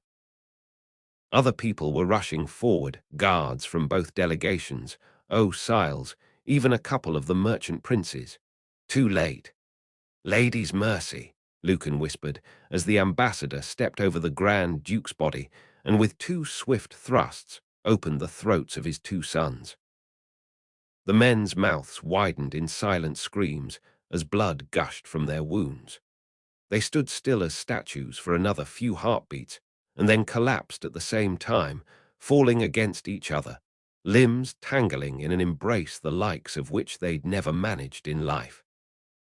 As Gaspar and Lorenzo slumped beside their father's corpse, a stunned silence fell across the entire plaza. The Goors rushing to help all hesitated, disbelieving eyes icking between the three bodies and the woman who stood over them, bloody spear still clutched in her hands. The ambassador jolted, as if waking from a daydream, and glanced around in apparent confusion. Her eyes widened at what she saw. She stared open-mouthed at the corpses lying at her feet, then at the bloody spear in her hands. The weapon fell from her engures, clattering on the stones as she put a hand to her mouth, her face ashen. No one moved for several heartbeats. Then the ambassador's guards formed a protective ring around her as the Grand Duke's retinue surged towards them. Swords ashed in the sunlight as both sides squared up, bellowing at each other even as the Lord Chancellor waved his hands and pleaded for calm. The Pontifex, in his haste to escape the impending violence, almost tripped over the young Duchess, who had fainted and was now surrounded by panic-stricken attendants. Siles, who had earlier been jostling for position, now pushed and shoved each other in their haste to escape. Amidst the unfolding chaos, Lucan caught sight of Marquetta. The man stood still as his fellow princes ed. Lucan could have sworn he was smiling. He doesn't just mean to start a war, he realized, his engures whitening as he gripped the balcony's edge. This is a damned coup. A roar of fury rose from 10,000 throats as the crowd nally found its voice. The two lines of guards holding it back suddenly seemed very thin indeed. Marquetta's seizing power, Ashra said calmly, looking sidelong at Lucan. That's what this is all about. He wants to rule Safrana. I know. You said he was going to murder the ambassador, not the Grand Duke and his sons. I know. Lucan watched as the Duke's retinue and the ambassador's guards continued to shout at each other. Below them in the plaza, the crowd surged, and the two lines of guards buckled and then broke. Citizens spilled onto the central avenue, running towards the steps to the lady's house like hounds baying for blood. It's all falling apart, Ashra said, shaking her head. This is going to turn into a bloodbath. Lucan barely heard her as his mind reeled with the enormity of what had just happened. Lady's mercy, I was wrong. I was so wrong. Feeling numb, he turned away from the unfolding chaos and headed for the stairs. Lucan, Flea called after him, a note of fear in her voice he'd never heard before. Where are you going? To get a bloody drink. Now is hardly the time, Ashra started. Now is exactly the time, he retorted, rounding on her. It's over. Finished. He slashed at the air with his open hand. I'm done. He turned and stormed from the room. Agreeable company should never have come to this damned city. Lucan took a swallow of wine and winced as the events he just witnessed ashed through his mind again and again. The ambassador's body shaking as she was possessed, is that really what happened? By the faceless, the tip of the spear puncturing the Grand Duke's throat. Blood.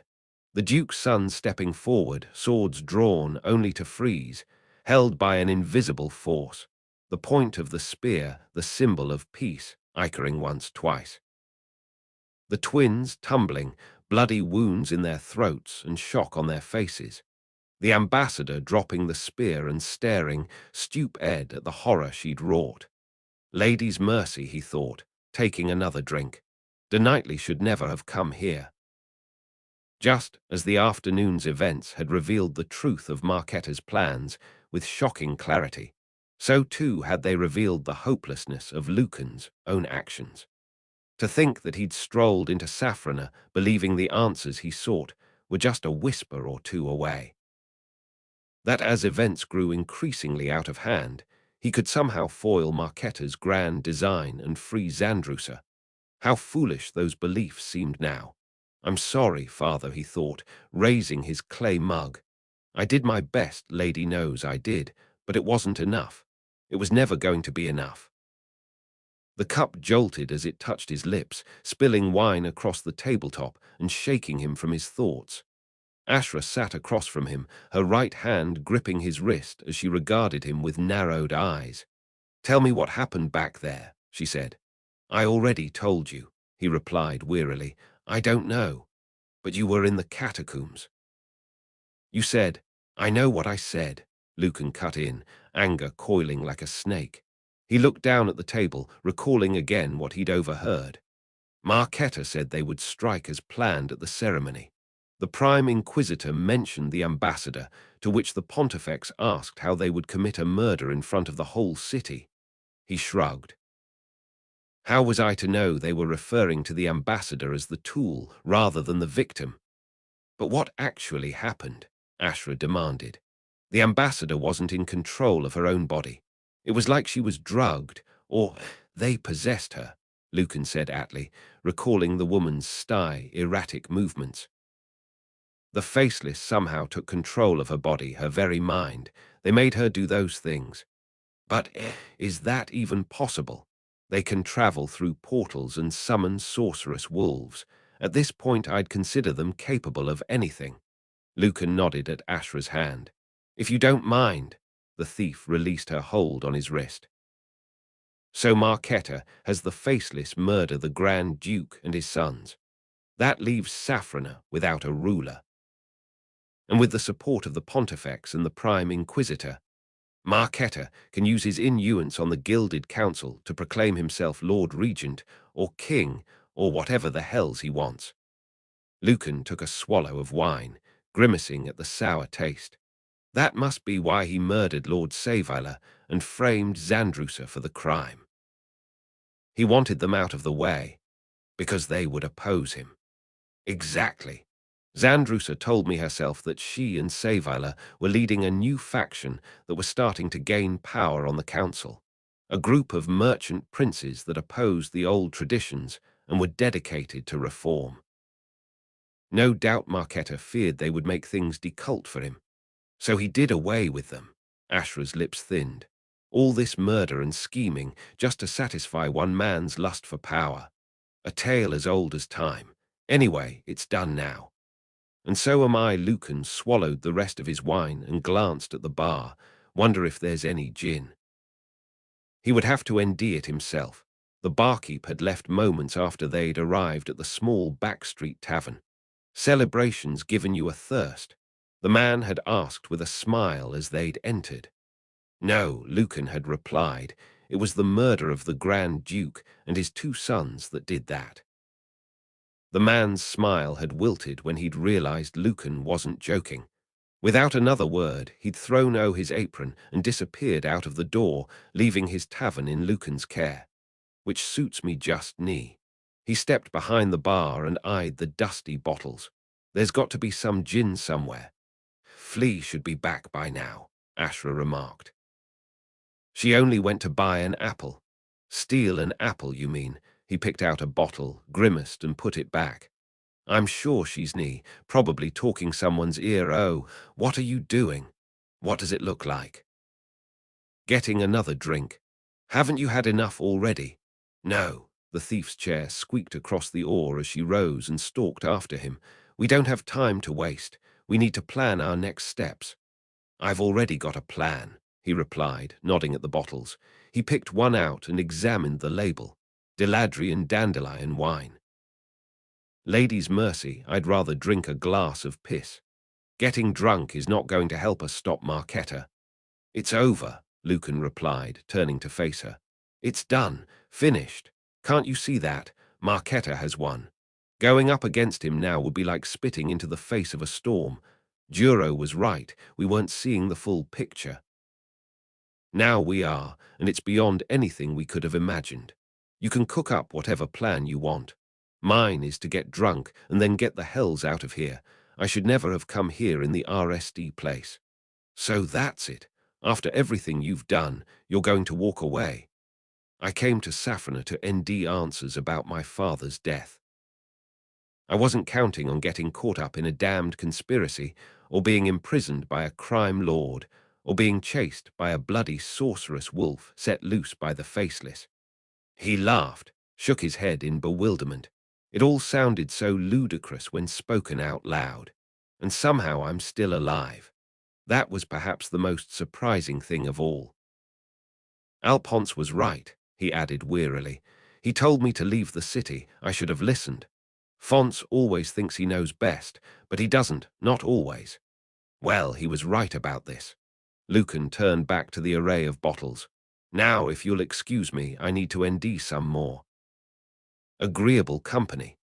Seeking solace at the bottom of a bottle, Ashra replied derisively. I hadn't gored you for a coward. Lucan tensed, jaw tightening as her last word struck him like a blow, a sharp-edged memory stealing into his mind. The blue spring sky above, the blood-stained cherry blossoms below, Amisha's face between the two.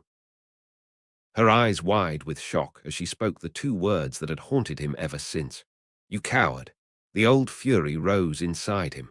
Lucan spun and hurled the bottle of dandelion wine against a wall. Ashra didn't inch as it shattered, nor did she back away as Lucan stormed towards her. I am many things, he said, voice tight with fury. A disappointment, a failure. Some even call me a murderer, which is a weight I'll always have to bear. But one thing I am not, he stabbed the air with a rangeur, is a bloody coward. Ashra remained silent, green eyes holding his gaze. Bad time, a voice inquired from the doorway. Lucan glanced over, ready to deliver a sharp retort, only for the words to die on his tongue as he saw Delfina de Lastro standing in the tavern's doorway. She was anked by two of her crew, but it was the small girl standing before her that made Lucan's heart lurch. Lady's blood. Flea appeared unharmed, the anger in her eyes tempered by the point of de Lastro's dagger as it hovered before her throat. Lucan reached for his own blade. The two women anking de Lastro raised small crossbows in response. If I wanted you dead, the mercenary leader said, I'd have shot you both during your little lovers' tea. We're not lovers, Ashra replied, shooting Lucan a sour look that disguised the question glinting in her eyes. What now? A question to which Lucan had no answer.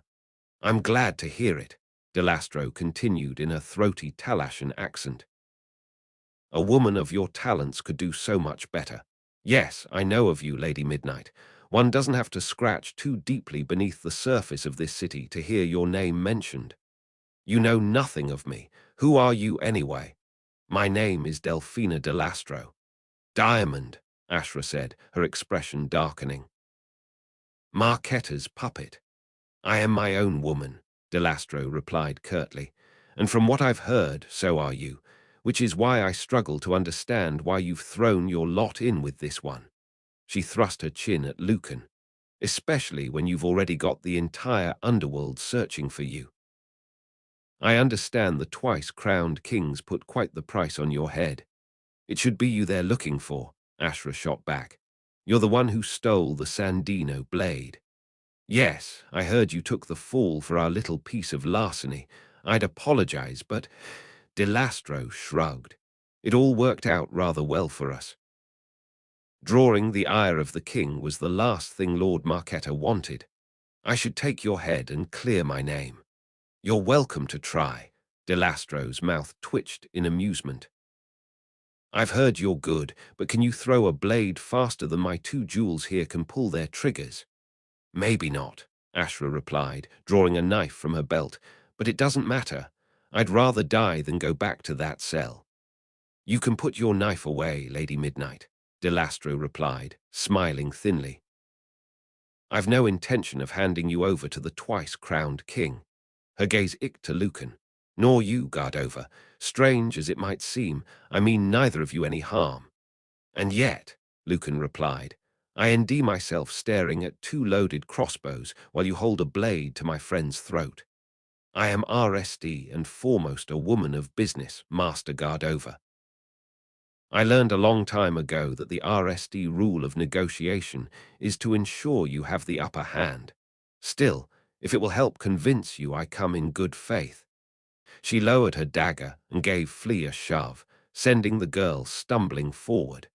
Lucan stooped and caught her as she fell. "You old witch," Flea snarled, struggling against Lucan's grip as she tried to throw herself at Delastro. He had half a mind to let her go. Even the faceless would shrink from Flea when she was in this sort of mood. Instead, he held her close. "Cool it," he whispered as she continued to struggle, his relief countered by the two crossbows that were still trained on them. Clearly Delastro's not willing to give up all her advantages. Still, the fact that the mercenary leader was willing to release Flea gave him hope that there might be a way out of this encounter that didn't end with him and Ashra being dragged to Marquetta in chains. Best tread carefully. "Let go of me," Flea muttered, falling still. Lucan reluctantly obliged, half expecting the girl to lunge at Delastro, but instead she contented herself with making an obscene gesture. Delastro ignored her, eyes on Lucan. "Does you master know you're here?" he asked her, holding her gaze. "Lord Marquetta is my client, not my master. And no, he does not. This meeting is none of his concern, even if it involves his enemy." "Enemy," the woman snorted. "You think too highly of yourself, Gardova. You're nothing more than a loose end that Marquetta would like tidied up. Then why haven't you put a bolt in me? Believe me, I'd like nothing more. I lost one of my jewels in the catacombs thanks to your intrusion. Blame the faceless. It was their wolf who killed him, not me. How's Amethyst anyway? Looking forward to seeing you again. I do have my charms, so she can stick a blade in your belly. Ah, well, sounds like she recovered from that blow to the head at least. And the bolt in her leg. Amethyst, S in good health, all things considered." Delastro's eyes narrowed. "I wonder if the same can be said of Topaz. I do hope you've not mistreated him." Lady's blood, Lucan thought, recalling the man he'd fought as the scrivener's house burned. The man who Juro had extracted information from at the point of a blade, or a burning iron, or however the hells he had done it.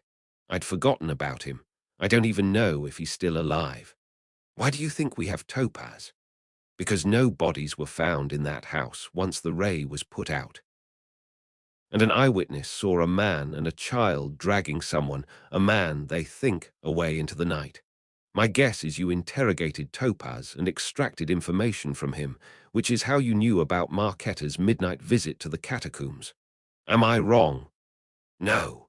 Pity," the woman said, lip curling. "I thought I taught Topaz better than that." "You didn't tell Marquetta about him, did you?" Lucan asked. He would have called his meeting with the faceless if he thought his plan was compromised. "I trusted Topaz to keep his silence." Delastro's lips thinned. "And if he didn't, I trusted my other jewels to deal with you should you make an appearance." "Seems your trust was misplaced," Lucan replied, grinning.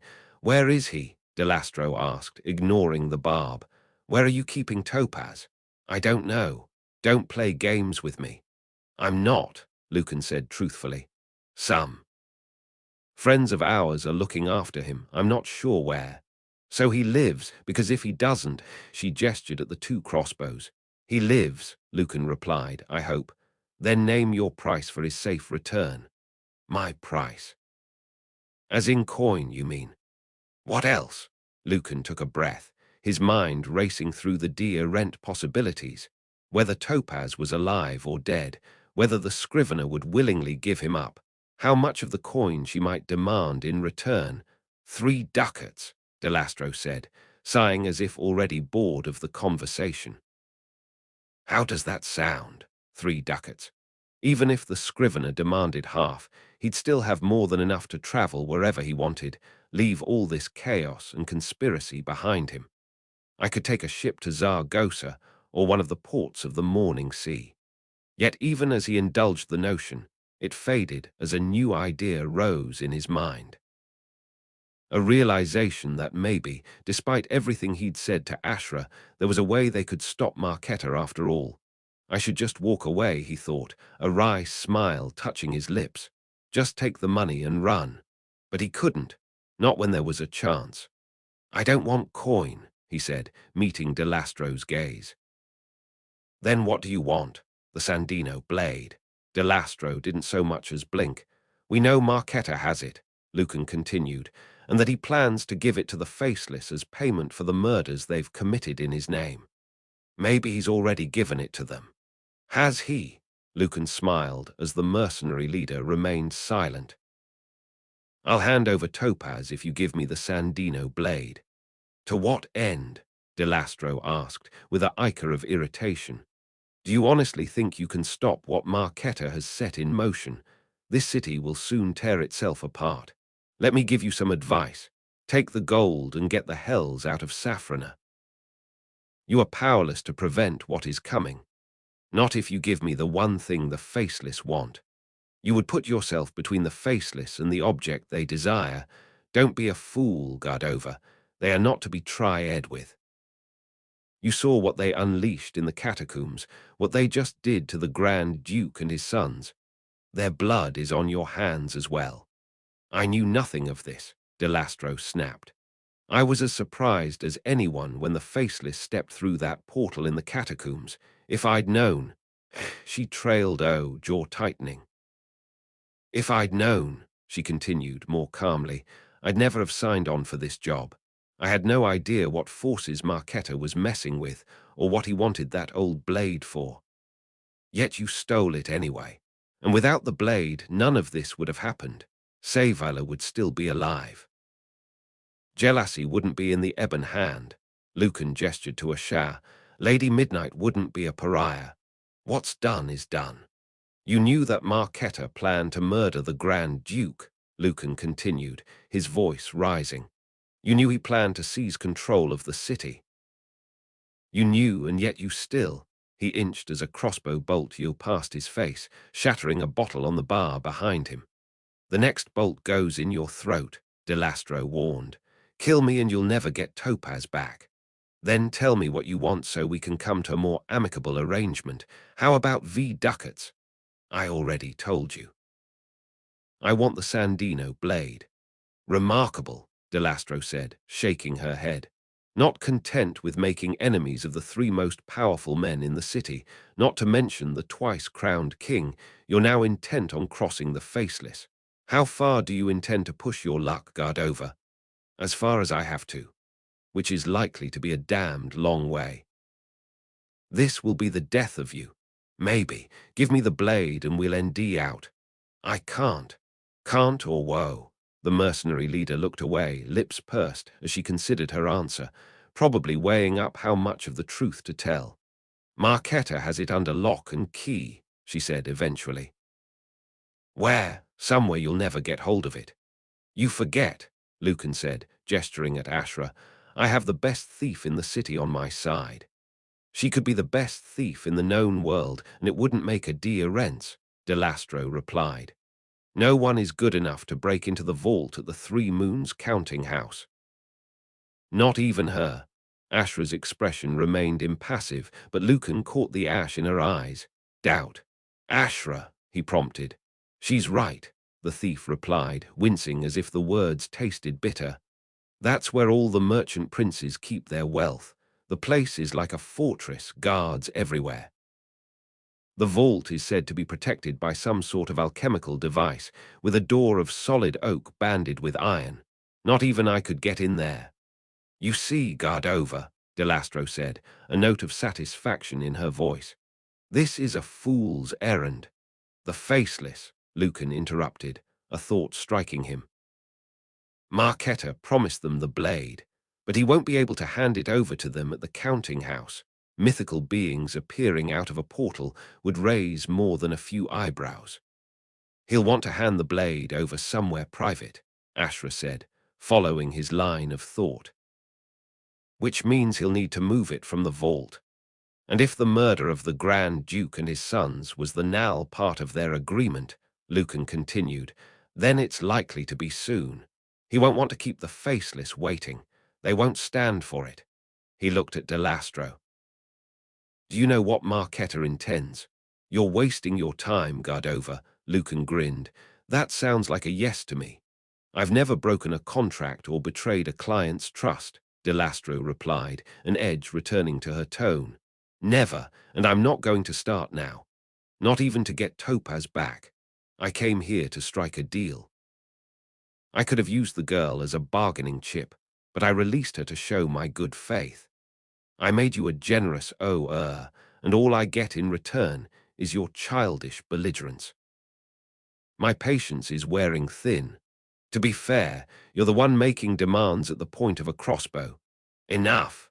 As the mercenary's face darkened, Lucan thought he'd pushed her too far.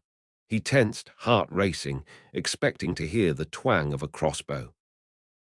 Instead, the woman merely glared at him, but if looks could kill, he would have been dead several times over. I should just put you down and be done with it. If you do that, you won't get your son back, Fleece shouted. Everyone in the room looked at her. Flee, Lucan warned, raising a hand. Just keep quiet. No, don't you see? The girl demanded, twisting away from Ashra as the thief tried to cover her mouth. They look the same. They have the same nose and the same pointy chin. Lucan looked at Delastro, taking in her sharp features and the small scars that were the marks of her profession. He tried to picture Topaz's face, but couldn't recall much beyond an impression of olive skin and dark hair. Those, at least, he shared with the mercenary leader, but it was hardly enough to mark them as blood. Delastro, meanwhile, was staring at Flea as if she regretted removing her blade from the girl's throat. Then, as the silence stretched, the woman broke the tension in the most surprising way. She smiled. You have sharp eyes, girl, she said, with the faintest trace of amusement. But you're wrong. Topaz is my nephew, not my son.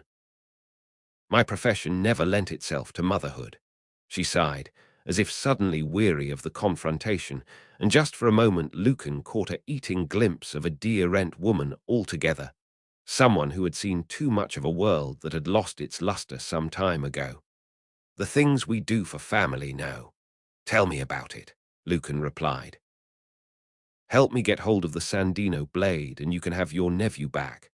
30 years, Delastro murmured, lips forming a thin line. 30 years without ever betraying an employer's trust.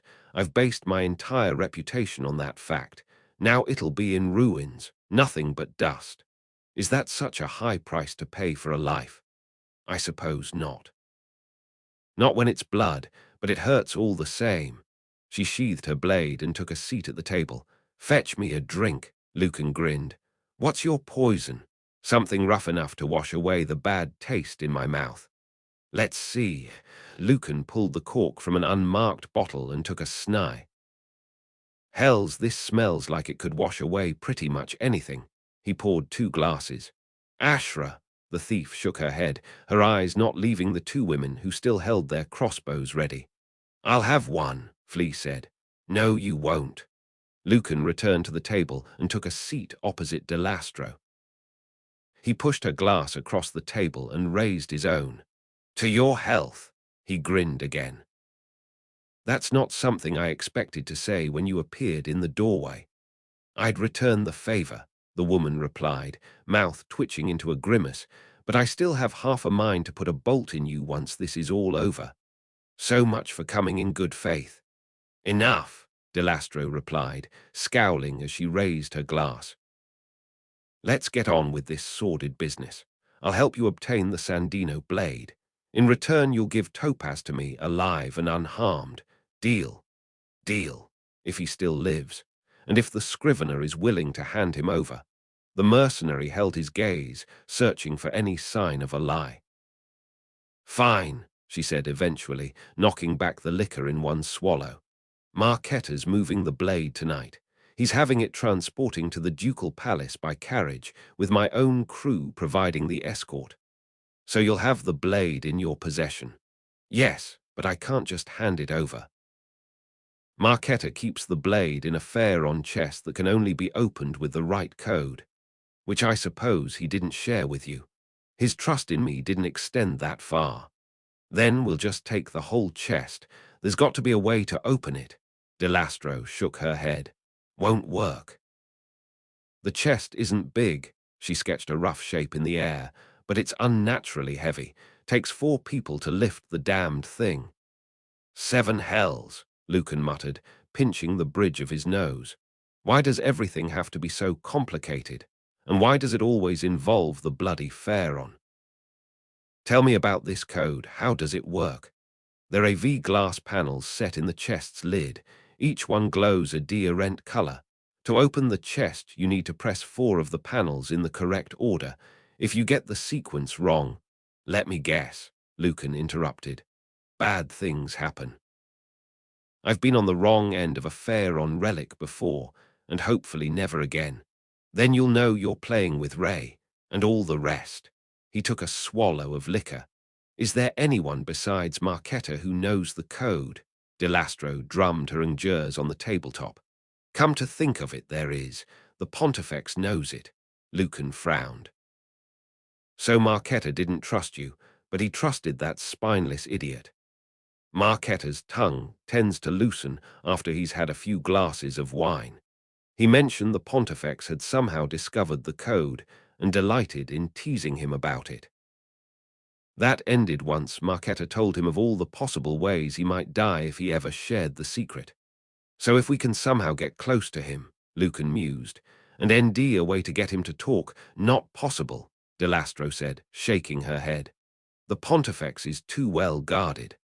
I'll take care of that, Ashra replied, her expression thoughtful. I can get close to him, make him talk. Her eyes found Lucan. You have a plan. I'm still working on it, he admitted. Then work quickly. Ashra made for the door. I'm going to pay His Holiness a visit. Steel and silk. Hello, Rosario. The owner of the Golden Lily Bordello jolted in his seat, the tip of his quill slashing across the page of his ledger. 7 shadows, he snapped, glancing up. The words died in his throat as he saw Ashra standing by the open window. You, he breathed, his eyes widening. Me, Ashra agreed as she strolled towards his desk. But you shouldn't be here, Rosario spluttered, rising to his feet. You can't be here, but here I am. You need to leave. Now. The ruby ring on the man's right hand ashed red as he punctuated his nal word with a jab of a ingere. Rosario liked the color red. The silken drapes by the window were red, the rug on the oar was red, and his velvet waistcoat was red. Normally his face was red too, but at this moment it was white, as if the color had drained from his cheeks and into the furnishings. Now, he repeated, when Ashra didn't reply. I only just arrived. The thief slid into the chair opposite his desk. But haven't you heard? The man hissed. Heard what? Rosario gaped at her. The king, they've put a bounty on your head. His eyes icked to the window and back to Ashra. Everyone's looking for you. I know. So you need to leave now. If the king NDS out you're here, they won't. But my guards are useless and wouldn't notice a threat until it punched them in the face. They didn't see me. No one did. Not your guards, your girls, or the gutter rat you pay to watch the street for you. I'm only seen when I want to be. You need to leave, Rosario insisted. If you don't, I'll call my guards and have them drag me away. I wouldn't. Eyes will see, tongues will wag. Ashra leaned forwards. Questions will be asked about why I was here in the RSD place. The man swallowed and sank back into his chair. But why are you here? I've come to claim that favor you owe me. The favor. What now? Now. But the city is in uproar. The Grand Duke is dead.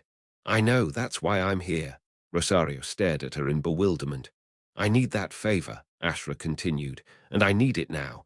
The sooner you agree, the sooner I'll be gone. The king will never know I was here. The man's eyes icked to the door. Don't, she warned. Rosario slumped against the back of his chair with a sigh. Fine, what do you want?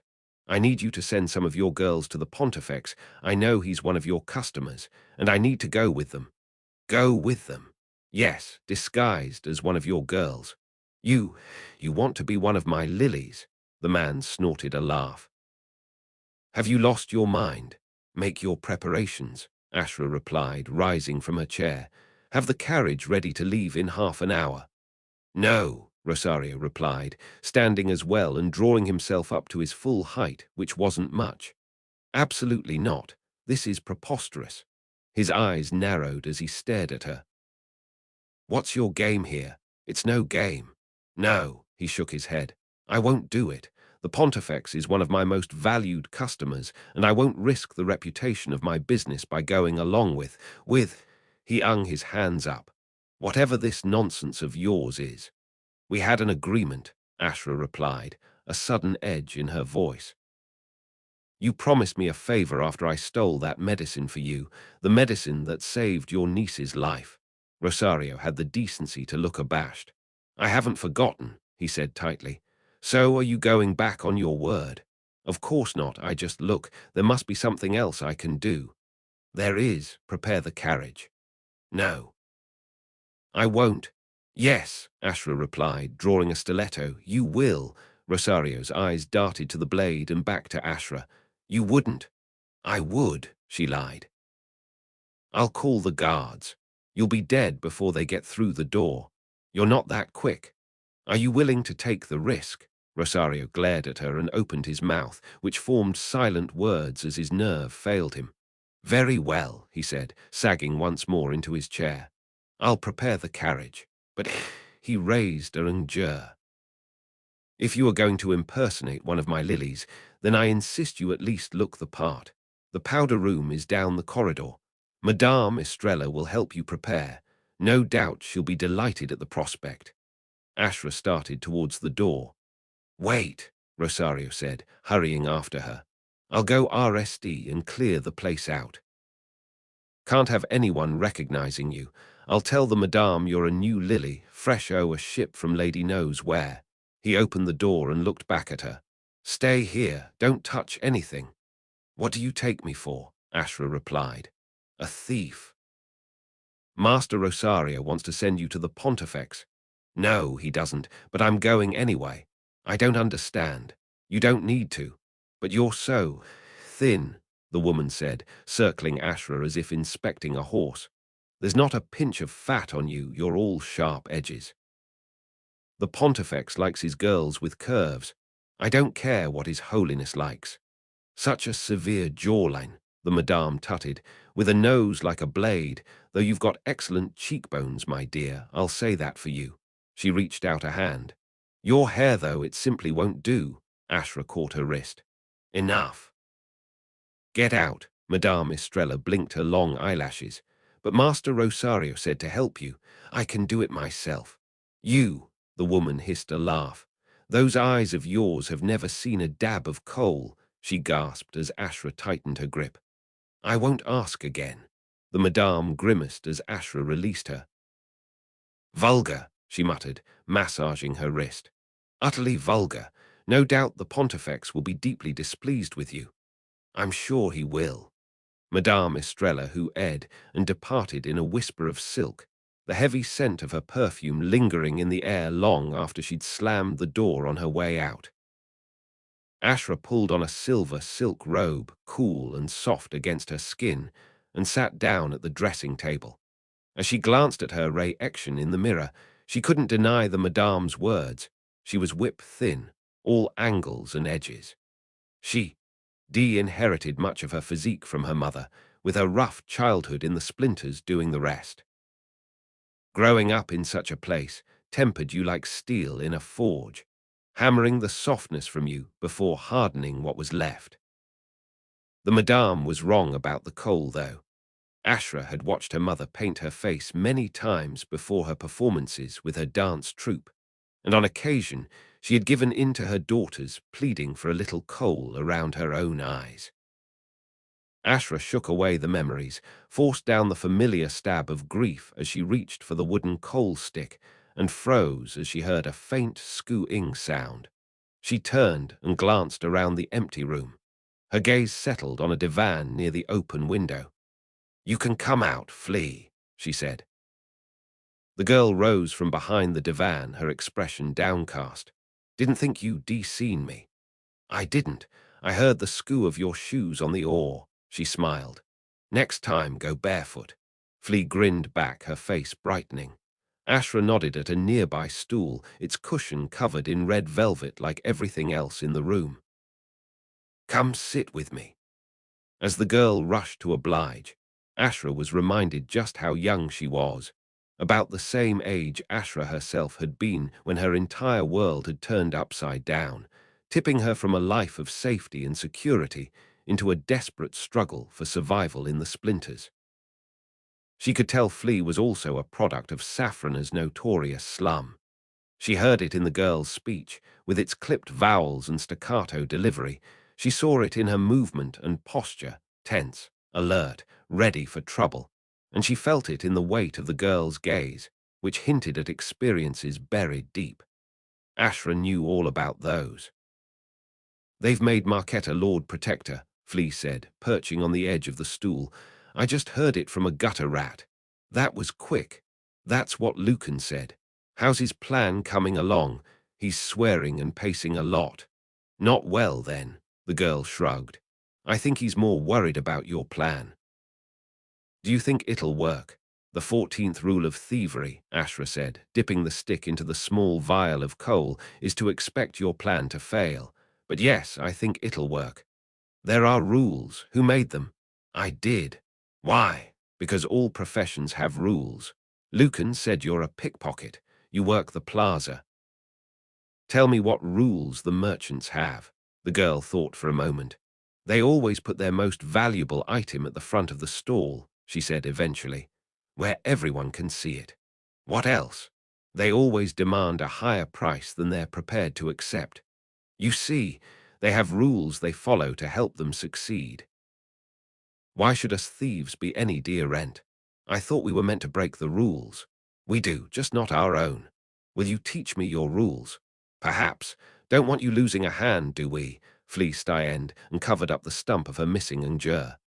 "Don't be ashamed of your mistakes," Ashra continued, drawing coal along her lower eyelid. "Learn from them, that's what I did. You made mistakes, of course. But you're Lady Midnight, Master Thief, who never puts a foot wrong. That's just a myth." Seeing the girl's disappointment, she added, "I am a Master Thief. That part is true, but it took me many years to get there, many mistakes too." "I heard that you—" "Go on." "I heard that you weren't born in the splinters, that you were—" Flea hesitated again, as if unsure of the right word. "Respectable," Ashra aired, a hint of amusement in her tone. "Yeah, like not a frilly or something, I don't mean that. It's knee. And yes, I suppose we were respectable, whatever that means. We lived in a house with a red door in 7 arches. My father was harbour master and my mother was a performer, a dancer." "A dancer? Was she good?" "The best." Ashra paused in her work, feeling another pang of grief. 10 years now, and it never really faded. Some of my happiest memories are of watching her dance. Such poise.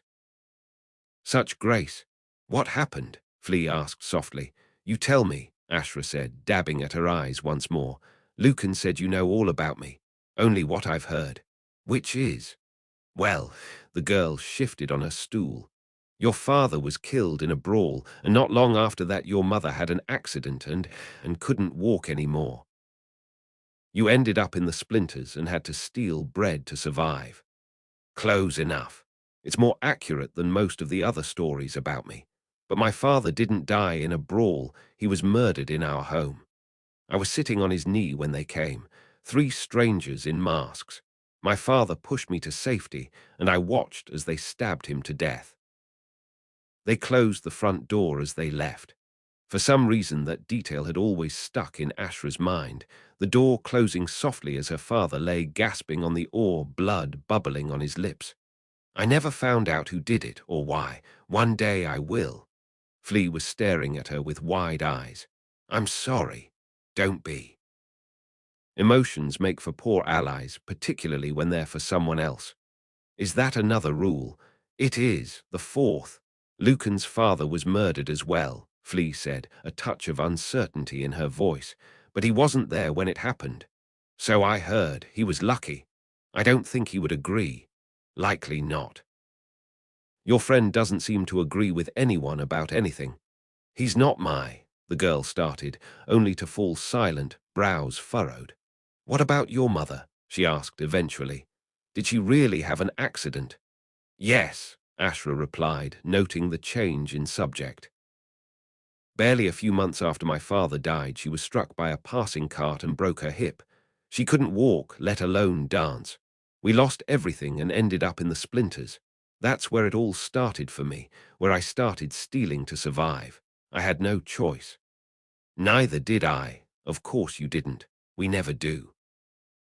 No one chooses to be a thief. It's something that's thrust upon us. We just have to make the best of it. I wish I could be as good as you. Who says you won't? Because you've never been caught. I've already been caught once. Flea held up her left hand, showing her missing injure, and then Lucan caught me when I tried to steal from him. So that's twice now. The punishment for a second Owen Sayre is the loss of a hand. You still have both of yours. Only because Lucan didn't report me to the constables. Then it doesn't count. But Lucan caught me. And he ended up paying you to be his eyes and ears in the city. You turned the situation to your advantage. That's the true mark of a good thief. The girl brightened. Really? Really? Ashra touched up her eyelids a now time, then examined her handiwork in the mirror. It wasn't perfect, certainly not as good as her mother's work, but it would have to do. I'm done here, she said, rising from the dresser. How do I look? Will I pass for one of the golden lilies' nest? Denightly. Liar, she replied good-naturedly. Madame Estrella was right, my hair's too short. I don't have the curves, and these, she gestured at her chest, are denightly not big enough. Flea giggled and rose from her stool. Shall I tell Lucan you're ready? Yes. And tell him he better have gooed out the Nal part of his plan. The girl nodded and made for the window, only to pause. What if the Pontifex won't give you the code? He will, the 12th rule of thievery. What's that? Ashra smiled. People will tell you anything when you've got a blade against their throat. She mostly targeted the prosperous merchants and citizens of the Silks, whereas the inhabitants of Archeros, Rise, merchant princes, and other notable Goors were all protected by the king's midnight charter. And as much as Ashra found herself increasingly char-ng against the secret laws that bound all the kindred, she'd always been careful not to break them. Not that it mattered now. The king had decided she'd broken them anyway. In an instant, she'd gone from being revered to being, what was the word Lucan had used? A pariah. An outcast among her own people, the myth of Lady Midnight forever tarnished. None of the kindred would associate with her now. The way Rosario had reacted to her presence was proof enough of that. She ground her teeth as she remembered the smirk on De Lastro's face, but the mercenary leader was no more than a puppet. Marquetta had ordered the stealing of the Sandino blade. He had caused Ashra's downfall, even if he didn't realize it. And now she would do her best to cause his. But there was far more at stake than her desire for vengeance. As the carriage had set out from the Golden Lily, Ashra had seen the crowds gathering in the streets, felt the tension building in the air. She heard the cries denouncing Zaragoza, demanding justice for the Grand Duke's death, and she realized then a storm was coming, just as Marquetta knew it would, just as he wanted it to. The merchant prince's framing of the Zaragozan ambassador was not just a way for Marquetta to seize power, but a means to relighting a centuries-old prejudice. Now decades of peace and progress would unravel overnight, and Safrana's Zaragozan citizens, her mother's people, would be driven from the city they called home. And once again, Safrana and Zaragoza would go to war. Tens of thousands would die. Ashra would be damned before she let that happen. She just wished she didn't need to involve the two courtesans, Clara and Pasha, in her scheme to obtain the code for Marquetta's fare on casket. The two women had no idea who she really was. Rosario had made sure they didn't recognize her, just as he'd made sure to smuggle Ashra into the carriage without her being seen. Still, their employer's refusal to explain who Ashra was or why she was joining them had set the two women on edge, and they had spent the journey engaged in a whispered conversation, pausing only to shoot her suspicious glances. Ashra could hardly blame them. She'd feel the same in their position. Ideally, she'd have done this alone, but Rosario and Madame Estrella had been right. She barely passed as one of the golden lilies, and she needed the cover that Clara and Pasha aired her. When this was over, she'd ensure they were well compensated for their trouble. A month's wages should do the trick.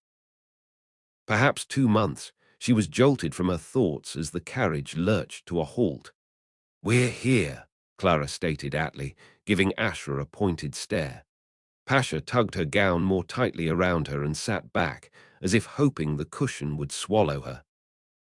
Ashra's RSD rule of thievery was that calmness was the key to success, but at this moment it wasn't her own state of mind that she was worried about.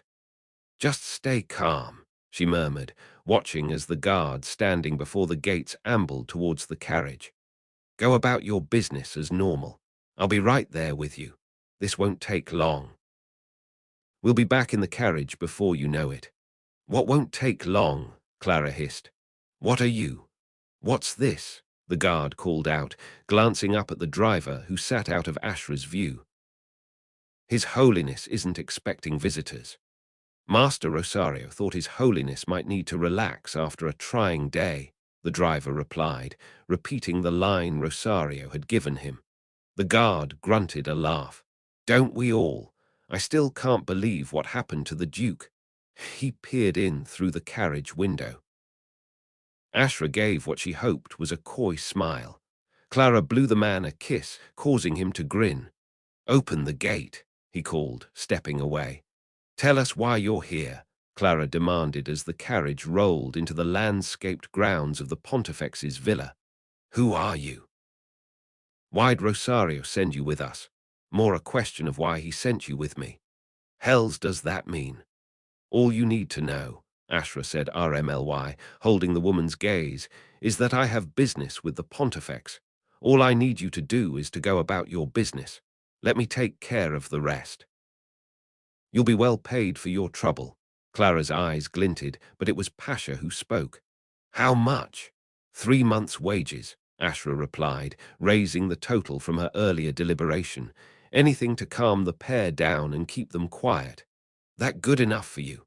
Their stunned expressions told her it was. Ashra looked out of the window, leaving them to another of their whispered conversations, and counted the guards patrolling the grounds. The 15th rule of thievery: never neglect your escape route. She was intending to leave in the same manner as she was arriving, but no plan was foolproof. There were 8 guards in the grounds, so 10 overall if she included the pair on the gate. The Pontifex, like so many of the rich and powerful, had made the mistake of assuming there was safety in numbers. But one vigilant guard was worth lazy ones. The way these guards meandered along the gravel pathways, cigarillos glowing like Ray Wise in the gloom as they laughed and chatted, told her they were the latter. Good to know. Moments later, the carriage drew up before the villa's entrance. Lights spilled from the open doorway, illuminating a well-dressed man who wore a usted expression. "Who's this?" Ashra asked. "Armando," Clara replied with a smirk. "Barbosa S. steward. He's got a thing for Pasha." "He does not," Pasha objected. "Course he does. You've seen the way he looks at you, the way he walks trying to hide his sty cock." "Remember what I said," Ashra murmured. "Business as usual." "This is business as usual." Clara opened the carriage door. "Let me do the talking." "You're not supposed to be here," Armando said, as the women disembarked from the carriage. "His Holiness is." He trailed as he caught sight of Pasha. "Told you," Clara muttered. "His Holiness is resting," the man continued. He needs to relax. You idiot, Armando, the courtesan replied wearily, one hand on a hip. We are his relaxation, just take us to him. Please, Pasha added, smiling sweetly. Armando swallowed. Yes, well, perhaps you're right. Very well, follow me. See, Clara whispered, nodding at the steward. Ashra smiled. There was something odd about the stilted way he walked. Pasha rolled her eyes. The steward led the way into the villa's entrance hall, and once they were all inside, closed the door. Ashra had expected something grand, but the opulence of it all still managed to surprise her. An exquisitely sculpted marble statue of the veiled lady, the one concession to Barbossa's status as a man of the cloth, dominated the center of the hall. The rest of the hall's furnishings looked more like they belonged to a merchant prince. An impressive crystal chandelier hung from the ceiling, while the walls were adorned with elaborate tapestries from Liang Ti. Ashra had stolen one such tapestry before and knew just how valuable they were. Certainly, such furnishings should have been well beyond the means of a priest, even one of the highest-ranking clergymen in the old empire. For all the pontifex's sermons about the dangers of greed and avarice, it seemed he didn't follow his own teachings. Still, that was hardly surprising. Coin, as the saying went, was the only true god in Safrana. This way, Armando said, leading them up one of the spiraling staircases. His Holiness is in his quarters. It's been a most trying day. The man didn't look at them as he spoke. He'd barely looked at them at all since they'd entered the villa. Ashra wondered if his awkwardness was due to Pasha's presence, or whether it was embarrassment at serving a pontifex who, despite his supposed vow of celibacy, enjoyed regular visits from the courtesans of the Golden Lily. Lust was clearly another sin His Holiness condemned from his pulpit, but enjoyed indulging in himself. They followed the steward around the upper gallery and into a wide corridor decorated with yet more tapestries. Just one of them could feed a family of V in the splinters for a year or more, yet regularly the pontifex would urge his ock to give the gift of charity. How much of the coin in his collection bowl even reached the needy? Ashra felt a spark of anger but forced it down. The fourth rule of thievery: emotions make for poor allies. The steward stopped before a door and knocked. At a mewed response from within, he opened the door. Your Holiness, Master Rosario, has seen T2. I've seen the carriage, Armando. I'm not blind. Send them in. The steward stepped back and gestured to the doorway, again not making eye contact. Ashra made to step forward, only to hesitate as she felt a touch on her arm. Clara's hand, squeezing gently as her eyes conveyed a message. Let me. Ashra nodded, moving aside to let the two women pass. Then, drawing a steadying breath, she followed. Armando closed the door behind her. The pontifex's quarters were even grander than the entrance hall, but whereas the latter possessed a sense of class, no matter how misguided, the man's bedchamber was ostentatious to the point of being garish, with its velvet cushions and gilt furnishings. It looked more like an upmarket brothel, which Ashra supposed was entirely teating.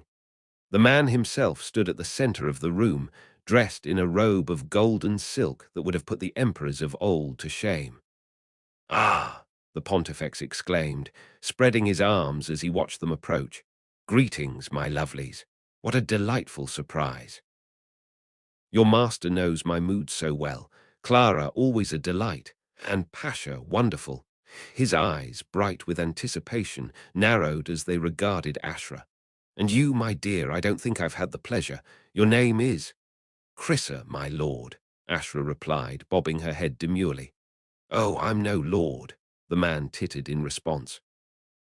Not yet, anyway. His gaze became distant for a moment before he collected himself. Please, he said, looking Ashra up and down, your holiness will do just me. As you wish, your holiness, she said, nodding again, but Barbossa was already turning away. Ashra wasn't surprised that the man's interest in her didn't stretch beyond a brief glance. Madame Estrella had been right. She wasn't to his taste. An hour of sitting in the carriage opposite Clara and Pasha, with their full lips, large bosoms and soft curves, had already given her a good sense of where the Pontifex's tastes lay. She watched as he settled himself on the bed, GHing to keep the disgust from her face.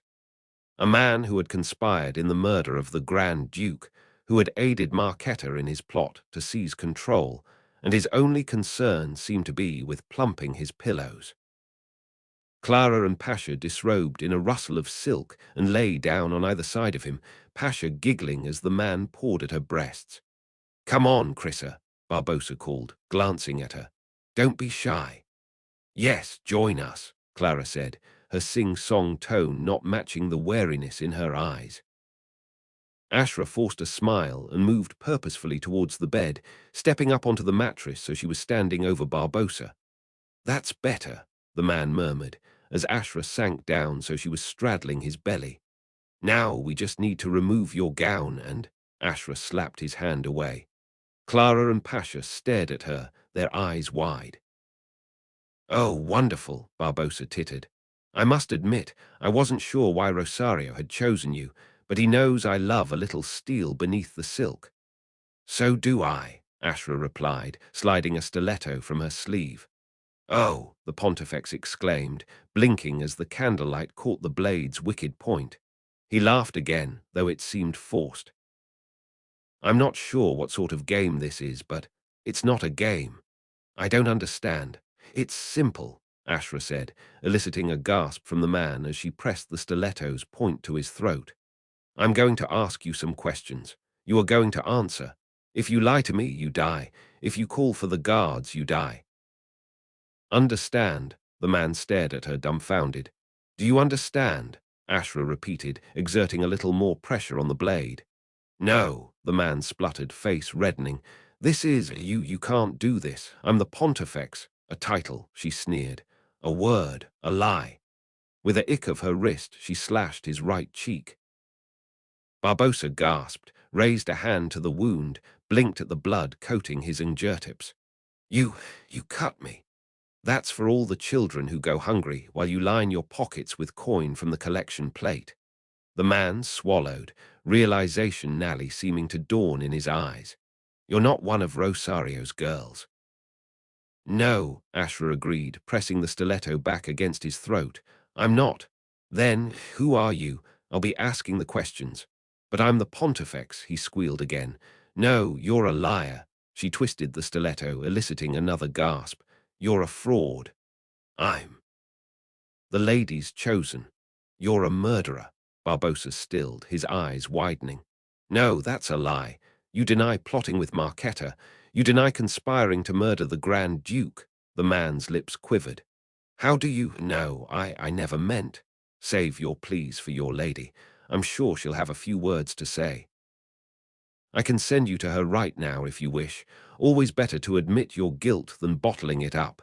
"No," the Pontifex squealed. "Please, tell me the code to Lord Marquetta's fair-on-chest." "The chest?" The man blinked in confusion. "But why? Tell me." "No, I can't." "Marquetta would kill me if I did."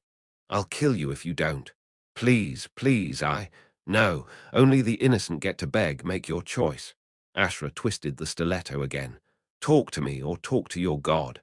The Pontifex took a great heaving breath, blinking away tears, and began to talk. The blade itself, the Zar-Gossan quarter, burned. Fire writhed across the rooftops, casting the narrow streets in a hellish glow. Columns of smoke rose into the night sky, carrying embers up towards the uncaring stars. Sorcery ashed, vivid emerald against the Ames, the boom of its detonations like the rolling of distant thunder, only far more ominous. Lucan could see it all from his vantage point, halfway up the wide, sloping avenue known as Quill Lovers Lane, which wound up and around Borgia's Blue to the ducal palace at its summit. He could hear the screams as well, carrying on the wind, and wished he couldn't.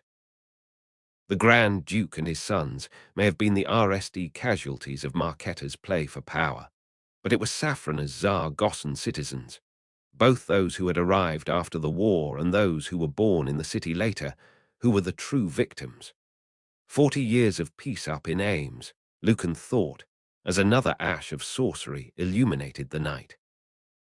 The twice-crowned king had claimed there were 6 pairs of gleamers in the city, and Lucan guessed at least half of them were out there now, enforcing Marquette's will with their deadly sorceries. What mindless stupidity! Not that the violence surprised him. It was inevitable things would turn ugly after the bloodbath in the shadow of the lady's house. As Ashra prepared for her visit to the Pontifex's villa, Lucan had toured the taverns of the Silks and 7 Arches. The talk had been the same in each establishment: accusations of treachery, whispers of war, angry denunciations of Zaragoza.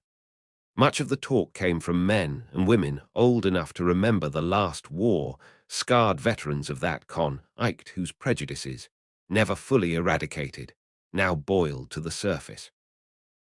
Their audience of younger folk who had never known war, never held any hostility towards the Zaragozans, nodded along with enthusiasm. Young and old alike toasted the calls for justice and retribution with alcohol, though the emotions that drove them were far stronger. The rising fury nearly exploded into violence at sunset. A mob stormed the Zaragozan embassy in the Silks district and murdered the O'Siles inside, before embarking on a rampage through the city, targeting known Zaragozan businesses. By the time the rioters arrived at the edge of the Zaragozan quarter itself, they numbered several hundred strong. The RSD Ames appeared soon afterwards, bright orange against the indigo of twilight. Then the screams began. Lucan had seen it all from his vantage point, a deer-rent sort of fury gripping him as he stood helplessly, powerless to intervene. Flea had stood at his side, shocked to silence for the second time that day. By the time the constabulary showed up, supported by at least 2 pairs of gleamers, it was already too late, which was probably the entire point. Lucan had little doubt that Marquetta had delayed his response as long as possible. Even now, as he watched the ashes of sorcery amidst the Ames, he half suspected it was targeting innocent citizens rather than the rioters themselves. And this is just the start. How many more would die in the days and months to come as Marquetta wielded his newfound power? We've got to stop him. In that moment, his desire to free Zandrusa and obtain his father's casket was far from Lucan's mind. As he watched the destruction of the Zaragozan quarter, all he could think about was stopping Marquetta and saving a city that was on the verge of tearing itself apart. He could only hope the desperate plan they'd thrown together that afternoon would work. Fortune had been on their side so far. Topaz, much to Lucan's relief, was still alive, and the scrivener had agreed to hand him over to Lucan's care. A small price to pay, she had said, if it means I never have to lay eyes on you again, Master Gardova. Lucan had held his tongue, refraining from telling her the feeling was more than mutual. In any case, he could now hold to his side of the bargain. All he needed was for Delastro to hold to hers and deliver the Sandino blade into his care. But even that will be meaningless if Ashra fails to get the code. He moved to the archway that marked the courtyard's entrance and stole a glance at the avenue beyond. Where the hells has she got to? The great bells of the lady's house had tolled to mark the 10th hour of the evening some time ago, their peaceful tones at odds with the chaos in Gull, NG, the Zaragozan quarter. She's late. And something told him the thief was never late. She seemed the kind of person who regarded timing as a virtue, which it undoubtedly was in her line of work, which means she's run into trouble, or worse. He glanced around the small courtyard, wondering if he was in the wrong place. But no, the small fountain in the center was just as she described, with its crumbling statue of a man in an old-fashioned suit of armor. Lucan was exactly where he was meant to be, but if Ashra failed to join him before the carriage arrived, then it would all be for nothing. And what if something happens to the carriage? The journey from the Three Moons counting house to the ducal palace was little more than a mile, and far from the chaos on the western side of the city. Yet plenty of thieves and opportunists were using the riots as cover for looting and other crimes. He'd been forced to evade several small groups as he made his way to the rendezvous point. Delastro and her crew could surely handle a few armed thugs, but what about 20 or 30? Lucan cursed under his breath as the plan seemed to tear apart in his mind. There were too many variables, too many things that could easily go wrong. Can we even trust Delastro? What if this is all part of some ploy? He wasn't even sure he could fully trust Ashra. After all, he barely knew her. And what about Flea? He worried about her most of all, not with regards to her trustworthiness. On the contrary, she was the only person in the entire city he felt he could rely on. That realization brought a faint smile to his lips. We've come a long way since the little devil tried to pick my pocket. No, his concern with Flea was that he'd asked too much of her. The girl had thrown him her familiar withering look when he'd asked her that question earlier, yet he'd thought he'd caught a ichor of uncertainty in her eyes. And rightly so, this could easily get her killed. He'd never forgive himself if that proved to be the case. The last thing he wanted was another death on his conscience, especially hers. Lucan sighed and went back to pacing the courtyard. Even if this all went to plan, even if he managed to get his hands on the Sandino blade, the hardest part was still to come. And that was something he couldn't plan for, not least because of the nature of who he was going up against, what he was going up against. In his mind, he saw the portal opening and the three Gurs emerging, armor steaming from the cold as they moved in unison. Enough. First things RSD. We don't even need to worry about the faceless if we can't get hold of the blade. The sound of distant hooves drew him from his thoughts.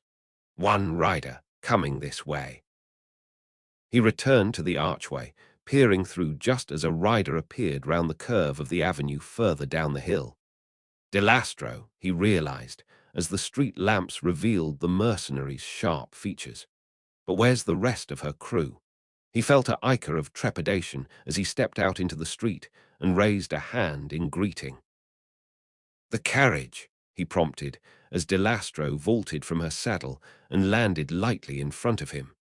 "Following behind," the woman replied, glancing around at the tall buildings that lined either side of the avenue. Their windows were mostly dark, but here and there a candle glowed against glass as a scribe or notary worked late even as the city burned.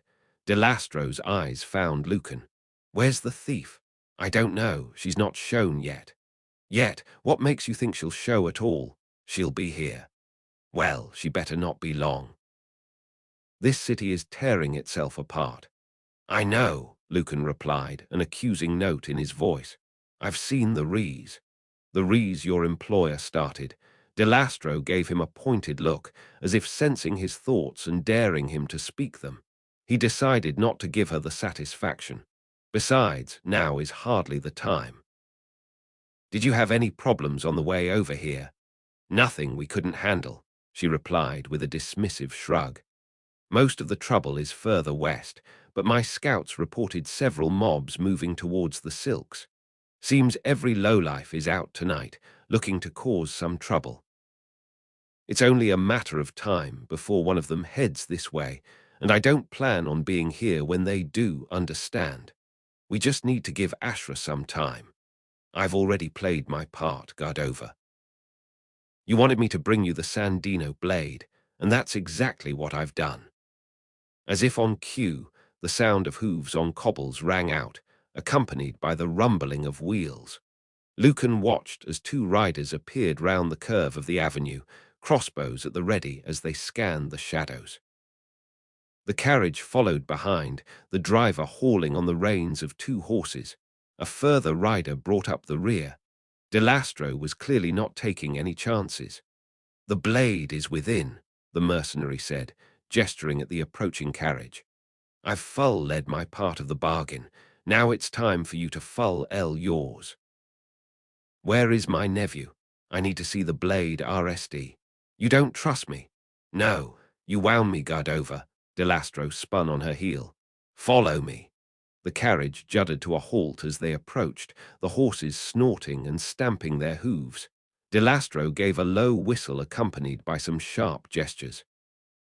One of the riders turned his horse and rode back the way they'd come, while another spurred her mount up the avenue, giving Lucan a glare as she passed him.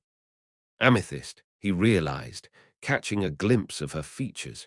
He was in no hurry to cross swords with her again. The rest of Delastro's crew took up positions around the carriage, their eyes constantly searching the shadows for any sign of a threat. Let's make this quick, Delastro said as she opened the carriage door. We'll need a light, Lucan began, then fell silent as a soft glow spilled out across the cobbles. He stared in surprise at the interior of the carriage, which was illuminated by a small alchemical globe hanging from the ceiling. That good enough for you? Delastro asked wryly. The 3 moons counting house spares no expense. So I see. Lucan turned his attention to the object that lay on the oar of the carriage. The chest was smaller than he'd imagined, leaving him room to clamber inside and ease onto one of the cushioned seats. It was forged from a golden hued metal that gave the subtle impression of movement as light played across its sides, like faint ripples on a lake. Denightly fair on, no doubt about that. He examined the small glass panels in the lid. When he reached out a tentative hand, the panels lit up, each one a diorent color. They pulsed softly, as if urging him to press his ingertip to them, not bloody likely. He drew his hand back and the panels darkened again. Sutty's Ed, Delastro asked. Not until I get my hands on the blade. Damn it, Ashra, where are you? Whether you do or not is of no concern to me. The mercenary stood aside as Lucan stepped down from the carriage. Now tell me where my nephew is. How do I even know the blade is in? Delastro moved fast. Lucan didn't even manage to niche the sentence before she shoved him up against the side of the carriage, a knife pressed against his throat. No more games, Gardova, she hissed, the bright alchemical light revealing every nick and scrape on her face. I've risked my reputation for this pathetic little plan of yours. The blade is in the chest. Whether you can get it out is your problem, not mine. Now tell me where my nephew is. A few moments, that's all I ask. You're in no position to. Delastro trailed as the sound of hoofbeats echoed up the avenue. The rider she had sent down the slope came racing out of the shadows, his expression grim. A mob, he called, tugging hard on his mount's reins.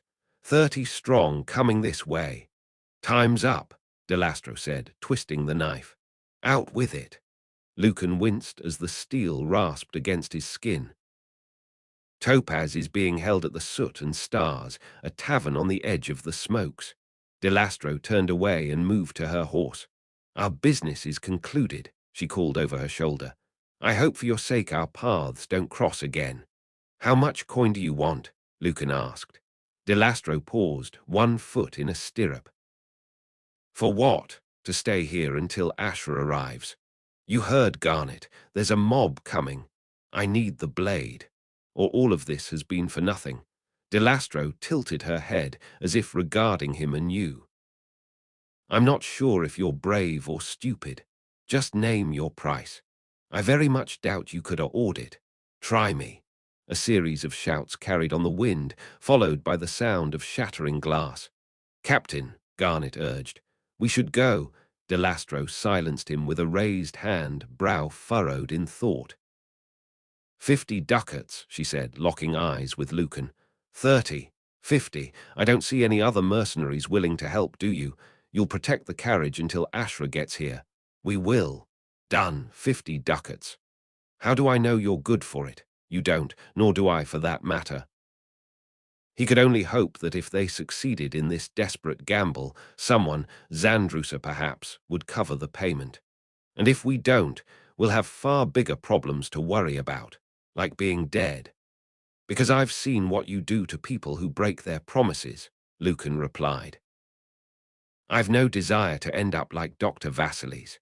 Go back on your word, and you'll sue her a worse fate. Delastro mounted her horse and gave a low whistle. Jules, she called, we have work to do. Lucan watched as Delastro ordered her crew to form a line across the avenue, positioning herself at the center.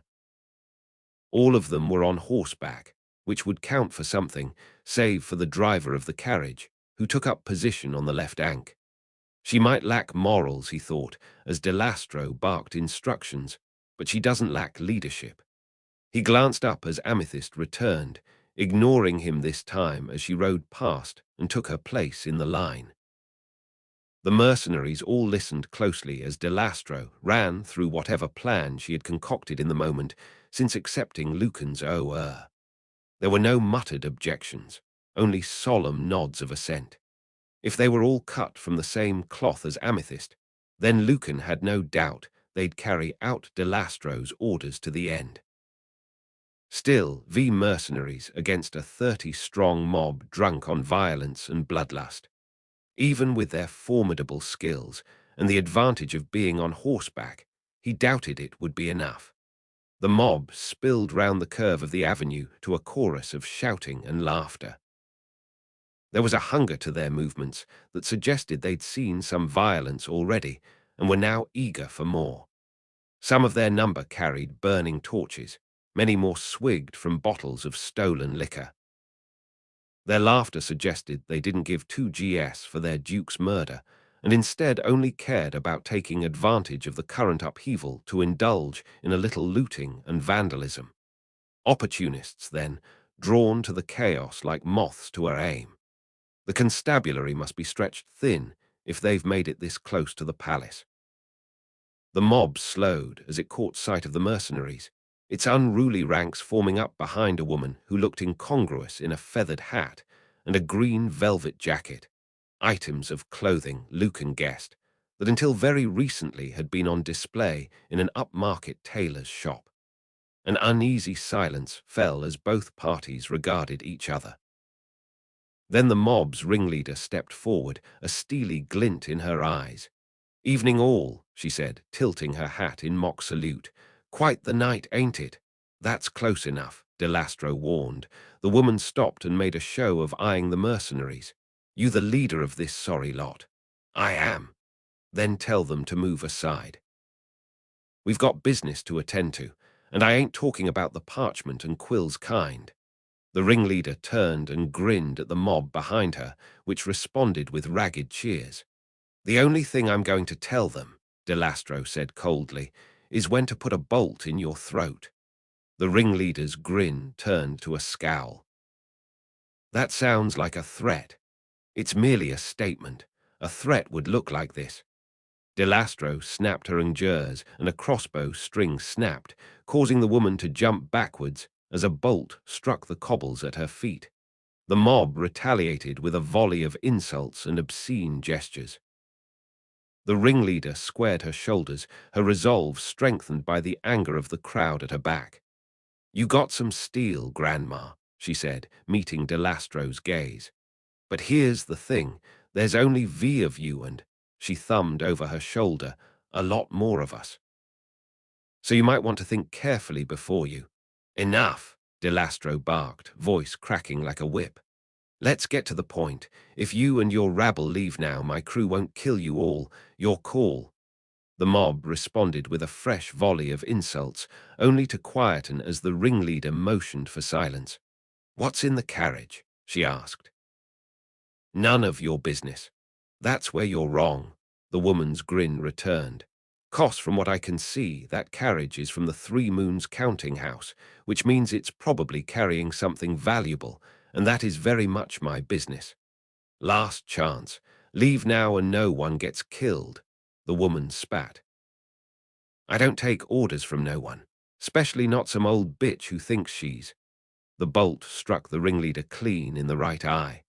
Her head snapped backwards, her jaw working as if she was trying to give voice to some exclamation of surprise, before her knees buckled and she fell to the cobbles. She twitched once before lying still. The night itself seemed to hold its breath. "I warned her," Delastro said coldly, eyeing the mob as she slid another bolt into her crossbow. She didn't listen. Will you? For a moment it seemed they might, as the rioters exchanged uncertain glances. Then an incoherent shout sounded from the rear of the mob, and while the words were lost, there was no mistaking the anger behind them. More voices joined the RSD.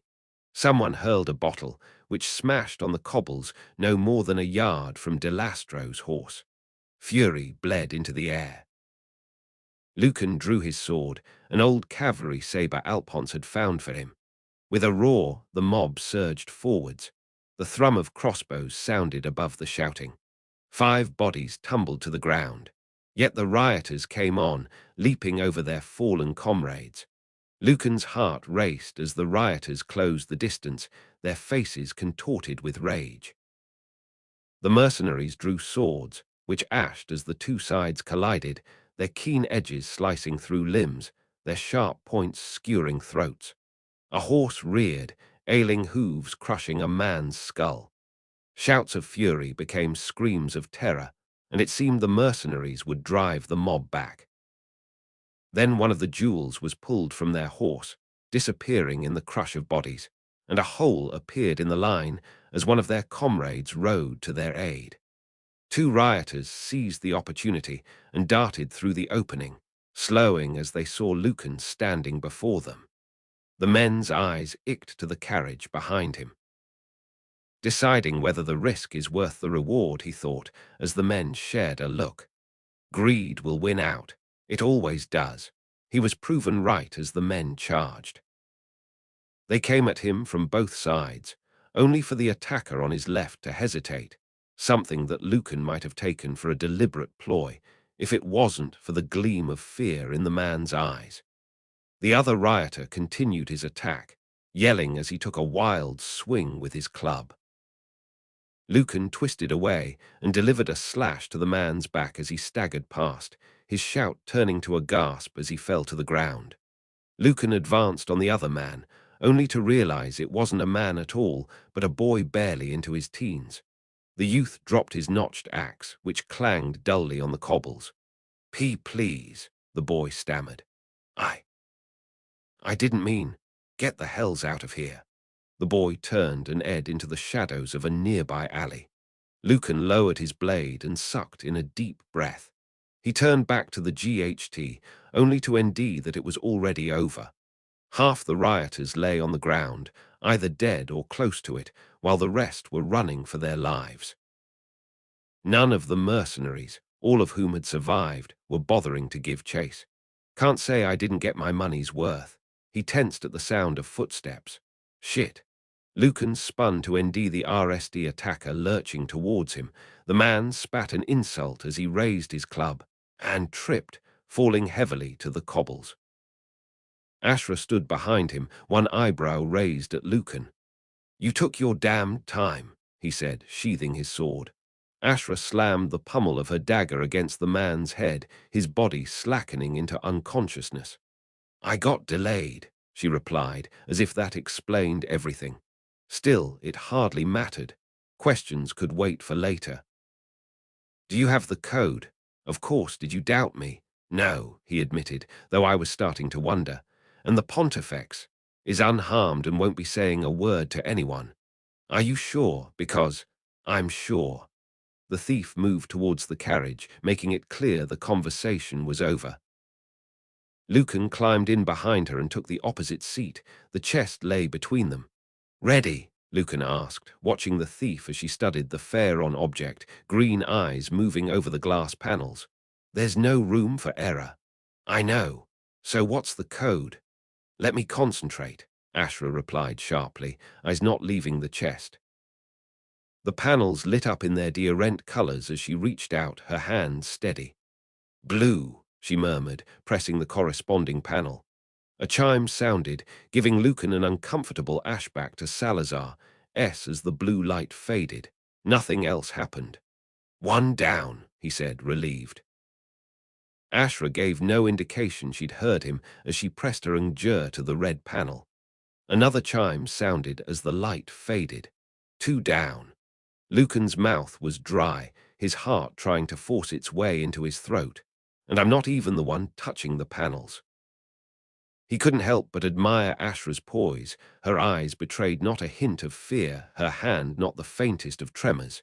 She pressed the orange panel. "One more," Lucan said as the panel's glow faded. "Lady's mercy, we're actually going to pull this green," Ashra breathed, and Jer moving towards the panel of the same color. She hesitated, eyes narrowing. "Shit. What is it?" "Green is the last color in the sequence." Lucan leaned over the casket. "That looks green to me," he aired, indicating the panel beneath Ashra's hovering Jer. "What's the problem? If this is green, then what color is that?" The thief pointed to the other panel. "Ah, green. A lighter green, but still green. You could argue it's turquoise. It's light green." "Damn it, she's right." Lucan sighed and ran a hand through his hair. "You're sure the Pontifex wasn't more spec, I see. He just said green." Ashra sucked her teeth. "We're going to have to guess. Lady's blood. If we get it wrong, a punishment." "I know." They stared at the casket in silence. "So which one?" Lucan asked. "Light green or dark?" "Dark." She reached for the panel. "Wait." The thief met his gaze. "For what?" Lucan swallowed. Perhaps I should. Press it for me." "How chivalrous of you." Ashra turned her attention back to the casket, and without any hesitation, pressed the dark green panel. Lucan held his breath, bracing himself for the thief's arm to burst into aim, or dissolve into dust, or any of a dozen hoary sea scenarios. But instead a chime sounded, a lower note than the others, and the dark green light faded. A series of clicks followed, accompanied by a strange whirring sound. All of the glass panels started ashing in unison, then went dark. "Is it open?" Lucan asked, scarcely able to breathe. As if in answer, the chest's lids slowly started to rise, hinging backwards to reveal an interior lined with gold and silk, and a dagger resting on a velvet cushion. The Sandino blade. Lucan couldn't keep the grin from his face. "Now that," he said, meeting Ashra's eyes, "was a good call." The thief made no reply, though the shadow of a smile might have itted across her lips as she reached into the casket and withdrew the dagger. It wasn't much to look at. The blade itself was speckled with rust, the silver hilt and cross guard both tarnished. "What could the Faceless possibly want with this?" Ashra murmured. The rough-cut gem set in the pummel glinted as she turned the blade over. "The gem," Lucan said excitedly. "Hold it up to the light." The thief obliged, and they both watched as the gem gleamed a purplish black. "A purple crystal," Ashra said, eyes widening as realization dawned. "Like the kind you said the Faceless always trade for." "Exactly," Lucan replied, unable to keep the excitement from his voice as a missing piece of Marketta's plan Nally slotted into place. "It's not the blade the Faceless want, it's the crystal set in the pummel." He held out a hand. "May I?" Ashra aired him the blade hilt RSD, and he took it with an almost reverential air, unable to stop staring at the gem. One of the fabled purple crystals. "I can't believe it." He pressed a thumb to the crystal, its surface rough and surprisingly cold against his skin. If only father could have seen this. He inched as a strange feeling stole over him. The sensation of a presence, timeless and vast, ling his mind. What in the hells? The taste of copper on his tongue. A keening in his ears, like 1,000 screaming voices at the very edge of hearing. And a succession of images, each bleeding into the other. A black tower, a stream of white light, pale tentacles writhing against an iron-grey sky. Then the presence was gone, as swiftly as it had arrived, leaving Lucan shaking on the carriage seat, a primal fear churning in his gut. "Lucan," Ashra ventured. "Are you fine?" he managed, waving her concern away. "Just a bit of dizziness, not enough sleep." The thief's eyes narrowed, but she didn't press him further. "We should move." "Agreed." He clambered down from the carriage to N.D. de Lastro standing nearby, cleaning her sword with a cloth. A spatter of blood covered her right cheek. "So you got the blade, I see," she remarked. Her eyes icked to Ashra. "Seems you're just as good as they claim." Ashra remained silent. "The battle," Lucan said, glancing at the dead bodies and the mercenaries who crouched beside them, rieing through pockets and removing rings. "Are your crew all right?" "Of course they're all right." This was nothing more than child's play, a slaughter, not a battle. She tossed the rag aside and pointed her blade at Lucan. "You owe me FTY ducats. You'll get them, you have my word." "I don't care for your word, only the coin. I want it deposited at the Brant and Balin banking house in Amberley. Mention my name, and they'll make all the necessary arrangements. If the coin isn't in their vault a month from now—" "Yeah, I know. You'll hunt me down and pin my balls to the wall with a crossbow bolt." "Something like that." Delastro sheathed her sword. "So you have the blade. What will you do now?" "That's none of your concern." "No, but I must admit to a professional curiosity as to what you intend and how you plan to do it. I take it you still want me to deliver that empty chest to Marquetta. It would be far easier to just leave the carriage here. I can tell him that my crew were attacked by a large mob and we had no choice but to abandon it." "No, I need you to take the chest to him. If this crazy plan is to have any chance of working." Delastro gave him a searching look. "Fine," she replied, shrugging. "That was what we agreed. I'll see it done." "And what then?" "Surely you can't stay at Marquetta's side after this. Scared that you might have to cross swords with me, Gardova?" "Hells, yes." Lucan shrugged, forced a smile. "Professional curiosity." Delastro aired him a lopsided smile of her own. "Mind your own damned business. And try not to get yourself killed before you've paid me that money." She made to turn away, only to pause. "The name of that tavern you gave me, the Soot and Stars. That's where Topaz is, I promise." The mercenary gave him a narrow, searching look. "Then it seems our business is concluded," she said eventually. "It's been interesting, to say the least." She gave him a brusque nod and turned away. "Jules, mount up. Let's get this carriage to the palace." Lucan closed the carriage door and stepped away as one of the mercenaries climbed into the driver's seat and snapped the reins. The two horses snorted and broke into a trot. The other mercenaries took up the same positions as before. "It's all on you now, flee," Lucan thought as he watched the carriage move away up the rising avenue. "Don't let us down." He felt a stab of guilt, but most of all, stay safe. "Let's go," Ashra said. The thief made for the shadows of a nearby alley. Lucan started after her, only to pause and look up at the palace, looming on the top of the hill above them, blotting out the stars. "We're coming for you, Marquetta," he whispered, hefting the Sandino blade. Then he followed Ashra into the darkness. The right moment colors swam before Flea's eyes. Bright orange, hints of yellow, ashes of green. She blinked away her tears, and just for a moment it all came into focus. The ravenous aims, the ichering sorcery. The Tsar Gossan quarter burning beneath the stars. Then fresh tears came, and it all blurred again. How could they do this? She wondered, wiping her eyes with the back of her hand. She'd grown up on the streets, meaning that home was wherever she chose to lay her head, and the Tsar Gossan quarter had proven safer than most. Countless nights she'd slept there, lulled to sleep by the jingling prayer bells of the red-robed priests as they performed their rituals at dusk.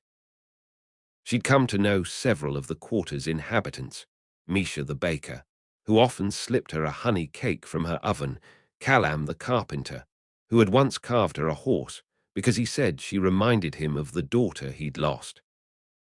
But she'd liked Obassa best of all, the kindly beggar who was clearly more than he claimed to be, who always had a smile for her, and more importantly, a coin or two in return for a favor. They were all gone now, consumed by the aims. No, she thought to Antley. They got out. They didn't die.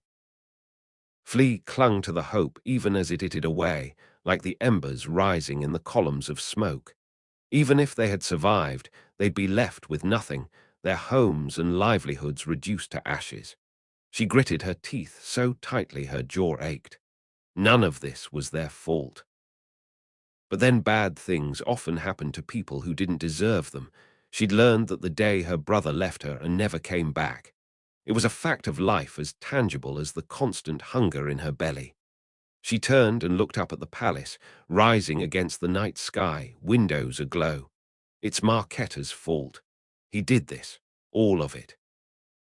Lucan was right, not that she'd ever tell him. Marketta had to be stopped. She saw that clearly now, even if she hadn't seen it earlier.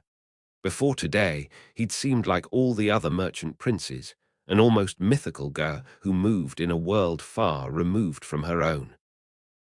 Even after she'd learned of his plot, even after she'd seen it unfold, she hadn't grasped the significance of it all. How did any of this affect her, a pickpocket from the slums? Her life would be the same as before, regardless of who ruled the city. Now, as she stared at the Ames, she realized how wrong she'd been. "I'll make him pay for this," she whispered, thinking of Misha, Kalam, and Obasa, and all the other Tsar Gossans who had shown her kindness over the years. "I promise. And when I make a promise, I keep it."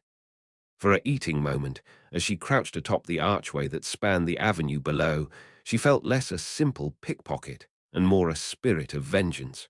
Then her resolve faded as her thoughts turned once more to the task ahead. Could she do what Lucan asked of her? She told him with her active derision, a mask she'd honed over the years, that of course she could. At the time she'd even believed it. Now, as the knot of fear reasserted itself in the pit of her stomach, she didn't feel nearly so sure. Flea took a deep breath to calm herself, just as she always did before dipping her ingers into someone's pocket. It wasn't the potential danger, or even the prospect of pain, that worried her. When you grew up on the streets, you lived with both every day of your life.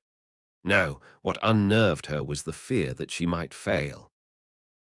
That Lucan's hopes, her hopes, of saving the city would die, leaving Marketta to unleash his evil plans. And it would all be her fault. Yet worse even than that was the thought of letting Lucan down. No one had ever put their trust in Flea the way Lucan had. Not her brother Matteo, when he had told her to keep watch during one of his thieving escapades. Not even Obasa, when the old man had set her one of his little tasks. Yet somehow Lucan, a man of odd mannerisms, whom she'd only known for a short time, and who at RSD had been nothing more than a target for her nimble ingers, trusted her more than anyone ever had. He looked her in the eye earlier that evening and said, "I have faith in you." In that moment, Flea had realized that trust freely given was more valuable than any trinket she'd ever stolen. It was an almost physical presence inside her chest, lending her a degree of confidence and pride that she'd never felt before. The thought of losing that, of seeing the disappointment in Lucan's eyes, was more than she could bear. "I won't let you down," she thought, clenching her SDS. "And I won't let the city down." The distant sound of hooves striking cobbles cut through her thoughts. Riders. The carriage is coming.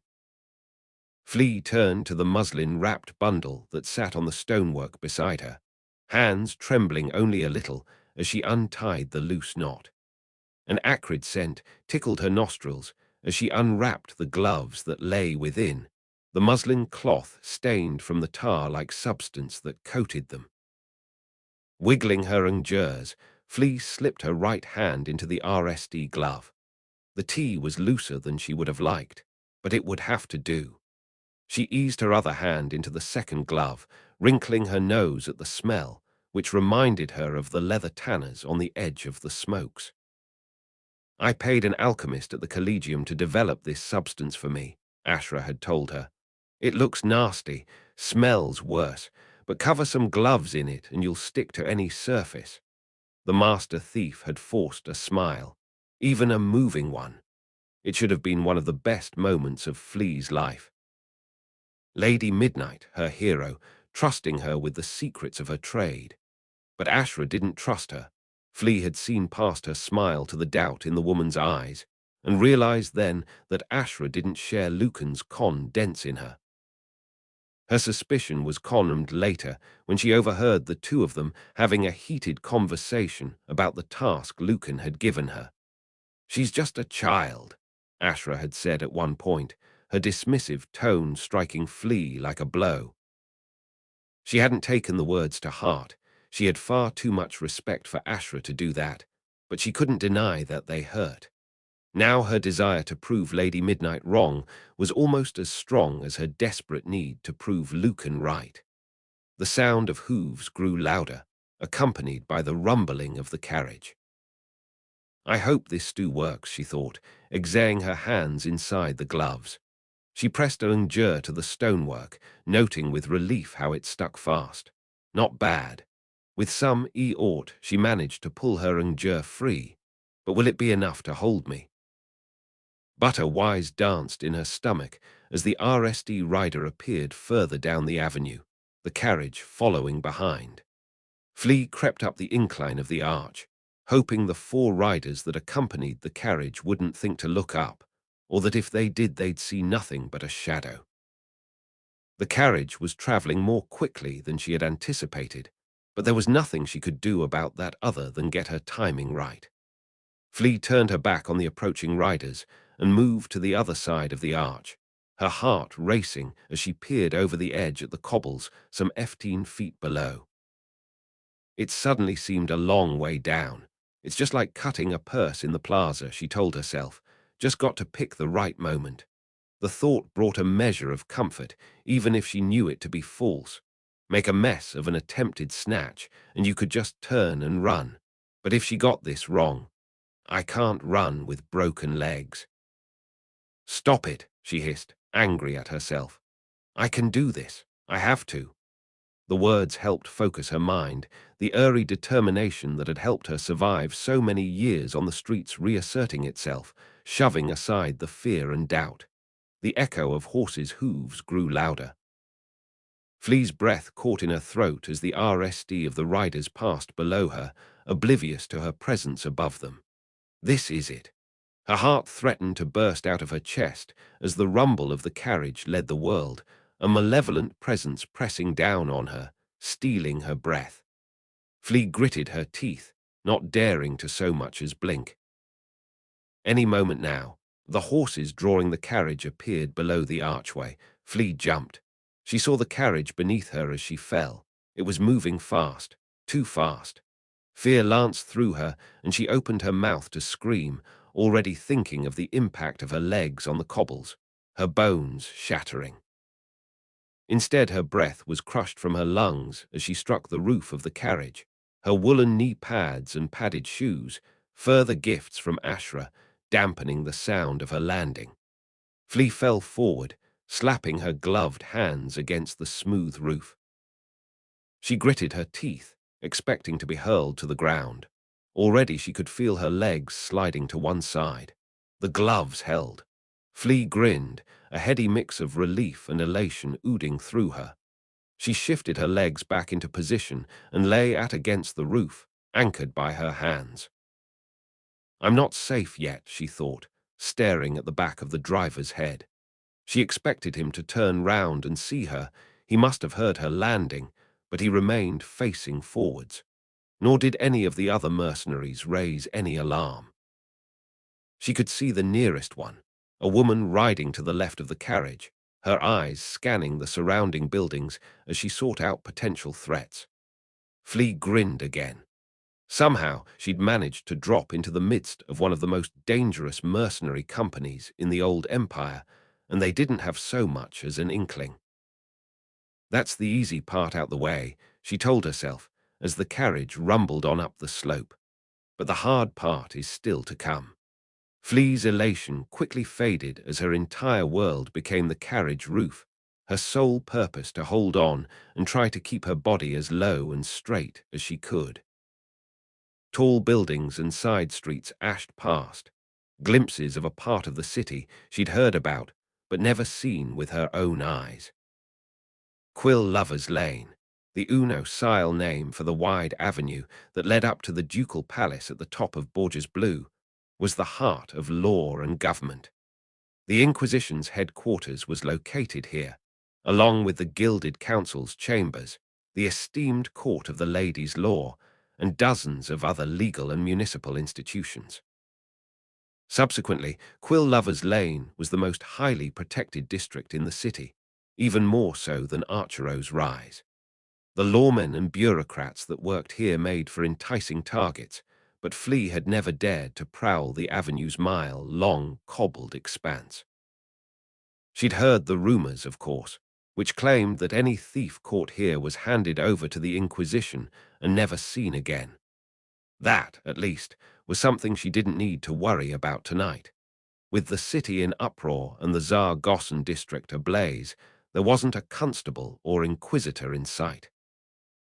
Flea almost cried out as the carriage took a sharp turn, inging her body in the opposite direction.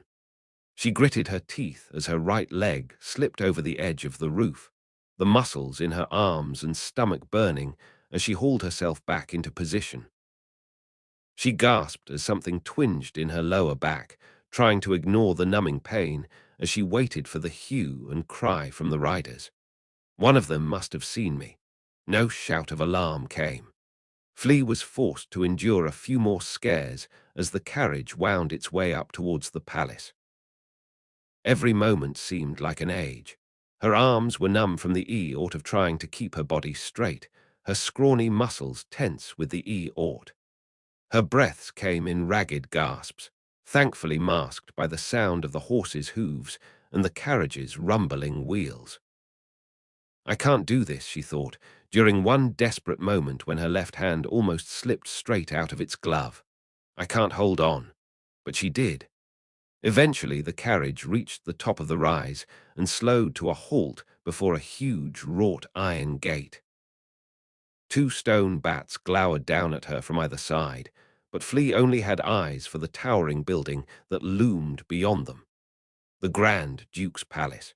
She'd only ever seen it from a distance, its domes and turrets seeming somehow insubstantial, as if they were just a G-ment of her imagination. Now the palace rose before her, undoubtedly real and far larger than she could have imagined, its countless windows glowing against the night. Flea was so awestruck she barely registered the guard's challenge from beyond the gate, nor Delastro's clipped response. If only Obasa could see me now, she thought, pride pricking her chest. I'll bet no one from the Splinters ever made it this close. The squeal of iron hinges brought her back, the carriage jolting as it started forwards once more, passing through the gates and into the palace grounds.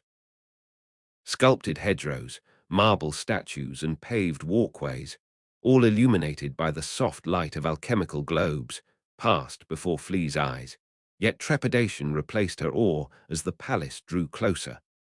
How am I going to get inside? She was no closer to an answer as the carriage Nally rumbled to a halt before the impressive columned entrance. Light spilled across marble steps as the ornate doors opened, and a tall, broad-shouldered man stepped through. He wore the black and silver uniform of the Inquisition, but it was his face, taut, hard angles beneath a grey widow's peak, that caused Flea's stomach to IP over. Prime Inquisitor Fero. A boy dressed in neat clothes stood behind the man, nervously clasping his hands. "You're late," Fero drawled in his gravelly voice, speaking around the cigarillo clamped between his lips. "Lord Marquetta, or should I say, the Lord Protector, expected you over half an hour ago." He started down the steps, his movements slow and measured. "I always told him he had too much faith in you." "Save me your bullshit, Fero," Delastro snapped back. "Half the damned city, on Ray, and you're worried about a little delay. Be grateful we made it here at all, what with all the rioters in the streets." She cocked her head. "Speaking of which, shouldn't you be doing something about that? It's all in hand." "It doesn't look like it." Fero's eyes narrowed, cigarillo glowing red. Delastro stared back, unrued. Flea sensed a sudden tension in the other mercenaries, the rustling of cloth as weapons were readied. The Prime Inquisitor seemed to sense it as well. "Do you have it?" he asked, a cloud of smoke accompanying his words. "The Lord Protector's casket. It's in the carriage." "Good. Have your crew carry it up to the Great Hall immediately. My crew are mercenaries, not pack horses. Your crew are whatever Marquetta wants them to be, not any more." "What? We're done." "Finished. I knew it." Firo dropped his cigarillo and ground it beneath his boot. "I told Marquetta you wouldn't have the stomach for this. Seems like you tell him a lot of things. I wonder why he never listens." "Enough," Firo snarled, anger iching across his face as he pointed at the carriage. "Get that damned casket into the palace." "Now, forget it. We're getting out of this city before it devours itself." "You bloody coward. Save your insults, Firo. I hope you choke on them. Lady knows it's the least you deserve," says the woman who kills for a living. "At least I'm honest about my profession." Delastro wheeled her horse round. "Jules with me." "We ride." Flea tensed as the driver slid from his seat, but the man didn't notice her as he jumped down from the carriage. One of his comrades aired him a hand, and he clambered up onto their horse behind them. "You'll regret this," Firo barked. "I'll make sure your reputation is torn to shreds." The only response he got was the sound of hooves echoing across the palace grounds as the mercenaries spurred their horses back towards the gates. The Prime Inquisitor glared after them, clenching and unclenching his SDS in impotent rage. He swore under his breath and turned to the palace entrance. "Boy," he called, snapping his ingers. The boy hurried down the steps, his young face a picture of nerves. "Es, sir," he warbled, de-geating with a button on his tunic. "Never trust a mercenary, boy," Firo said, opening a silver box and withdrawing another cigarillo. "They'll always be more concerned with saving their own skin than yours." Yes, sir." The man lit the cigarillo, took a long drag. "What was your name again?" he asked, exhaling a cloud of smoke right into the boy's face. The boy coughed. Padron, sir." "Then listen closely, Padron. Go and ND Captain Jeremiah and tell her to bring 6 of her guards out here.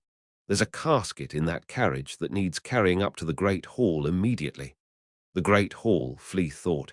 That must be where Marquetta's meeting the Faceless. Sir," Padron swallowed nervously. "Captain Jeremiah is owed duty in the evenings. She's probably playing cards in the Sir's mess." The boy trailed as the Prime Inquisitor loomed over him, the hard lines of his face made more severe by anger. "I don't care whether Jeremiah is playing cards or sitting on the privy," he growled, icking ash at the boy. "Find her and bring her here with her men." "Now, of course," Padron stuttered as he scuttled back up the steps. "Right away, sir." "And Padron," the boy paused, looked back. "If you return without them, I'll slit your throat." The boy paled, nodded, and edged into the palace. Flea watched Firo, looking for any sign that the threat had been a joke. There was none. No suppressed chuckle, no relaxing of his posture. Instead, the man paced before the carriage, his movements taut with a barely suppressed rage that Flea suspected was always present, simmering just below his surface. She'd seen plenty of men like the Prime Inquisitor as she'd grown up in the Splinters, men who liked to bully others, who used their anger as both a weapon and a way of disguising their fear. Mostly, they met a bloody end. I hope Firo does too. Her eyes moved to the open palace door and the welcoming glow beyond. "I need to get inside before it closes." Yet Firo barred her way, and soon Padron would return with the guards. She looked around, desperately seeking a solution. Nothing. Fear squeezed her chest. Her attention snapped back to Firo as he suddenly approached the carriage. She tensed, thinking he'd seen her, but instead the man hauled the carriage door open and climbed inside. Now, Flea realized. "I've got to go now." She slipped her hands free from the gloves, which were stuck fast, slid across the roof as quietly as possible, and eased herself over the edge. She dropped down beside the window, hitting the gravel with a soft crunch, and pressed herself against one of the front wheels. Her heart raced as she peered between the horses' legs and eyed the palace entrance. All of a sudden it seemed very far away. Flea took a deep breath. Now or never. She ran for the door. Still breathing, how long has it been? Lucan wondered as he paced back and forth along the alley. An hour, more. She'll be inside the palace by now. He paused. If she found a way in, that is. He shook his head. Of course she did. The kid's nothing if not resourceful. He began pacing again. But what if she didn't even make it? What if she fell from the carriage? Images ashed in his mind of Flea lying in the street, limbs splayed and bones broken. Or worse, what if she's been captured in the palace? He didn't even want to think what Marketa would do to her. Stop pacing, Ashra said. What? Lucan squinted, barely able to make out the shape of the thief where she leaned against a wall, arms folded. I said stop pacing. You're like a little boy who needs to piss. Sorry, I'm just nervous. Lucan swore silently. He did not want to have this conversation again. You're nervous about Flea, Ashra pressed. Aren't you? He replied with more venom than he intended. Of course, but it wasn't me who asked this of her. You didn't try and talk her out of it. Maybe I should have done, Lucan snorted. You think she'd have listened? Look, Flea agreed to this. I didn't force her. Maybe she felt like she didn't have a choice. Of course she did. If she refused, we would have found another way. Such as, I don't bloody know. Lucan sucked in a breath, letting his anger cool. She'll be knee, he continued, trying to reassure himself as much as Ashra. Flea's tough, she's a survivor. She's 11 years old. A child. Try telling her that. But if something happens to her, then I'll regret it for the rest of my life, Lucan snapped. Trust me, the last thing I want is Flea's death on my conscience, but if we're going to stop Marketa, we have to take risks, all of us, and me most of all. He resumed pacing, and this time Ashra made no protest. A moment passed, then another. I hope you're right about this, the thief said eventually. About Flea. Flea, the Sandino blade, Marketa, the faceless, everything. If you have a better plan, I'm all ears. I don't, and I'm not questioning your logic or judgment. This plan is the best we've got. I sense a but coming. Just listen, will you? Ashra demanded, her tone hardening. In my profession, I deal in absolutes. The romantic myth of the thief you see in plays or hear in stories is bullshit. We don't revel in danger or enjoy chancing the odds of the unknown. Instead, we examine every angle and possibility. We plot our moves to the smallest detail. Chance and uncertainty are our sworn enemies, and in this plan of yours, I'm seeing a lot more of them than I'd like. Yeah, you and me both, Lucan sighed. Ashra, look. I'm glad to have you with me, and Lady knows we wouldn't have got this far without you, but you've done enough. There's no need for you to risk your life any further. I can handle this on my own. Forget it. I'm not walking away. This is my GHT as much as it is yours, more even, and I'll see it through to the end. Lucan smiled. Passion before reason. What? Don't you remember? It's what the scrivener said to me this morning. It's always been my weakness, apparently. Perhaps it's yours as well. You have it the wrong way round, Ashra replied. It's reason that brought me here, not passion. Reason, Lucan echoed. This plan is, well, to call it unconvincing would be generous. You mean to say you listened to it and thought, yes, this has a high chance of success, count me in. Don't be a fool. Of course not. The plan is bad and the odds are worse. Then why am I here? Because reason tells me that Marketa must be stopped and that we are the best chance the city's got. Maybe the only chance. And risking our lives to save thousands of others seems a worthwhile gamble to me. Besides, I won't get a better chance to settle my score with Marketa. Reason before passion, Lucan remarked, with a wry smile that was lost in the darkness. Doesn't quite have the same ring, does it? Ashra made no reply. Lucan resumed pacing, his thoughts returning to Flea. Tell me more about the Faceless, the thief said suddenly, as if to distract him. I remember my father saying they travelled on some sort of Ying ship, but surely that's impossible, Lucan replied. You'd think. But the most detailed account we have clearly describes the Faceless descending from the sky in a ship forged from metal with black sails.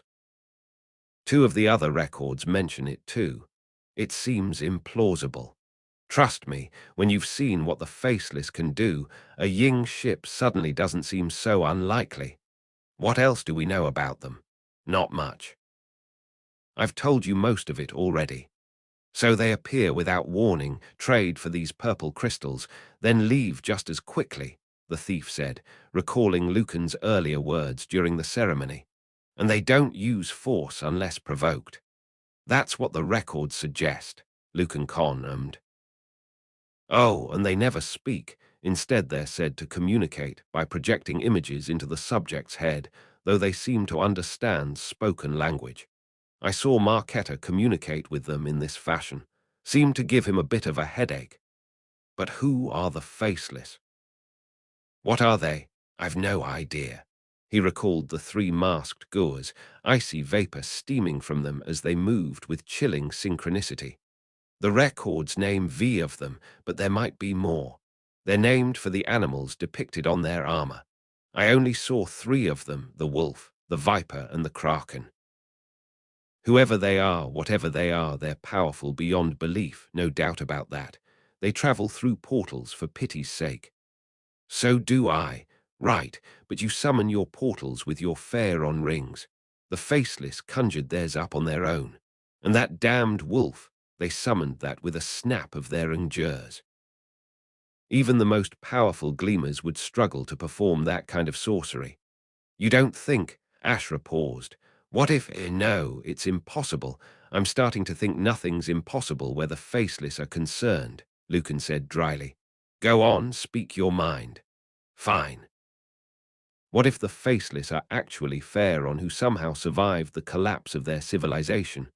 That was 1,000 years ago. You said yourself the records show the Faceless appearing across centuries. True, the last survivors of a lost race, itting in and out of history. Lucan shrugged. I mean, I guess it's possible. But what? The portal the Faceless summoned was dearent to yours. When you summon yours, you get the glowing Pharaon glyph, right? That didn't happen with the Faceless. Theirs manifested in a dearent way. These little glowing spheres of light that join together. Dearent sorcery, Ashra said, quick to grasp his meaning. Yeah, that's my guess. A brief silence fell, each of them lost to their own thoughts. I still ND it strange, the thief said eventually, that the Faceless trade for these crystals instead of taking them by force, lowering themselves to murdering on behalf of Marquetta when they could just crush him like a Y and take the blade for themselves. It's odd, Lucan agreed. But like I said, we don't know much about them. There's a reason they faded into myth and became the monsters in children's stories. We don't know the extent of their power or what drives them. Maybe they have, I don't know, some sort of moral code. A moral code, Ashra snorted. They set a sorceress wolf on you, they murdered 3, no, 4 people, and you think they have morals? Well, maybe not, Lucan admitted. But for some reason conducting a trade seems important to them. Whatever their motives are, they revolve around the crystal, which means whoever possesses the crystal is in a powerful position. And right now, he patted the Sandino blade at his belt. That's us. Let's hope you're right. The thief tilted her head, as if appraising him. You know a lot about all this. The Faceless, the Pharaon. That's what happens when you have an obsessive scholar for a father, Lucan said, unable to keep the bitterness from his voice. He couldn't get enough of the history of the Pharaon and the myths of the Faceless, and I couldn't help but absorb it all. He sighed. I came to resent it after my mother died. My father spent more time with his books and scrolls than he did with me, but looking back, maybe that was just how he dealt with his grief. You weren't close to your father. No, I was closer to my mother. My father always seemed distracted, as if his mind was elsewhere half the time. When I was younger, he was always good to me, kind, generous. That changed after my mother died. I was only 11 and struggling with the emotion of it all. I didn't know how to, grieve. I looked to my father for comfort, but it was like he'd changed overnight. He withdrew into himself, became terse and short-tempered, like a completely de-rent person. Shah-E, my father's steward, told me it would pass, but as the weeks became months, my father only seemed to grow more distant, locking himself away in his study for days at a time. I think he blamed himself for my mother's death, though I've no idea why. The physician said it was a sudden fever that took her. I was only young, but I could sense this void growing between us, and I didn't know how to stop it. I guess the fact that I looked like my mother didn't help. Same eyes, same color hair. Lucan trailed surprised at how much he'd revealed. He rarely spoke about his father, even with people he knew, but now, standing in the dark with only a thief for company, he found the words almost spilling from his lips. Surprisingly, it felt like a relief to speak them. The distance between us only grew as I got older and started getting into trouble. Wine, gambling, women. He shrugged. Things came to a head when I was kicked out of the academy for killing Giorgio Castori in a duel. His family, the Castoris, are said to be one of the most powerful families in the Talashan Isles. Giorgio was always boasting about their influence. They demanded compensation, which I told my father not to pay, but he gave in to their demands. They bled us for what was left of our family's fortune and ensured that I became a pariah among Parva's aristocracy. So I left home and have been wandering ever since, trying to endear some sort of meaning in my life, trying and failing. But you're still breathing. It's not the same as living, though, is it? I suppose not. I just wish. Lucan shook his head, feeling a fresh jolt of grief. I wish I'd managed to settle things with him, make things up with him before he died. I know how you feel, Ashra said, a note of sympathy in her voice. I lost my father when I was young. You did? Yes. And not a day passes that I don't wish I could talk to him one more time. Lucan waited for the thief to elaborate, but it seemed that was all she intended to say. So these rings of yours, he said, feeling a need to change the subject, I don't suppose you'd care to share how you came by them. What did Fonts tell you? How do you know I asked him? Did you? Well, yes. And he told me not to ask or he'd have to put a bolt in me. There's your answer. You don't have a crossbow. I can throw a knife just as fast, and I have plenty of those. Good, we might need them before the night's out. They lapsed into silence once more. When he was sure Ashra wasn't looking, or as sure as he could be in the gloom, Lucan slipped the Sandino blade from his belt and, holding his breath, pressed Ungjer to the purple crystal. Nothing. No sense of a colossal, ancient presence. No strange images itching through his mind like the last time he touched it.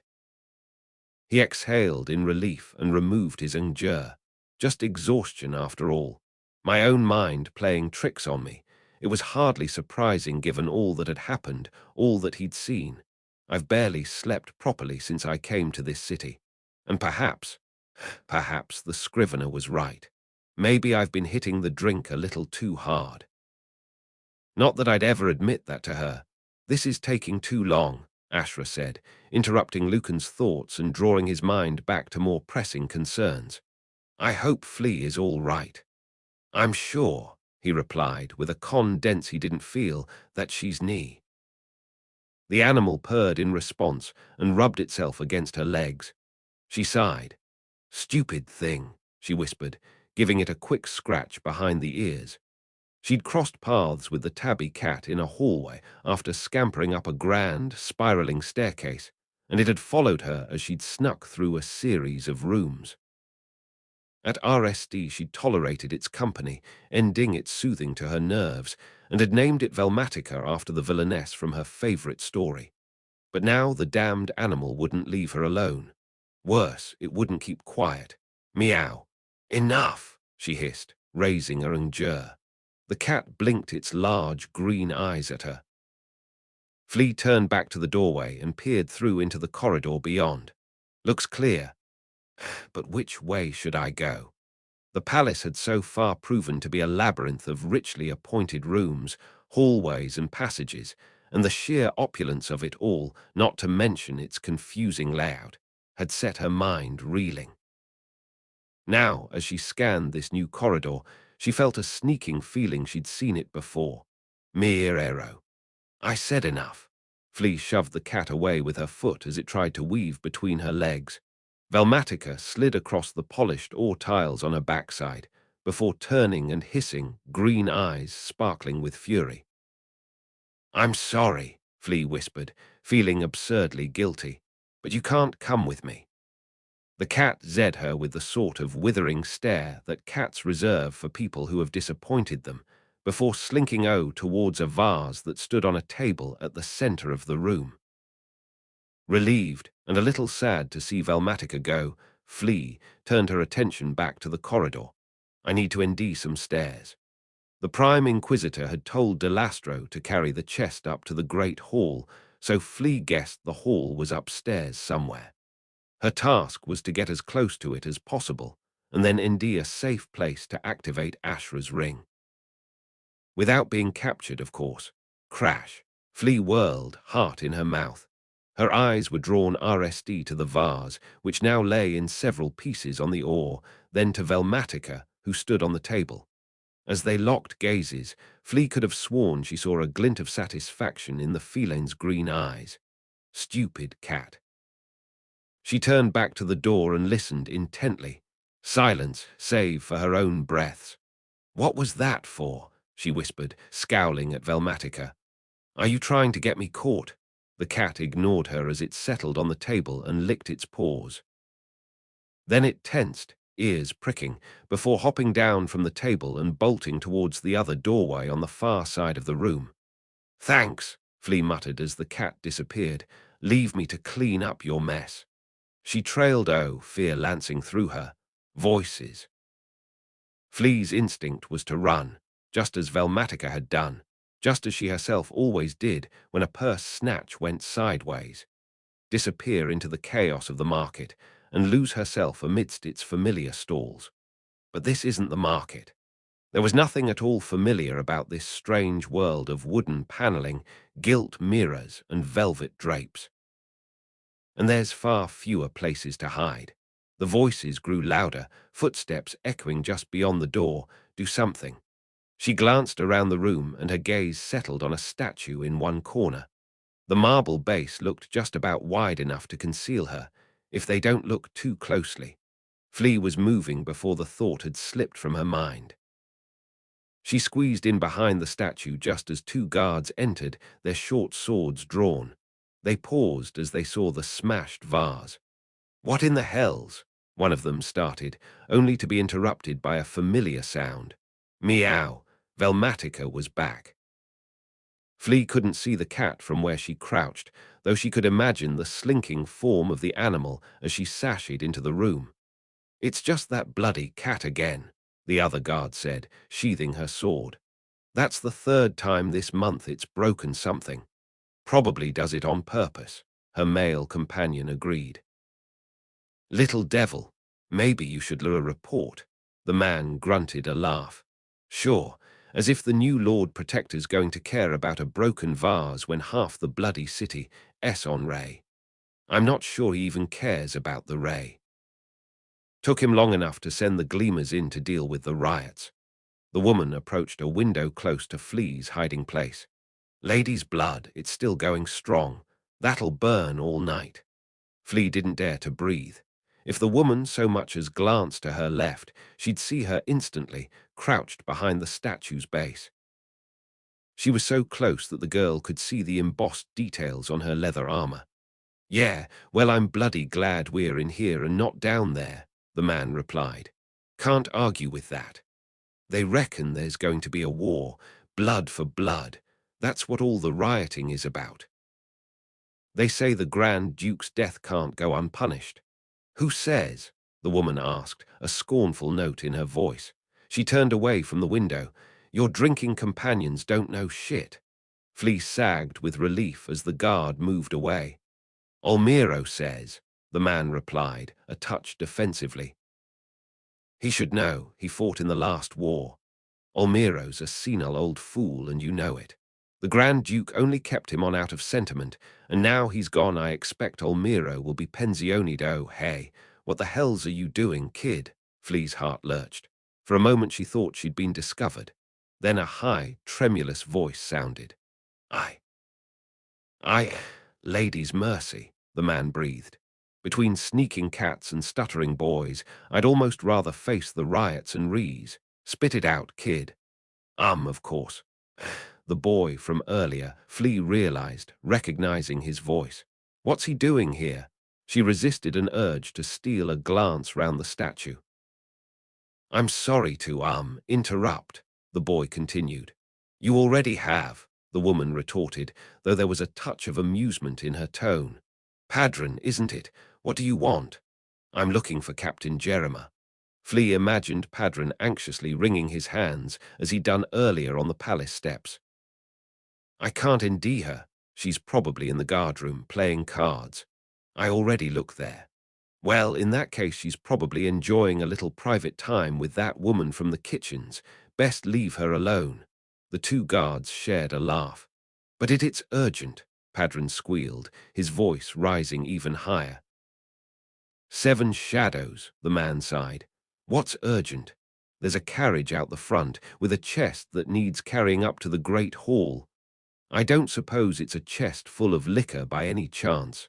The guards laughed again. I don't know. But the Prime Inquisitor is out there, and he said it's important. The Prime Inquisitor, the man spluttered. Damn it, boy, why didn't you say so? I tried to, but… Let's go, the woman said to her companion. Best not keep Firo waiting. This might be important. The two guards left the room, their footsteps receding down the corridor.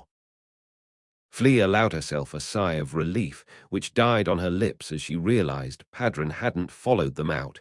She listened as his softer footsteps moved across the room. One of the couches creaked. He's sitting down, she realized, frustration welling inside her. I'm trapped. Hello, Kitty, the boy said, before making that silly kissing noise that Flea had heard people make when trying to attract a cat's attention. Any hope she had that Velmatica might spurn Padron's overtures was dashed when she heard the feline's loud purrs. Stupid animal. She had an important mission to carry out, and here she was, stuck behind a statue while a boy petted a cat. A boy who works here at the palace, she thought suddenly, who must know where the great hall is. Flea snuck a look round the statue. Padron was sitting with his back to her as he stroked the cat, which had jumped onto his lap. Flea crept out from her hiding place, drawing her dagger as she tiptoed towards the boy. Padron remained oblivious as he petted Velmatica, and it was only when the animal hissed at Flea that the boy realized something was amiss. The cat sprang from his lap as Flea placed her blade against his neck. Don't move, she whispered. Padron froze, save for his lower lip, which trembled. Please, shut up, Flea cut in, trying to sound menacing despite her racing heart, hoping the boy didn't notice how the dagger twitched in her shaking hand. It occurred to her that she was just as scared as Padron. The realization strung, strengthening her resolve. Listen to me, she continued. I need to ND a quiet room somewhere, a room where no one goes, somewhere near the great hall. She wet her lips nervously. Do you know one? Yes, I know a place. How far is it? Not far. Then take me there now. But, the boy's breathing was fast and ragged. All right, but why? Best you don't know. That was the truth. As annoying as she found the boy, with his nervous mannerisms and squeaky, posh voice, Flea didn't want him getting in any trouble. You're going to take me there by the quickest route, and if anyone challenges us, you'll tell them we're working under Marquetta's. I mean the Lord Protector's orders. Got it? Yes, the boy squeaked, meek as a mouse, and Flea scowled with disdain. He wouldn't last long in the splinters. Then let's go, she replied, lowering her blade. Padron turned slowly, as if afraid of what he might ND. He blinked in surprise. You're a girl, he fell silent as Flea raised her blade once more. And you're an idiot, he swallowed. I'm sorry, Flea sighed, shook her head. Just stop apologizing for everything. She gestured at the door with her knife. Lead the way. It's gone wrong. Flea's in trouble. Lucan was pacing again, unable to help himself. This time Ashra hadn't tried to stop him, and he sensed that the thief shared his worry. It's all my fault. What was I thinking? I should never have asked this of her. Lucan. I can't help it, he replied, exasperated. I think something has happened to Flea. Lucan, it's not. It is my fault. I should never have sent her in there. Will you stop wallowing in self-pity and look at me? Lucan turned to the thief. What is? He trailed his mouth dropping open. Ashra arched an eyebrow, her features illuminated by the golden glow of her ring. You were saying, she did it, Lucan breathed, relief coursing through him. We don't know that, Ashra cautioned. Someone might have taken my ring from her. There's every chance we'll tumble out the other side and ND a load of crossbows pointed at us. Wouldn't be the RSD time, Lucan replied wryly. Ashra pressed her thumb to the ring, rubbing its surface in a circular motion. Lucan's pulse quickened as the familiar glyph appeared in the air before them, bathing the alley in golden light. The symbol dissolved the same way as before, the resulting sparks forming a glowing ring. The air within began to stir, rippling like the surface of a lake. You ready? Ashra asked. To try and strike a deal with the faceless who could kill us with a ick of their wrists, he forced a grin. Of course. He stepped towards the portal, felt the hairs on his arms rising. He hesitated, trying to force down the fear that was clawing its way into his throat, the terrible knowledge of what was to come. Pure, grasping cold. Want me to hold your hand? Ashra asked. Oh, would you? The thief snorted, pushing past him and striding towards the portal. Lucan took a deep breath and followed. Loose threads. Lucan's last thought as he stepped into the portal was that perhaps he might ND the experience easier this time, and that he might remember something of the journey from one place to another. He was proven wrong on both counts. Just like before, the transition was abrupt and disorientating. One moment he was following Ashra into the rippling air, the next he was shivering on a hard oar. Nor was the cold any less forgiving this time round. He shook uncontrollably, gasping as he tried to draw breath into lungs that felt like they were encased in ice. Lady's blood. He was distantly aware of someone wrapping something round his shoulders. He tried to rise, only to fall back, coughing as dust tickled the back of his throat. Get it? Oh, he managed, trying to push the fabric away. He felt a pressure on his arm and looked up, blinking to clear his vision. Flea's face swam into focus, her mouth forming words that Lucan couldn't hear over the distant roar in his ears. What? He croaked. The girl raised a ngeur to her lips. Quiet. It all came back to Lucan then, where they were, what they had come to do, what he had asked Flea to do. The realization that she had succeeded brought a relief that drove the cold from his limbs. You're all right, he whispered, reaching out a shaking arm to her. The girl rolled her eyes and batted his arm away, then threw the old tapestry she was holding over his head. Lucan coughed again as he pushed it away, grinning despite himself. Yeah, she's denightly all right. Still shivering, he managed to push himself up the oar and looked around the small room. Ashra was sitting nearby, rubbing warmth back into her arms. She gave him an almost imperceptible nod. Lucan's grin faded as he caught sight of the girl standing in one corner, a small boy, eyes wide and mouth agape, holding a lantern in one hand. Who the hell's is that? He asked, raising a trembling ngeur. Flea glanced at the boy. That's Padron, The boy didn't react to his name, just continued to stare as if he couldn't comprehend what he'd just seen. Lucan could hardly blame him. He works here at the palace, Flea continued. He guided me to these rooms. Nice of him. Well, I did put a blade to his throat. I bet you did. I had no choice, Flea insisted. Could hardly use the ring in a room with guards everywhere, could I? She lowered her voice to a whisper. Though I do feel a bit bad. Padron's all right for a frilly. And the chest. De Lastro refused to carry it into the palace. She told the Prime Inquisitor they were leaving the city, and then they rode away. The jewels have gone, Lucan asked, sharing a look with Ashra. Flea nodded. Firo told Padron to fetch the captain of the guard, Captain Jeremiah, Padron blurted, suddenly ending his voice. His eyes widened in panic. That is to say, the Prime Inquisitor told me there's a chest that needs to be moved. He said if I didn't return with the captain as quickly as possible, he'd slit my throat. Don't worry about the Prime Inquisitor, Lucan cut in. If our plan works out, you won't need to worry about that bastard ever again. Plan, Padron echoed, glancing round at them. What plan? Who are you? I already told you, Flea hissed, waving her blade at the boy. Better you don't know. We need to move, Ashra said, rising to her feet. Chances are the chest has already been delivered to Marquetta. If he realizes the blade's gone, let's hope he doesn't, Lucan replied. Even so, if he meets with the Faceless before we get there, then we miss our chance. I know. Can we stop worrying about everything that might go wrong? Preparation is a thief's secret weapon, Ashra said coolly. Yeah, well, throwing caution to the wind is mine, Lucan snapped back, which is exactly what's called for right now. Are you two done? Flea demanded, a look of disgust on her face. I didn't risk my skin so you two could ruin everything.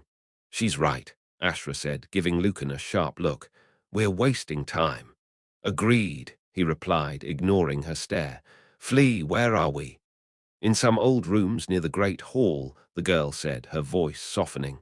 That's where Marquetta is right now. There's a door round here somewhere that leads to it. Right, Padron. The boy didn't reply. Instead, he just stared at Lucan with wide eyes, mouth slightly gape. Hey, Flea said, snapping her engures. Padron blinked at her. She mentioned the Faceless, the boy stammered, glancing at Ashra. She said, how many times do I have to tell you? Flea growled, pointing her dagger at him. Padron, Lucan said, raising a placating hand in Flea's direction. Just tell us how to get to the Great Hall. There's a secret passage, the boy replied, wringing his hands. I found it last winter. By accident, I mean. It's that way. He pointed to a darkened doorway on one side of the room. Can you show us? The boy nodded. A moment passed. Go on then, Flea snapped. The boy jumped. Oh, this way, please. Idiot, the girl murmured. Great work, Lucan told her as the three of them followed Padron. I knew you could handle it. The girl dodged his attempt to clap her shoulder. Lucan's right, Ashra said dryly. For once.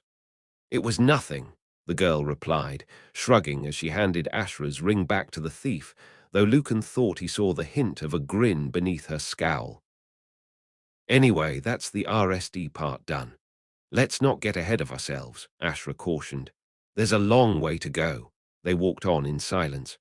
I think this is the one, Padron ventured, picking at a loose thread on one of his QS. You said that about the last room, Lucan replied. Yes, but I feel sure this time. You said that as well, Ashra pointed out. I know, but I just have a feeling. Lucan suppressed a sigh. He certainly didn't have a feeling this room, as far as he could see, looked just like all the others, full of old furniture concealed by yellowed sheets, with layers of thick dust covering every surface. How many have we passed through now? He'd lost count. The place was a bloody warren, and their progress was slow as Padron searched every room for whatever he was looking for. The boy had stubbornly refused to be drawn on what exactly that was, perhaps fearing his usefulness would be compromised. and so they'd been forced to trail after him as he scampered from room to room. Padron had been convinced that each of the last 3 rooms had been the right one, but with each disappointment, Lucan had felt his own patience wear a little thinner. "We're running out of time." The others knew it too. He could see it in the tight line of Ashra's mouth, in the glares that flee through at Padron with each admission of failure. If this new room aired up no reward, he would have no choice but to force an explanation from the boy, with the point of a blade if necessary. He winced at the thought. "This is it," Padron said excitedly, running towards a section of wood paneling that looked no different to the many others they'd seen. "Are you sure?" Lucan asked, doubtful. "I don't see any door. Wouldn't be a secret door if you could see it," Flea retorted, rolling her eyes. "Right, so what are we looking for?" "That sconce," Padron said, hopping from foot to foot as if sensing his salvation was at hand. "Pull it down." Lucan grasped the iron sconce and did as the boy instructed. It moved more easily than he expected, sliding downwards before stopping with a loud click. A section of the wood paneling swung open, revealing nothing but darkness beyond. "Third time's a charm," Lucan murmured, taking the lantern from the boy and holding it up to reveal a secret passage, its bare stone walls and dusty ore leading to a door covered in cobwebs. "How'd you discover this, Padron?" Well." The boy clasped his hands, shifting awkwardly. "One of the cats came in here, and I was trying to ND it, and there was this spider, a really big one with eyes on stalks, and—" "Never mind," Lucan cut in, glancing back at the passage. "So that door opens into the great hall?" "Yes." "Whereabouts?" About halfway down the lower gallery." "Perfect. This plan might just work after all." He patted the boy's shoulder. "You've been a great help to us, Padron." The boy sagged with relief. "So, you're not going to hurt me?" "Hurt you," Lucan replied, catching Ashra's inquiring look and responding with a subtle nod. "Of course not." "So, can I get back to my duties now?" "No," the boy blinked. "But I don't understand." Flea understood, her eyes widening in alarm. "Don't hurt him," she cried, as Ashra stepped up behind the boy and clamped a damp cloth over his face. "Says the girl who threatened him with a blade," Lucan said wryly, as Padron struggled and quickly went limp in Ashra's arms. "I was never going to hurt him," Flea protested. "He'll be knee," Ashra replied, laying the unconscious boy gently on the oar. "He'll wake up in an hour with a bad headache, nothing more than that." "But what about Firo? He said he'd slit Padron's throat." "He won't if he's in chains," Lucan replied. "Padron's safe here for now." "We'll leave the lantern for him," Flea nodded, seemingly molly-eyed. "All right. Let's get moving." He checked the Sandino blade was secure in his belt. "Can't turn up late to the party without the showpiece. Not when it's the only thing that might keep us alive. You know the plan?" "Yeah," Flea replied, pulling a face. "And it stinks. It's got us this far." "I got us this far." Ashra cleared her throat. "Ashra and I got us this far," Flea corrected. "Then I guess it's up to me to end this." "You ready?" Ashra asked. "I'm not sure I'll ever be ready," Lucan replied, feeling a stab of fear. "In a few moments I could be a steaming lump of meat or a pile of dust. If you're lucky, maybe they'll just turn you into a frog," Flea aired, "or a fat, horned toad." "Either would be an improvement," Ashra put in. "They can turn me into whatever the hells they want," Lucan retorted, managing a smile, "as long as I'm far away from the pair of you. Now quiet." He led the way into the passage, lantern held aloft, his heart beating faster with every step. This is it now. No going back. Ashra and Flea followed silently behind, the absence of conversation forcing his mind back to the matter at hand. Flea was right. The plan stank worse than a week-old corpse left out in the sun, but it was the only shot they had. A desperate gamble to save the city, where the price of failure was death, or perhaps something even worse. The door at the end of the passage may have been a secret entrance to the great hall, but there was nothing secretive about its operation. a tarnished bronze handle glinting as Lucan approached. He handed the lantern to Flea and gripped the handle, heart now hammering in his chest. He pressed his ear to the door, but heard nothing beyond. "Ready," he whispered over his shoulder. "Ready," Ashra replied, cool as ever. Flea merely nodded, her face set with determination. Lucan felt a sudden urge to pull her close, this eerie girl who had tried to pick his pocket back in the plaza of silver and spice. He'd known her little more than a week, but it felt as if she'd been at his side far longer, teasing him and testing the limits of his patience.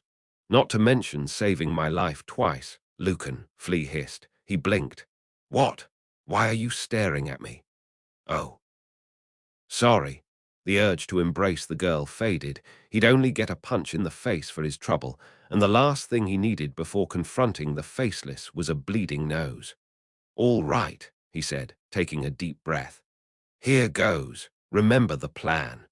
He turned the handle and pulled the door open, expecting a squeal from a rusty hinge.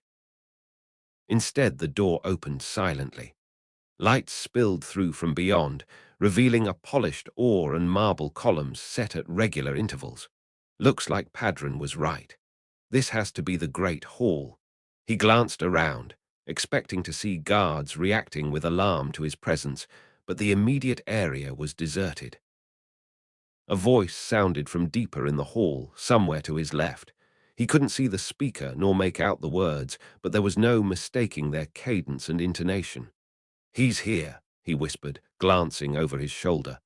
"Marquetta is." He frowned at Ashra. "Where S. Flea?" Taking the lantern back to Padron.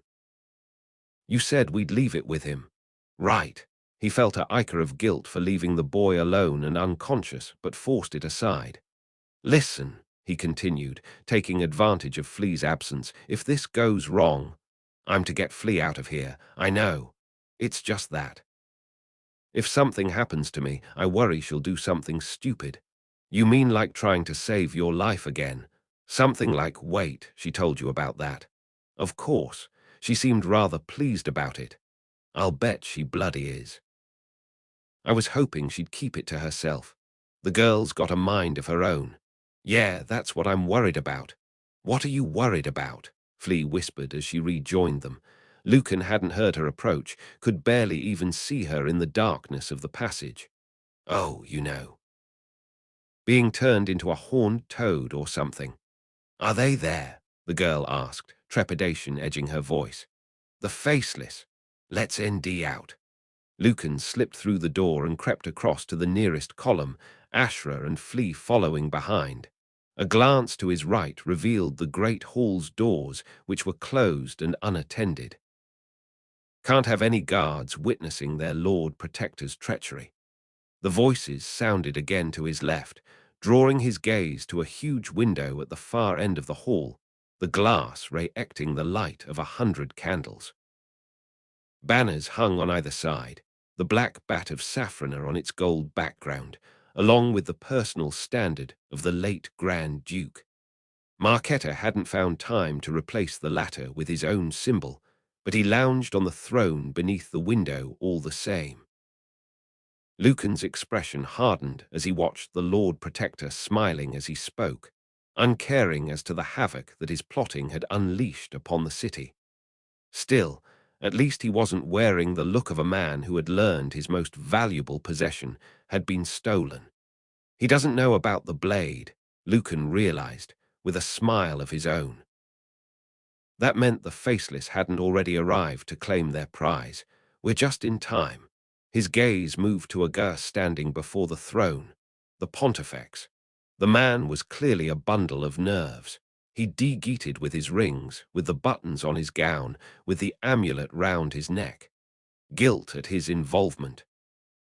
Lucan wondered, as the man dabbed sweat from his forehead with a silken handkerchief, or terror at being stuck between two fates. A fresh cut on his cheek was no doubt Ashra's handiwork, though Lucan still had no idea how she had obtained the code from the man and bought his silence at the same time.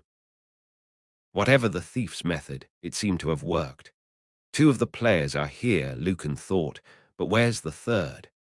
As if in answer, the doors to the hall creaked open and the Prime Inquisitor strode through, customary cigarillo clamped between his lips, which were drawn in a scowl.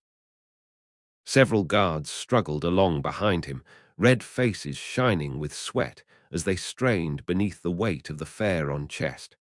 "Apologies for the delay, my lord," Firo called out as he approached the throne. "It seems the Ish and Sai of the palace guard is not what it could be." He threw a glare at the guards, who struggled along in his wake. "No matter, Firo," Marketa replied, waving the apology away. "Our guests have not yet arrived." He gestured at the oar to one side of the throne. "Leave it there." "You heard the Lord Protector," Firo barked. Quickly, with a Nal Eort, the guards set the chest down. "Now get out," the Prime Inquisitor added, icking ash from his cigarillo. The guards didn't need to be told twice. Firo followed them to the doors, which he then slammed shut and slid a bar across. "Excellent work, Firo," Marketa said, as the Prime Inquisitor stalked back towards the throne, not so much as glancing at the column where Lucan, Flea, and Ashra hid. "Now, if you wouldn't mind fetching our dear friend." Firo disappeared into the shadows in one corner of the hall and reappeared with a body slung over his shoulder, which he unceremoniously dumped before the throne. Artemio, Lucan realized, as the guest struggled to sit up. The last time he'd seen the Lord Chancellor had been in the chaos following the Grand Duke's assassination, as the small man pleaded for calm. Now he was gagged and tied, blood seeping from a cut on his head. "Artemio," Marketa said brightly, leaning forward. "How kind of you to join us. I only wish the circumstances were different. You should be standing here with Barbosa and Firo, but instead you're trussed up like a hog for the roasting spit. What a shame you refused my We could have been allies, but no, you just had to stick to those morals of yours." He shook his head in mock sadness. "Such a pity. I could have used your skills in the days ahead. I'll need every last copper if I'm to restore Safrana's glory and give the Zargossans a bloody reminder of our superiority. You're good at raising coin, Artemio, I'll give you that, but you've always spent it in the wrong ways. Charitable works, donations to the poor." Marketa spat the last word as if it tasted foul. "Those wretches already bleed the ladies' co-heirs dry, as our esteemed friend here can attest. Isn't that right, your holiness?" the Pontifex styenned. "Ah, yes, quite right, my lord. So you see," Marketa continued smoothly, "there simply isn't any room for charity, nor weakness. This city has forgotten its own glorious past, when strength of arms was a virtue, when our power cast a shadow that the Zargossans cowered beneath. Such a time can come again, but not with a simpering weakling like the Grand Duke on the throne, not with upstarts on the council who would see even more of our wealth given away to the poor. No, Safrana needs strong men to restore its former glory, men of means, but more importantly men of vision, men who won't inch, who have the courage to do what needs to be done." "What was that, Artemio?" He looked to the Prime Inquisitor. "Firo, it seems our dear friend has something to say, if you would be so kind." Firo strolled towards the Lord Chancellor, exhaling a cloud of smoke. "Cry for help," he said, speaking around his cigarillo, "and I'll open your throat here and now." With one sharp tug, he pulled the gag from the man's mouth. "You were saying, Artemio," Marketa prompted, eyes alight with amusement. The small man pushed himself onto his knees and looked the Lord Protector in the eyes. "You can kill me," he said, his voice calm and measured, "just as you've killed all the others. But it will do you no good. You can't kill what this city has become, what it represents." "And what's that?" Firo sneered, blowing a cloud of smoke in the Lord Chancellor's face. "Hope," the man replied, uninching. "Peace, prosperity, progress. You think your vision for this city, this vision of might and conquest, is born of loyalty to Safrana, love even. But it's not. It's born from fear, from a desperate need to reforge the world into a vision that you don't feel threatened by. That's enough, Marketa said airily, gesturing at Firo. You can't kill hope, Artemio shouted, before the Prime Inquisitor shoved the gag back in his mouth. That's where you're wrong. I can kill who or whatever I want. Marketa paused and glanced to his right, where a glowing scarlet orb had materialized in the air. As you are about to witness, he added, his smile widening. What marvelous timing. Look, Flea whispered. Over there.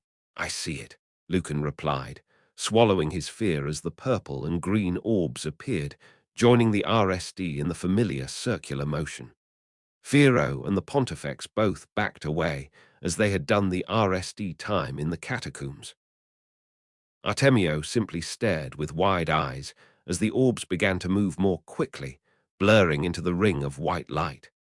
Fleece shifted uneasily beside Lucan as the portal expanded, her face pale even though she'd seen it all before. He took her hand as the air contorted, lightning ichering across its roiling surface. For once the girl didn't try to shove him away. Ashra watched in silence, her mouth a tight line.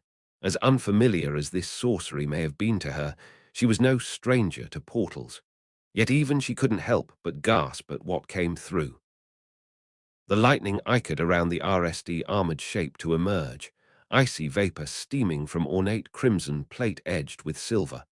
The wolf, Lucan realized, his stomach lurching, leading the way just like last time. The gauze cloak of liquid shadow swirled, as if catching an otherworldly breeze, garnet eyes in the wolf-shaped pauldrons ashing as they caught the candlelight. The kraken appeared next in its familiar armor of purple and bronze, followed by the viper in plate mail of green and gold. The three gores stood in a row as the portal closed silently behind them. Then they stepped forward in unison, their synchronicity just as unnerving as Lucan remembered. He took a deep breath, trying to slow his racing heart. When I was a boy, Marketa said, adopting a conversational tone, one of my aunts owned a tapestry that depicted an ancient battle, the name of which I forget. It was a beautiful piece of work, truly wonderful. The faceless approached Artemio, their strides measured and imbued with dread purpose. The Lord Chancellor remained still, staring at them in horror. My aunt also had a cat, Marketa continued, and one day the cat managed to get into the room where the tapestry hung. The little monster must have found a loose thread, because by the time my aunt's butler chanced upon the scene, the tapestry had been ruined. The faceless halted before Artemio. Even though I was just a child, I understood the moral of the story. That no matter how meticulous your work, it only takes one loose thread for it to all unravel. Marketa smiled coldly. My problem is that I don't just have one loose thread, I have three. His words hung in the air for several heartbeats. Three, Firo echoed, his brow creasing. No, the Pontifex said weakly, for once grasping the situation more quickly than the Prime Inquisitor. Lord Protector, please. I've always been loyal.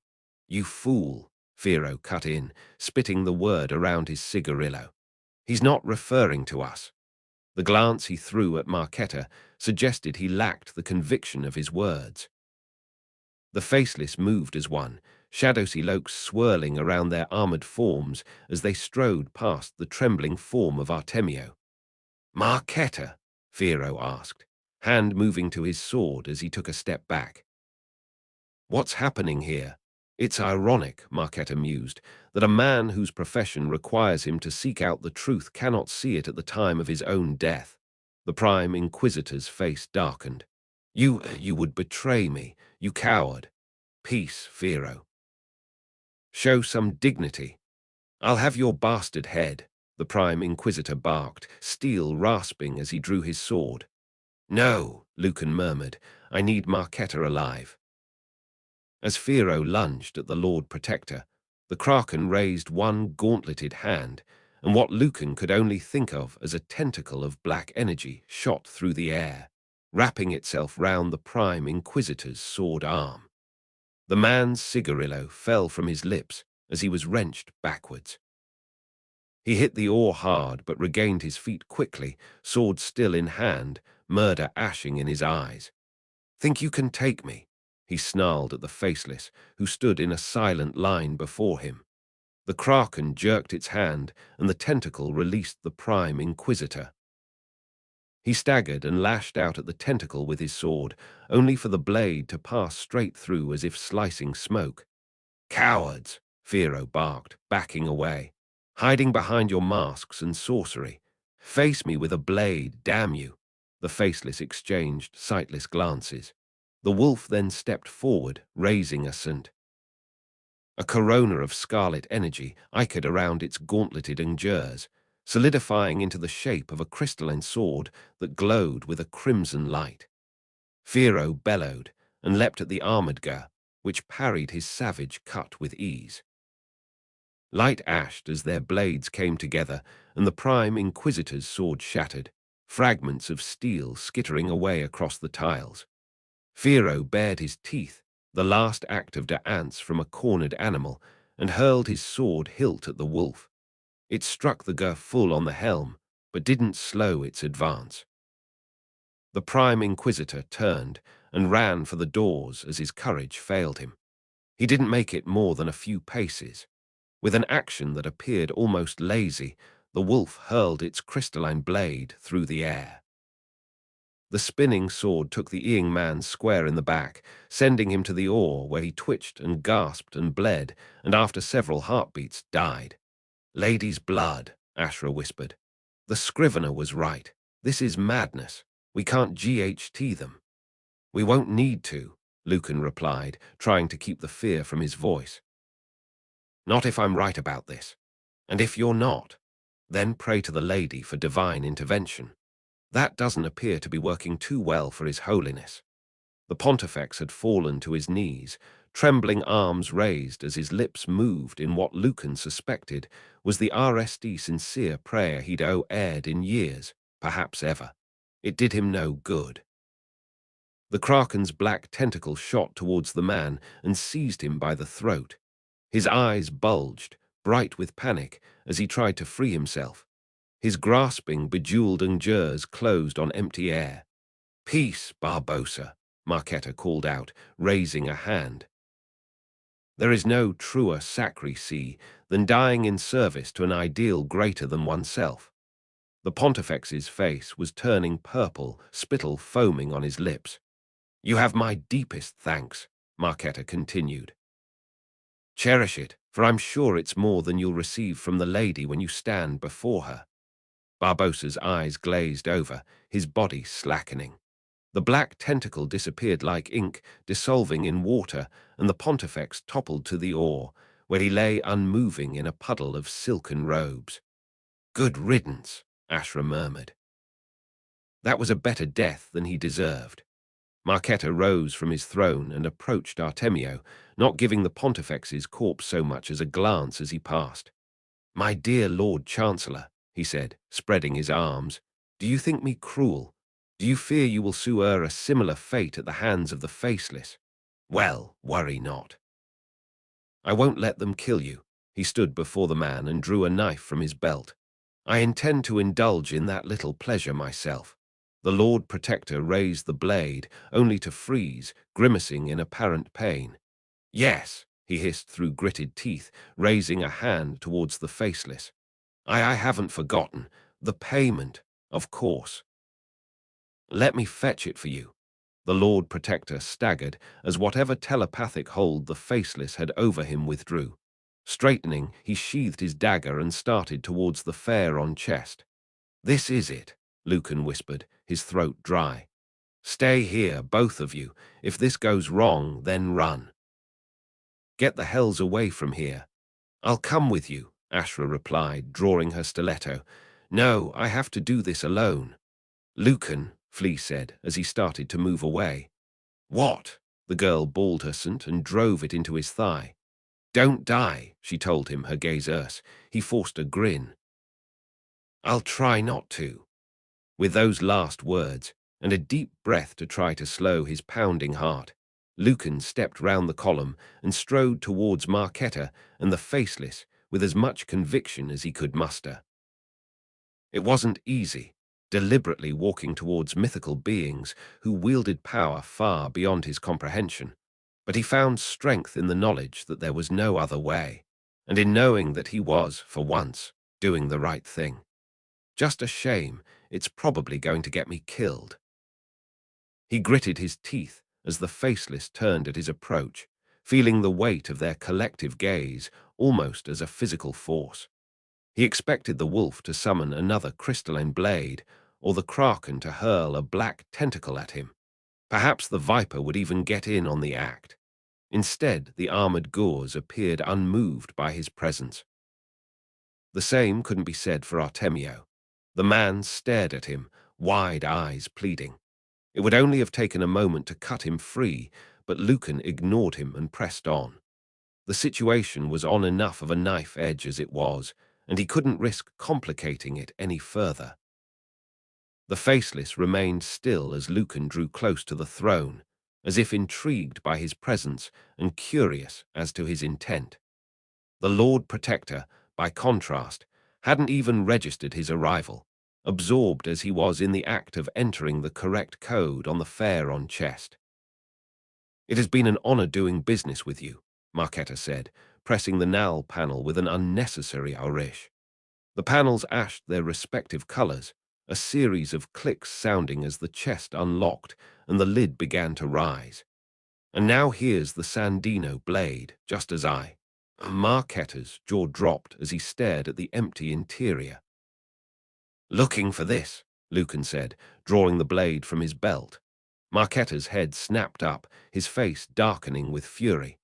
"Master guard over," he replied, quickly recovering his composure as he stood. "Once again you surprise me with your stupidity. Don't you realize that stealing from the Lord Protector is punishable by death? Not a pleasant one, I might add. The same is true of people who cross the Faceless." Marquetta glanced at the three armored Gors, though his smile remained in place. "I must confess," he continued, moving to stand beside the throne, "a certain curiosity as to how you were able to steal my property. Perhaps you would enlighten me. You could have asked the Pontifex if you hadn't already murdered him." "Ah, Barbosa," the Lord Protector murmured, his gaze moving to the man's corpse in its puddle of silks. For a man of the lady, it was faith he lacked most of all. "Or you could have asked De Lastro," Lucan continued, enjoying the way Marquetta's eyes narrowed at the mention of the mercenary's name. "If she was here, of course. Though I understand she and her crew have already left the city." "Then more fool them," Marquetta snapped, his mask of cool disdain slipping. "I aired her a fortune, and she willingly signed up for it. What could a pauper like you possibly have aired that would change her mind?" "Blood." Lucan managed a smile. "Sometimes it's more valuable than gold. Oh, I'd certainly pay a lot to see you bleeding out before me, but fortunately I get that for free." Marquetta turned to the Faceless. "You see this man?" he demanded, jabbing a injure at Lucan. "He has the Sandino blade, the crystal I promised you. Kill him and take what is rightfully yours." The Faceless remained still. "Take it," Marquetta shouted. "Kill him." The wolf broke rank and started towards Lucan with slow, purposeful movements. Lucan swallowed his fear and held his ground. They never use force to take a crystal. He raised the blade, the purple gem glinting in the candlelight. "Let's see if that's true." The wolf continued to advance. As it passed by the Prime Inquisitor's corpse, it artlessly pulled the crystalline sword from the man's back. Blood dripped to the polished ore. "I wish to discuss a trade," Lucan called out, unable to keep the tremor from his voice. "Agree to my terms and this blade is yours." The wolf raised its sword as it approached, closing the distance between them to 10 paces. 9, 8. I was wrong, Lucan thought, terror gripping him as he backed away. He glanced towards the secret doorway, saw Flea and Ashra watching with horror from behind the pillar. Too far. He'd only make it a few steps before the crystalline sword cut him down. "Lucan!" Flea cried, Ashra hauling the girl back as she tried to come to his aid. "Go!" Lucan yelled, waving frantically. "Get the hells out of here!" He turned back to the wolf, who still advanced in silence. It's all been for nothing, he thought, lowering the Sandino blade, hopelessness stealing over him. It's nished. He didn't bother drawing his own sword. There seemed little point. Better just to get this over with, Lucan gasped as he felt something shift inside his skull, a cold presence that stole the breath from his lungs. He fell to his knees, gritting his teeth as icy endures seemed to grasp at his very thoughts. He shuddered, instinctively trying to GHT back, to resist the intruding force. Suddenly an image formed in his mind, an old willow tree, its low-hanging branches reaching out across the sun-dappled surface of a river. Dragon-wise hovered amidst the reeds at the river's edge, iridescent wings ashing in the sunlight. The river at the bottom of the orchard. It had been his favorite place as a child, where he'd whiled away lazy summer days, and where, when he was older, he had brooded on his relationship with his father. A place of comfort he'd not thought about for years. So why am I thinking about it now? Realization dawned as the image faded. I didn't think of it. The faceless placed the image in my mind. Lady's mercy, they can see my memories. And they picked this one to show me, but why? To demonstrate their power. Lucan winced as the cold intensity ed, as if in denial. No, then maybe they hope to calm me, to reassure me they mean no harm. The cold lessened in con-armation. Lucan looked up to Nd the wolf standing before him. "I understand," he said, rising to his feet and staring at where the eye slits should have been on the guy's featureless helm. "You want to talk to me?" A pulse of ice shot through his mind in clear response. "Yes, then speak, I'm listening." An image of the Sandino blade formed in his mind, followed by a series of others, a pile of gems, a chest of gold, a bundle of silks. As the last image faded, another pulse arred. A question. "You're asking me what I want in return for the blade, the crystal." Another pulse of ice. Lady's blood, Lucan thought, exhilaration pushing out his fear. The stories are true. They won't take a crystal by force. The pulse came again, stronger this time. "All right," Lucan replied, raising a hand. "I hear you. And I'll give you the crystal, but I don't want gold or gems in return." "No," Marketa shouted, snatching up his cane from where it stood propped against the throne. "This man's a thief. I demand you kill him and take what is rightfully yours." "You're a knee one to talk," Lucan shot back, "given you had Delastro steal the crystal from Lord Sandino. That old fool had no idea of what he possessed. He didn't deserve to have it." Marketa slashed the air with his cane. "Kill him," he urged again, glancing at the Kraken and the Viper. "I order you to kill him." None of the faceless moved. "What I want," Lucan continued, addressing the wolf, "is proof of your dealings with this man." He pointed the blade at Marketa, who glared back with naked fury.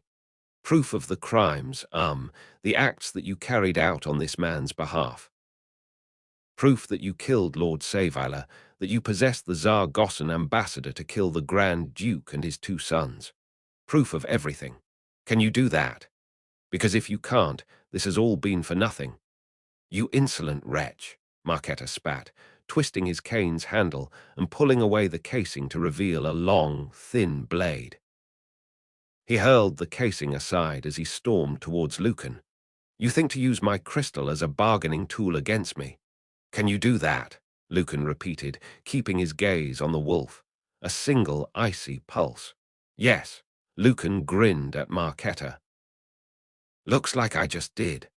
The Lord Protector lunged at him with surprising speed, the point of his blade not nearly as sharp as the rage in his eyes. Lucan twisted away from the thrust and drew his own sword. He needn't have bothered.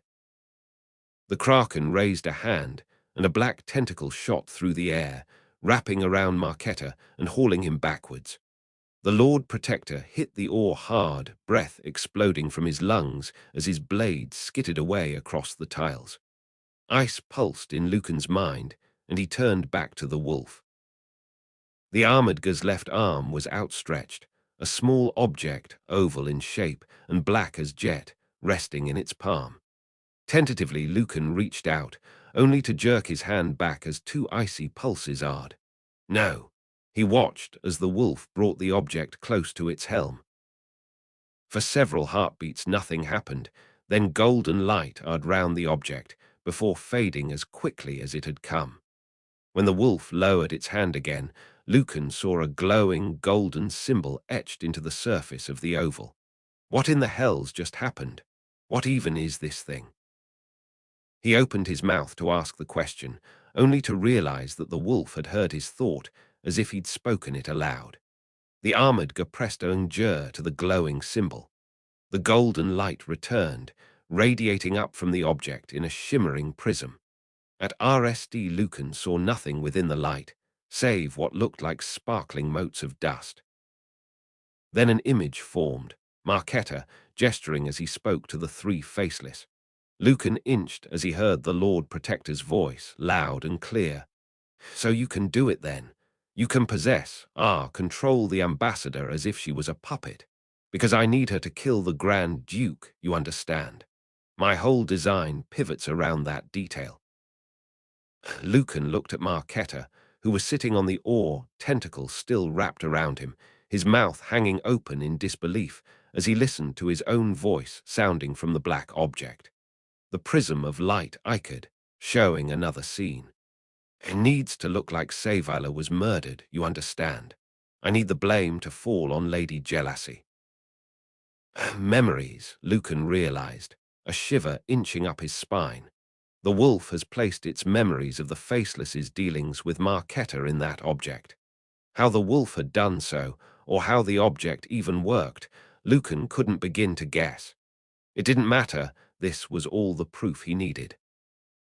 And if anyone doubts what happened here tonight, he thought, looking to Artemio, who was watching events through wide eyes, they only need to ask the Lord Chancellor. Poor bastards had a front row seat. A pulse of ice drew his gaze back to the wolf. I accept your he told the Armadga. No, Marquetta groaned from the oar. The crystal is mine. You can't do this. Just watch me, Lucan replied, as the wolf pressed the black oval into his free hand. The object was warm to the touch, golden symbol still glowing.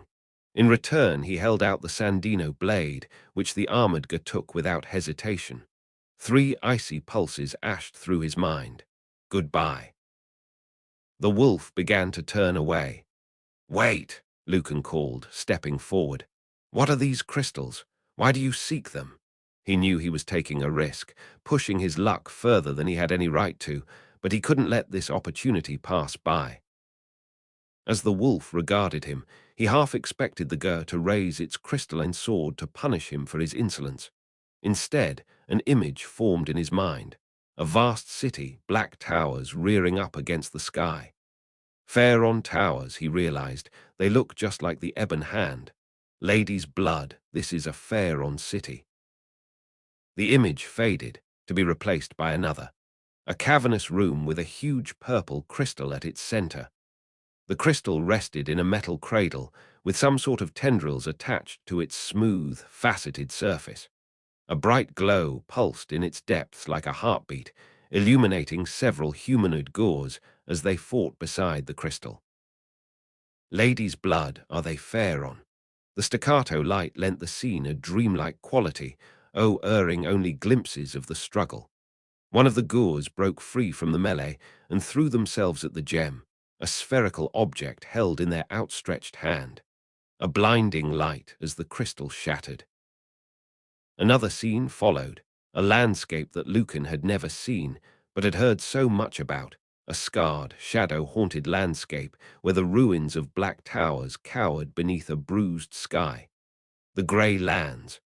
7 shadows, the theories were right. It was some sort of sorcerous cataclysm that destroyed the Pharaon. The image faded from his mind. Lucan realized he'd been holding his breath and sucked in a lungful of air, his mind racing through the implications of what he'd just seen. The end of the fair on civilization, if he was correct, and the creation of the Grey Lands. Yet what was the purpose of the huge gem, and what had the GH thing been about? The purple crystals, he realized, they're shards from the huge gem. But what do the faceless want with them? So many questions, yet there was one that surged to the front of his thoughts. Are you, he managed, pointing a shaking Ngjer at the wolf, are you, fair on? A single icy pulse. No, lady's blood, there's something else entirely. Then what are? Lucan gasped as 3 pulses ashed through his mind, severing whatever link he shared with the faceless. He staggered, feeling suddenly dizzy. The wolf turned away and strode back towards its companions. I'll let you keep that secret, Lucan murmured, as the 3 glowing orbs appeared in the corner of the hall, a new portal materializing within moments. The wolf and the viper started towards it, leaving the kraken standing over Marquetta. The Lord Protector gasped as the black tentacle tightened around his chest. Please, Lucan said, appealing to the kraken with a raised hand. I need him alive, though if you could perhaps leave him unconscious. The kraken icked its wrist, and the black tentacle snapped out, hurling Marquetta across the hall. The Lord Protector's cry was cut short as he slammed into the base of a pillar and crumpled to the oar. Yeah, Lucan said, lowering his hand. That'll do it. The kraken rejoined the 2 other faceless, the 3 of them standing before the portal as the violet lightning iced across its churning expanse. One by one they stepped through, the viper RSD, then the kraken, lastly the wolf. The portal closed behind them. It's over. Lucan sank to his knees, exhaustion sweeping over him. He stared at the black oval in his hand, golden symbol aglow. Oh, Father, how you would have loved to see this. The hall doors boomed as something struck them from the other side, accompanied by the faint clamor of raised voices. Ah, the palace guard with the fashionable late entrance. Lucan, he looked up to ND flee running towards him, and barely had time to stand before the girl threw herself at him. I'm Nee, he said, as she hugged him tightly. I'm all right. I can't believe your stupid plan worked, she replied, grinning as she pulled away. He managed a weak smile in return. That makes 2 of us. 3, Ashra said as she joined them. The hall doors boomed again. Yeah, well, I couldn't have done this without either of you. Let's save the backslapping for later, the thief replied, drawing her stiletto. I'll cut Artemio free. Hopefully he'll be able to explain this damned mess to the guards. As Ashra set about slicing through the Lord Chancellor's bonds, Lucan approached Marquetta, Flea trailing behind him. Is he dead? The girl asked. I bloody hope not. No, he replied, relieved to end a faint pulse below his Ngers as he pressed them to the man's neck. But when he wakes up, he'll damn well wish he was. Boom. The hall doors open and a group of guards charged through, swords drawn, led by a short, stout woman whose shoulders bore golden epaulets. Don't move, she bellowed at Ashra. Drop your weapons and... She trailed her wide eyes moving to the dead bodies of the Pontifex and Prime Inquisitor, and then to where Lucan and Flea crouched over Marquetta. I can honestly say, Lucan said, raising a hand as he stood, that this is not what it looks like. Seize them, the woman bellowed, regaining her composure. Ashra tore the gag from Artemio's mouth. Stop, the Lord Chancellor cried out, lurching to his feet and staggering towards the guards, waving his hands like a madman. Lower your weapons. Lord Chancellor, the woman asked, now completely befuddled. The Lord Protector told us not to enter under any circumstances, but we heard shouting, and I thought, the Lord Protector, Artemio interrupted, is a murderer and a traitor. A murderer. I don't understand. Neither do I, Captain, but trust me on this. Lower your weapons. The woman and her fellow guards exchanged bar-ed looks but did as asked. Marquetta is guilty of the Grand Duke's murder, Artemio continued, his voice RM and measured, as well as those of his sons, and Pontifex Barbossa and Prime Inquisitor Fero. He would have murdered me too if it wasn't for the intervention of this fellow here.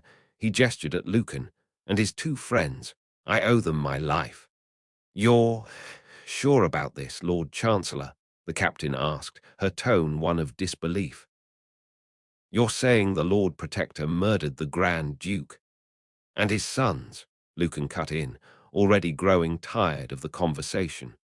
And those two sacks of shit over there, who were in on the entire conspiracy until Marquetta decided they were expendable. Oh, and he also had the faceless murder Lord Saveller so he could frame Zandrusa, Lady Jelassie, for the crime. The captain stared at Lucan, utterly lost for words. Lucan grinned at her.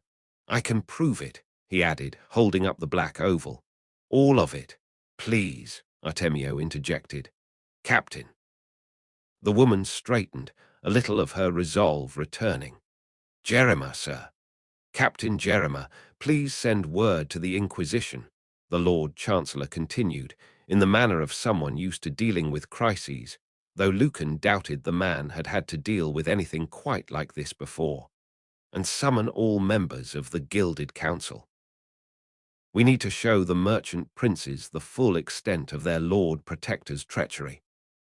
The captain glanced at Lucan, at the dead bodies, at the unconscious form of Marquetta, and clearly decided that she wasn't paid enough to deal with this sort of shit. Fetch the Inquisition, she ordered one of her guards, before issuing the others with a series of instructions. They all saluted and disappeared back through the doors. It's done, the captain said, turning back to Artemio. While we wait, perhaps you could tell me what in the hell's happened here. Oh, we can do better than that, Lucan said, pressing his thumb to the golden symbol on the oval. We can show you. I thought you said your father was a sco. Flea frowned, trying to endy the right word. A scholar, Lucan corrected. He was, but he was also some sort of explorer, apparently, before I was born. So he explored ruins and stew, seems that way. Looking for what? Treasure, I guess, though I suspect my father's idea of treasure ran beyond gold and silver, and he never told you about this. No. Why not? Why indeed? Zandrusa's tales, told to Lucan over a bottle of excellent Parvan red, had sparked countless questions about the father he thought he'd known. But why Conrad Gardova had kept his past a secret was the one question he pondered the most. Lucan had spent his entire life believing his father was no more than a nobleman's scholar who rarely left the con-ness of his study. So the revelation that in a former life he had been some sort of dashing adventurer had come as something of a surprise. And that's putting it mildly. It felt like the world had shifted beneath his feet, as if he'd become untethered from a truth that had always secured him, and the ropes that still held him fast were now woven from doubt instead of certainty. What further secrets did you hide from me, father? He wondered, reaching for the key that now hung on a chain about his neck. What awaits me in this vault in Korsakov? If he was honest with himself, which he rarely was, especially when brutally hungover, the copious amount of wine he'd sunk the night before probably wasn't helping his newfound sense of disorientation.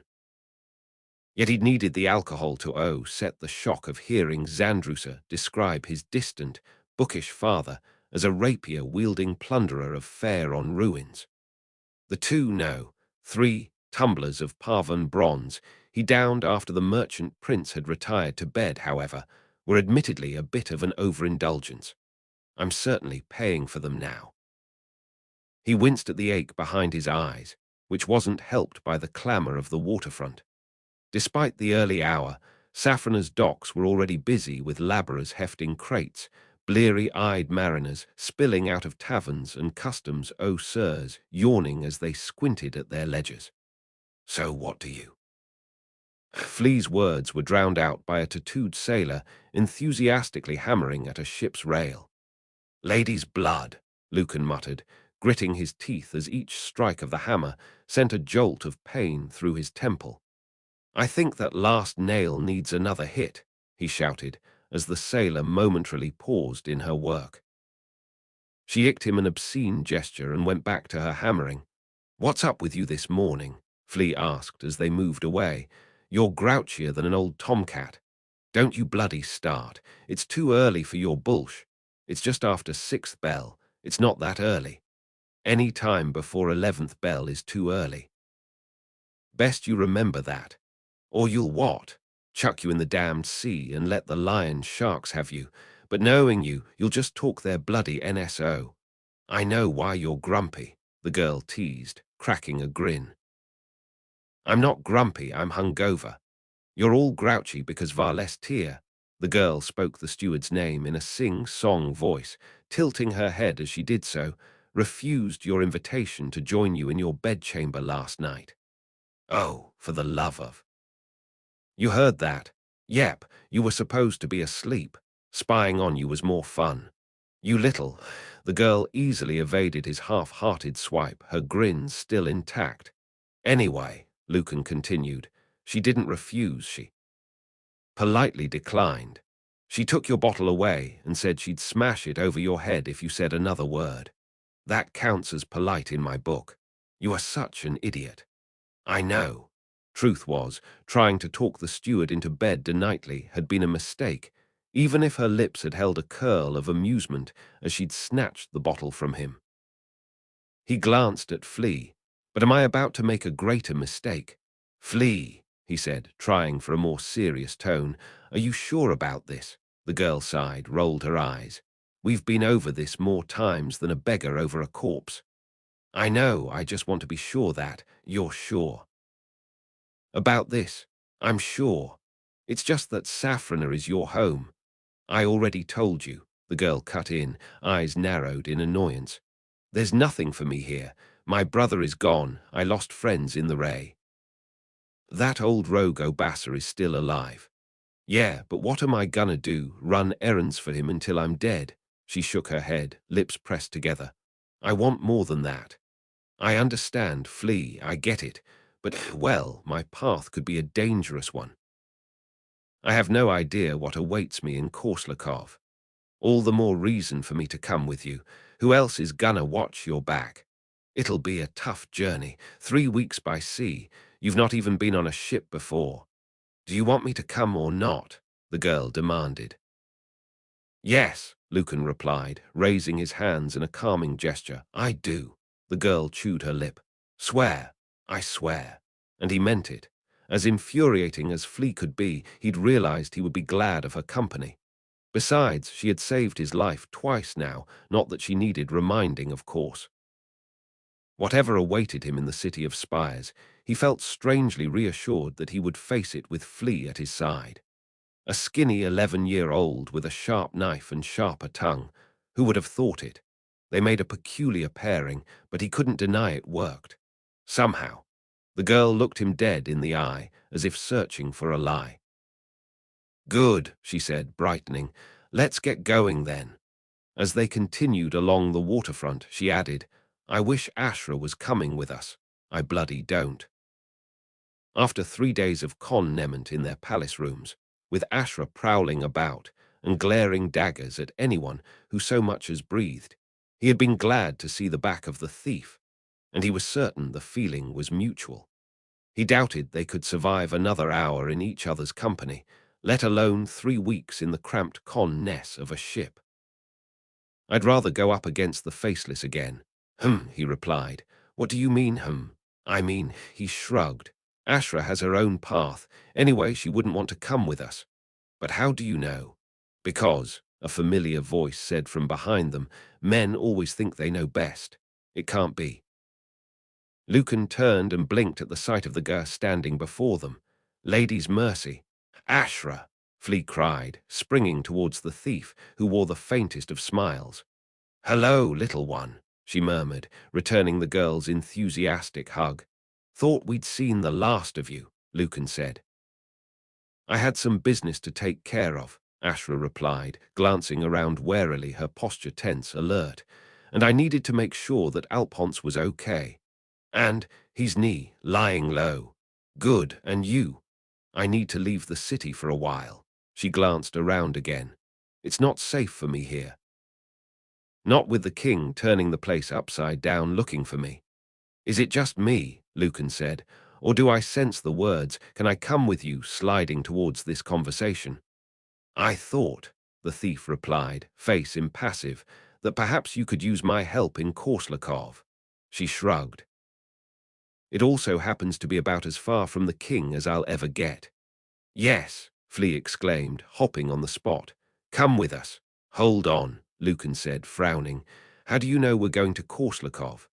I visited Zandrusa last night and asked what your plans were. You visited her. Well, I broke in. Of course you did. She was very understanding, and she told me about the key. That was kind of her, Lucan muttered. So how about it? You think you could use my help? Ashra held his gaze, her expression impassive, but he sensed a vulnerability behind her mask. A fear I might say no. And there was a part of him that wanted to do just that. After all, the 3 days they'd spent cooped up together had hardly been a bundle of laughs. Was he really prepared for 3 weeks of sharp comments and judging glances? Yet he couldn't deny Ashra's skills or the strength of her character. She was smart, daring, and stubborn as the hells. And she uses portals to literally walk through walls. Who wouldn't want her on their side? He glanced at Flea, saw the hope shining in her eyes. That sealed it. I'm sure we could endear use for you, he told Ashra, a wry smile on his lips. So we're agreed, then? The thief asked, her relief evident, the tension seeming to leave her shoulders. I'll come with you to Korslakov. If you're sure, I'm sure. Then let's get going. Yes, Flea exclaimed, punching the air as they started walking. An adventure.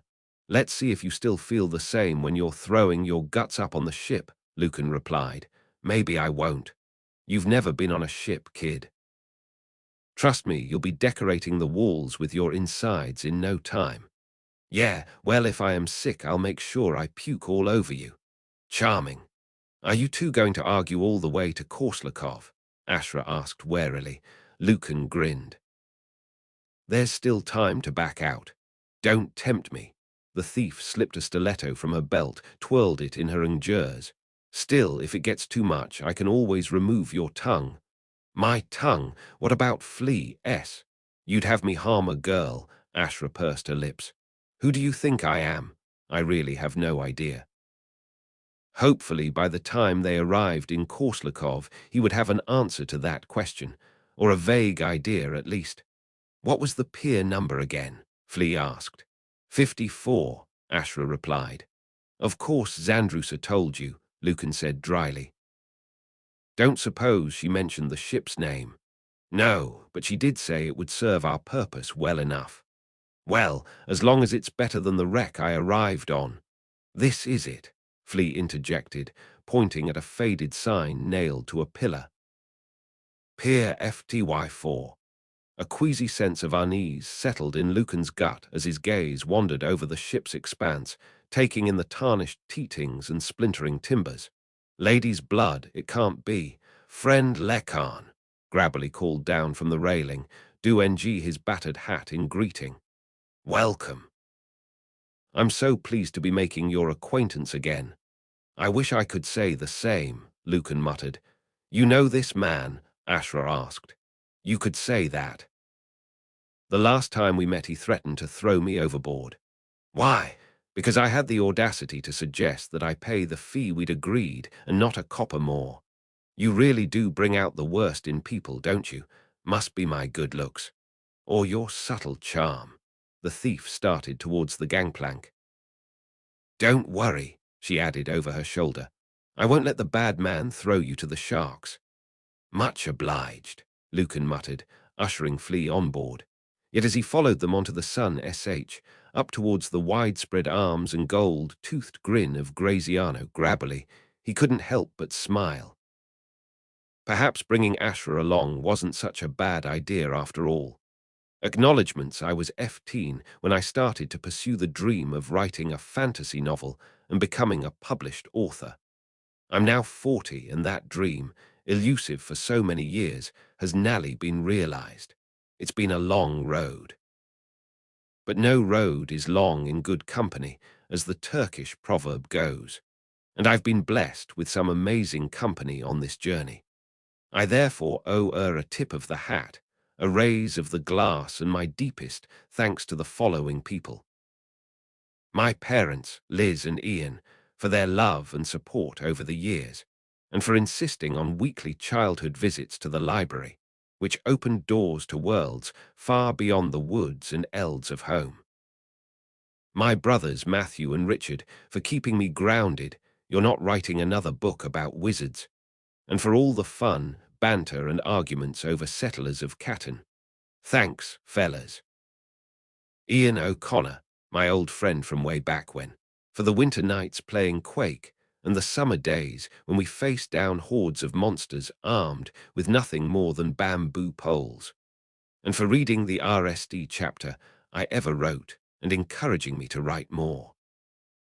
Mark Newton for the lazy Buxton days, the countless emails and chats over the years, and for reading an endless succession of RSD chapters.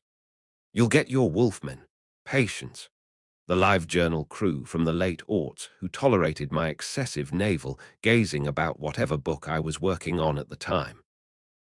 I've forgotten most of your names, but not your enthusiasm and the encouragement you gave me. Thank you. Sarah King, editor of the now-defunct zine Aberrant Dreams, who rejected a short story of mine many years ago, but whose kind words and encouragement kept me going through the lean years. I hope this book has proven you right. Paul Kearney, who kindly read a chapter of mine a long time ago and whose blunt feedback, "This is better than I expected," provided a valuable condensed boost. Those words from a writer of such quality meant a lot. And C. Perry, former agent, current editor, longtime friend, for working tirelessly on my behalf, for improving this book immeasurably, and for making a long-held dream a reality. I owe you more than I can say. Also, thanks for all the Oreos. Thanks too to Gaby Puleston Vaudry and everyone else at Quercus for all their e-aughts on my behalf. Hilary Sames for her enthusiasm, brilliant editorial notes, and for helping this book shine all the brighter. Jackie Lewis and Terry McGarry for their heroic e-aughts in the copy-editing trenches, where they bravely faced down the horrors of my grammar, punctuation, and complete lack of regard for the story's timeline. G. Brown for his superb cover art and for being a pleasure to work with. Stephanie Stein, Sanar Ali Varani, Davy Pillai, and everyone at Tor for giving the Silverblood promise a home in the US, and for all their passion and hard work. The other 3/4 of the Garlic Club, Jard, Paul, and Mike, for years of fun and garlic-fueled frolics. Cheers, guys. Jenny and Nazia for the cat videos, the memes, and for all their support and enthusiasm. Finally, my deepest thanks of all to my partner Emma Swift, for enduring my endless complaints with saint-like patience, for always being a source of sound advice, and for lending me some of her belief when I had lost all my own. This book would not exist without her, and this little world I've created was blessed to have her at my side as it took shape. Love always. Oh, there's one now thank you to give to you, dear reader, whoever you are, for taking a chance on the Silverblood promise and for reading this far. I put my heart and soul into this book, and I truly hope you enjoyed it.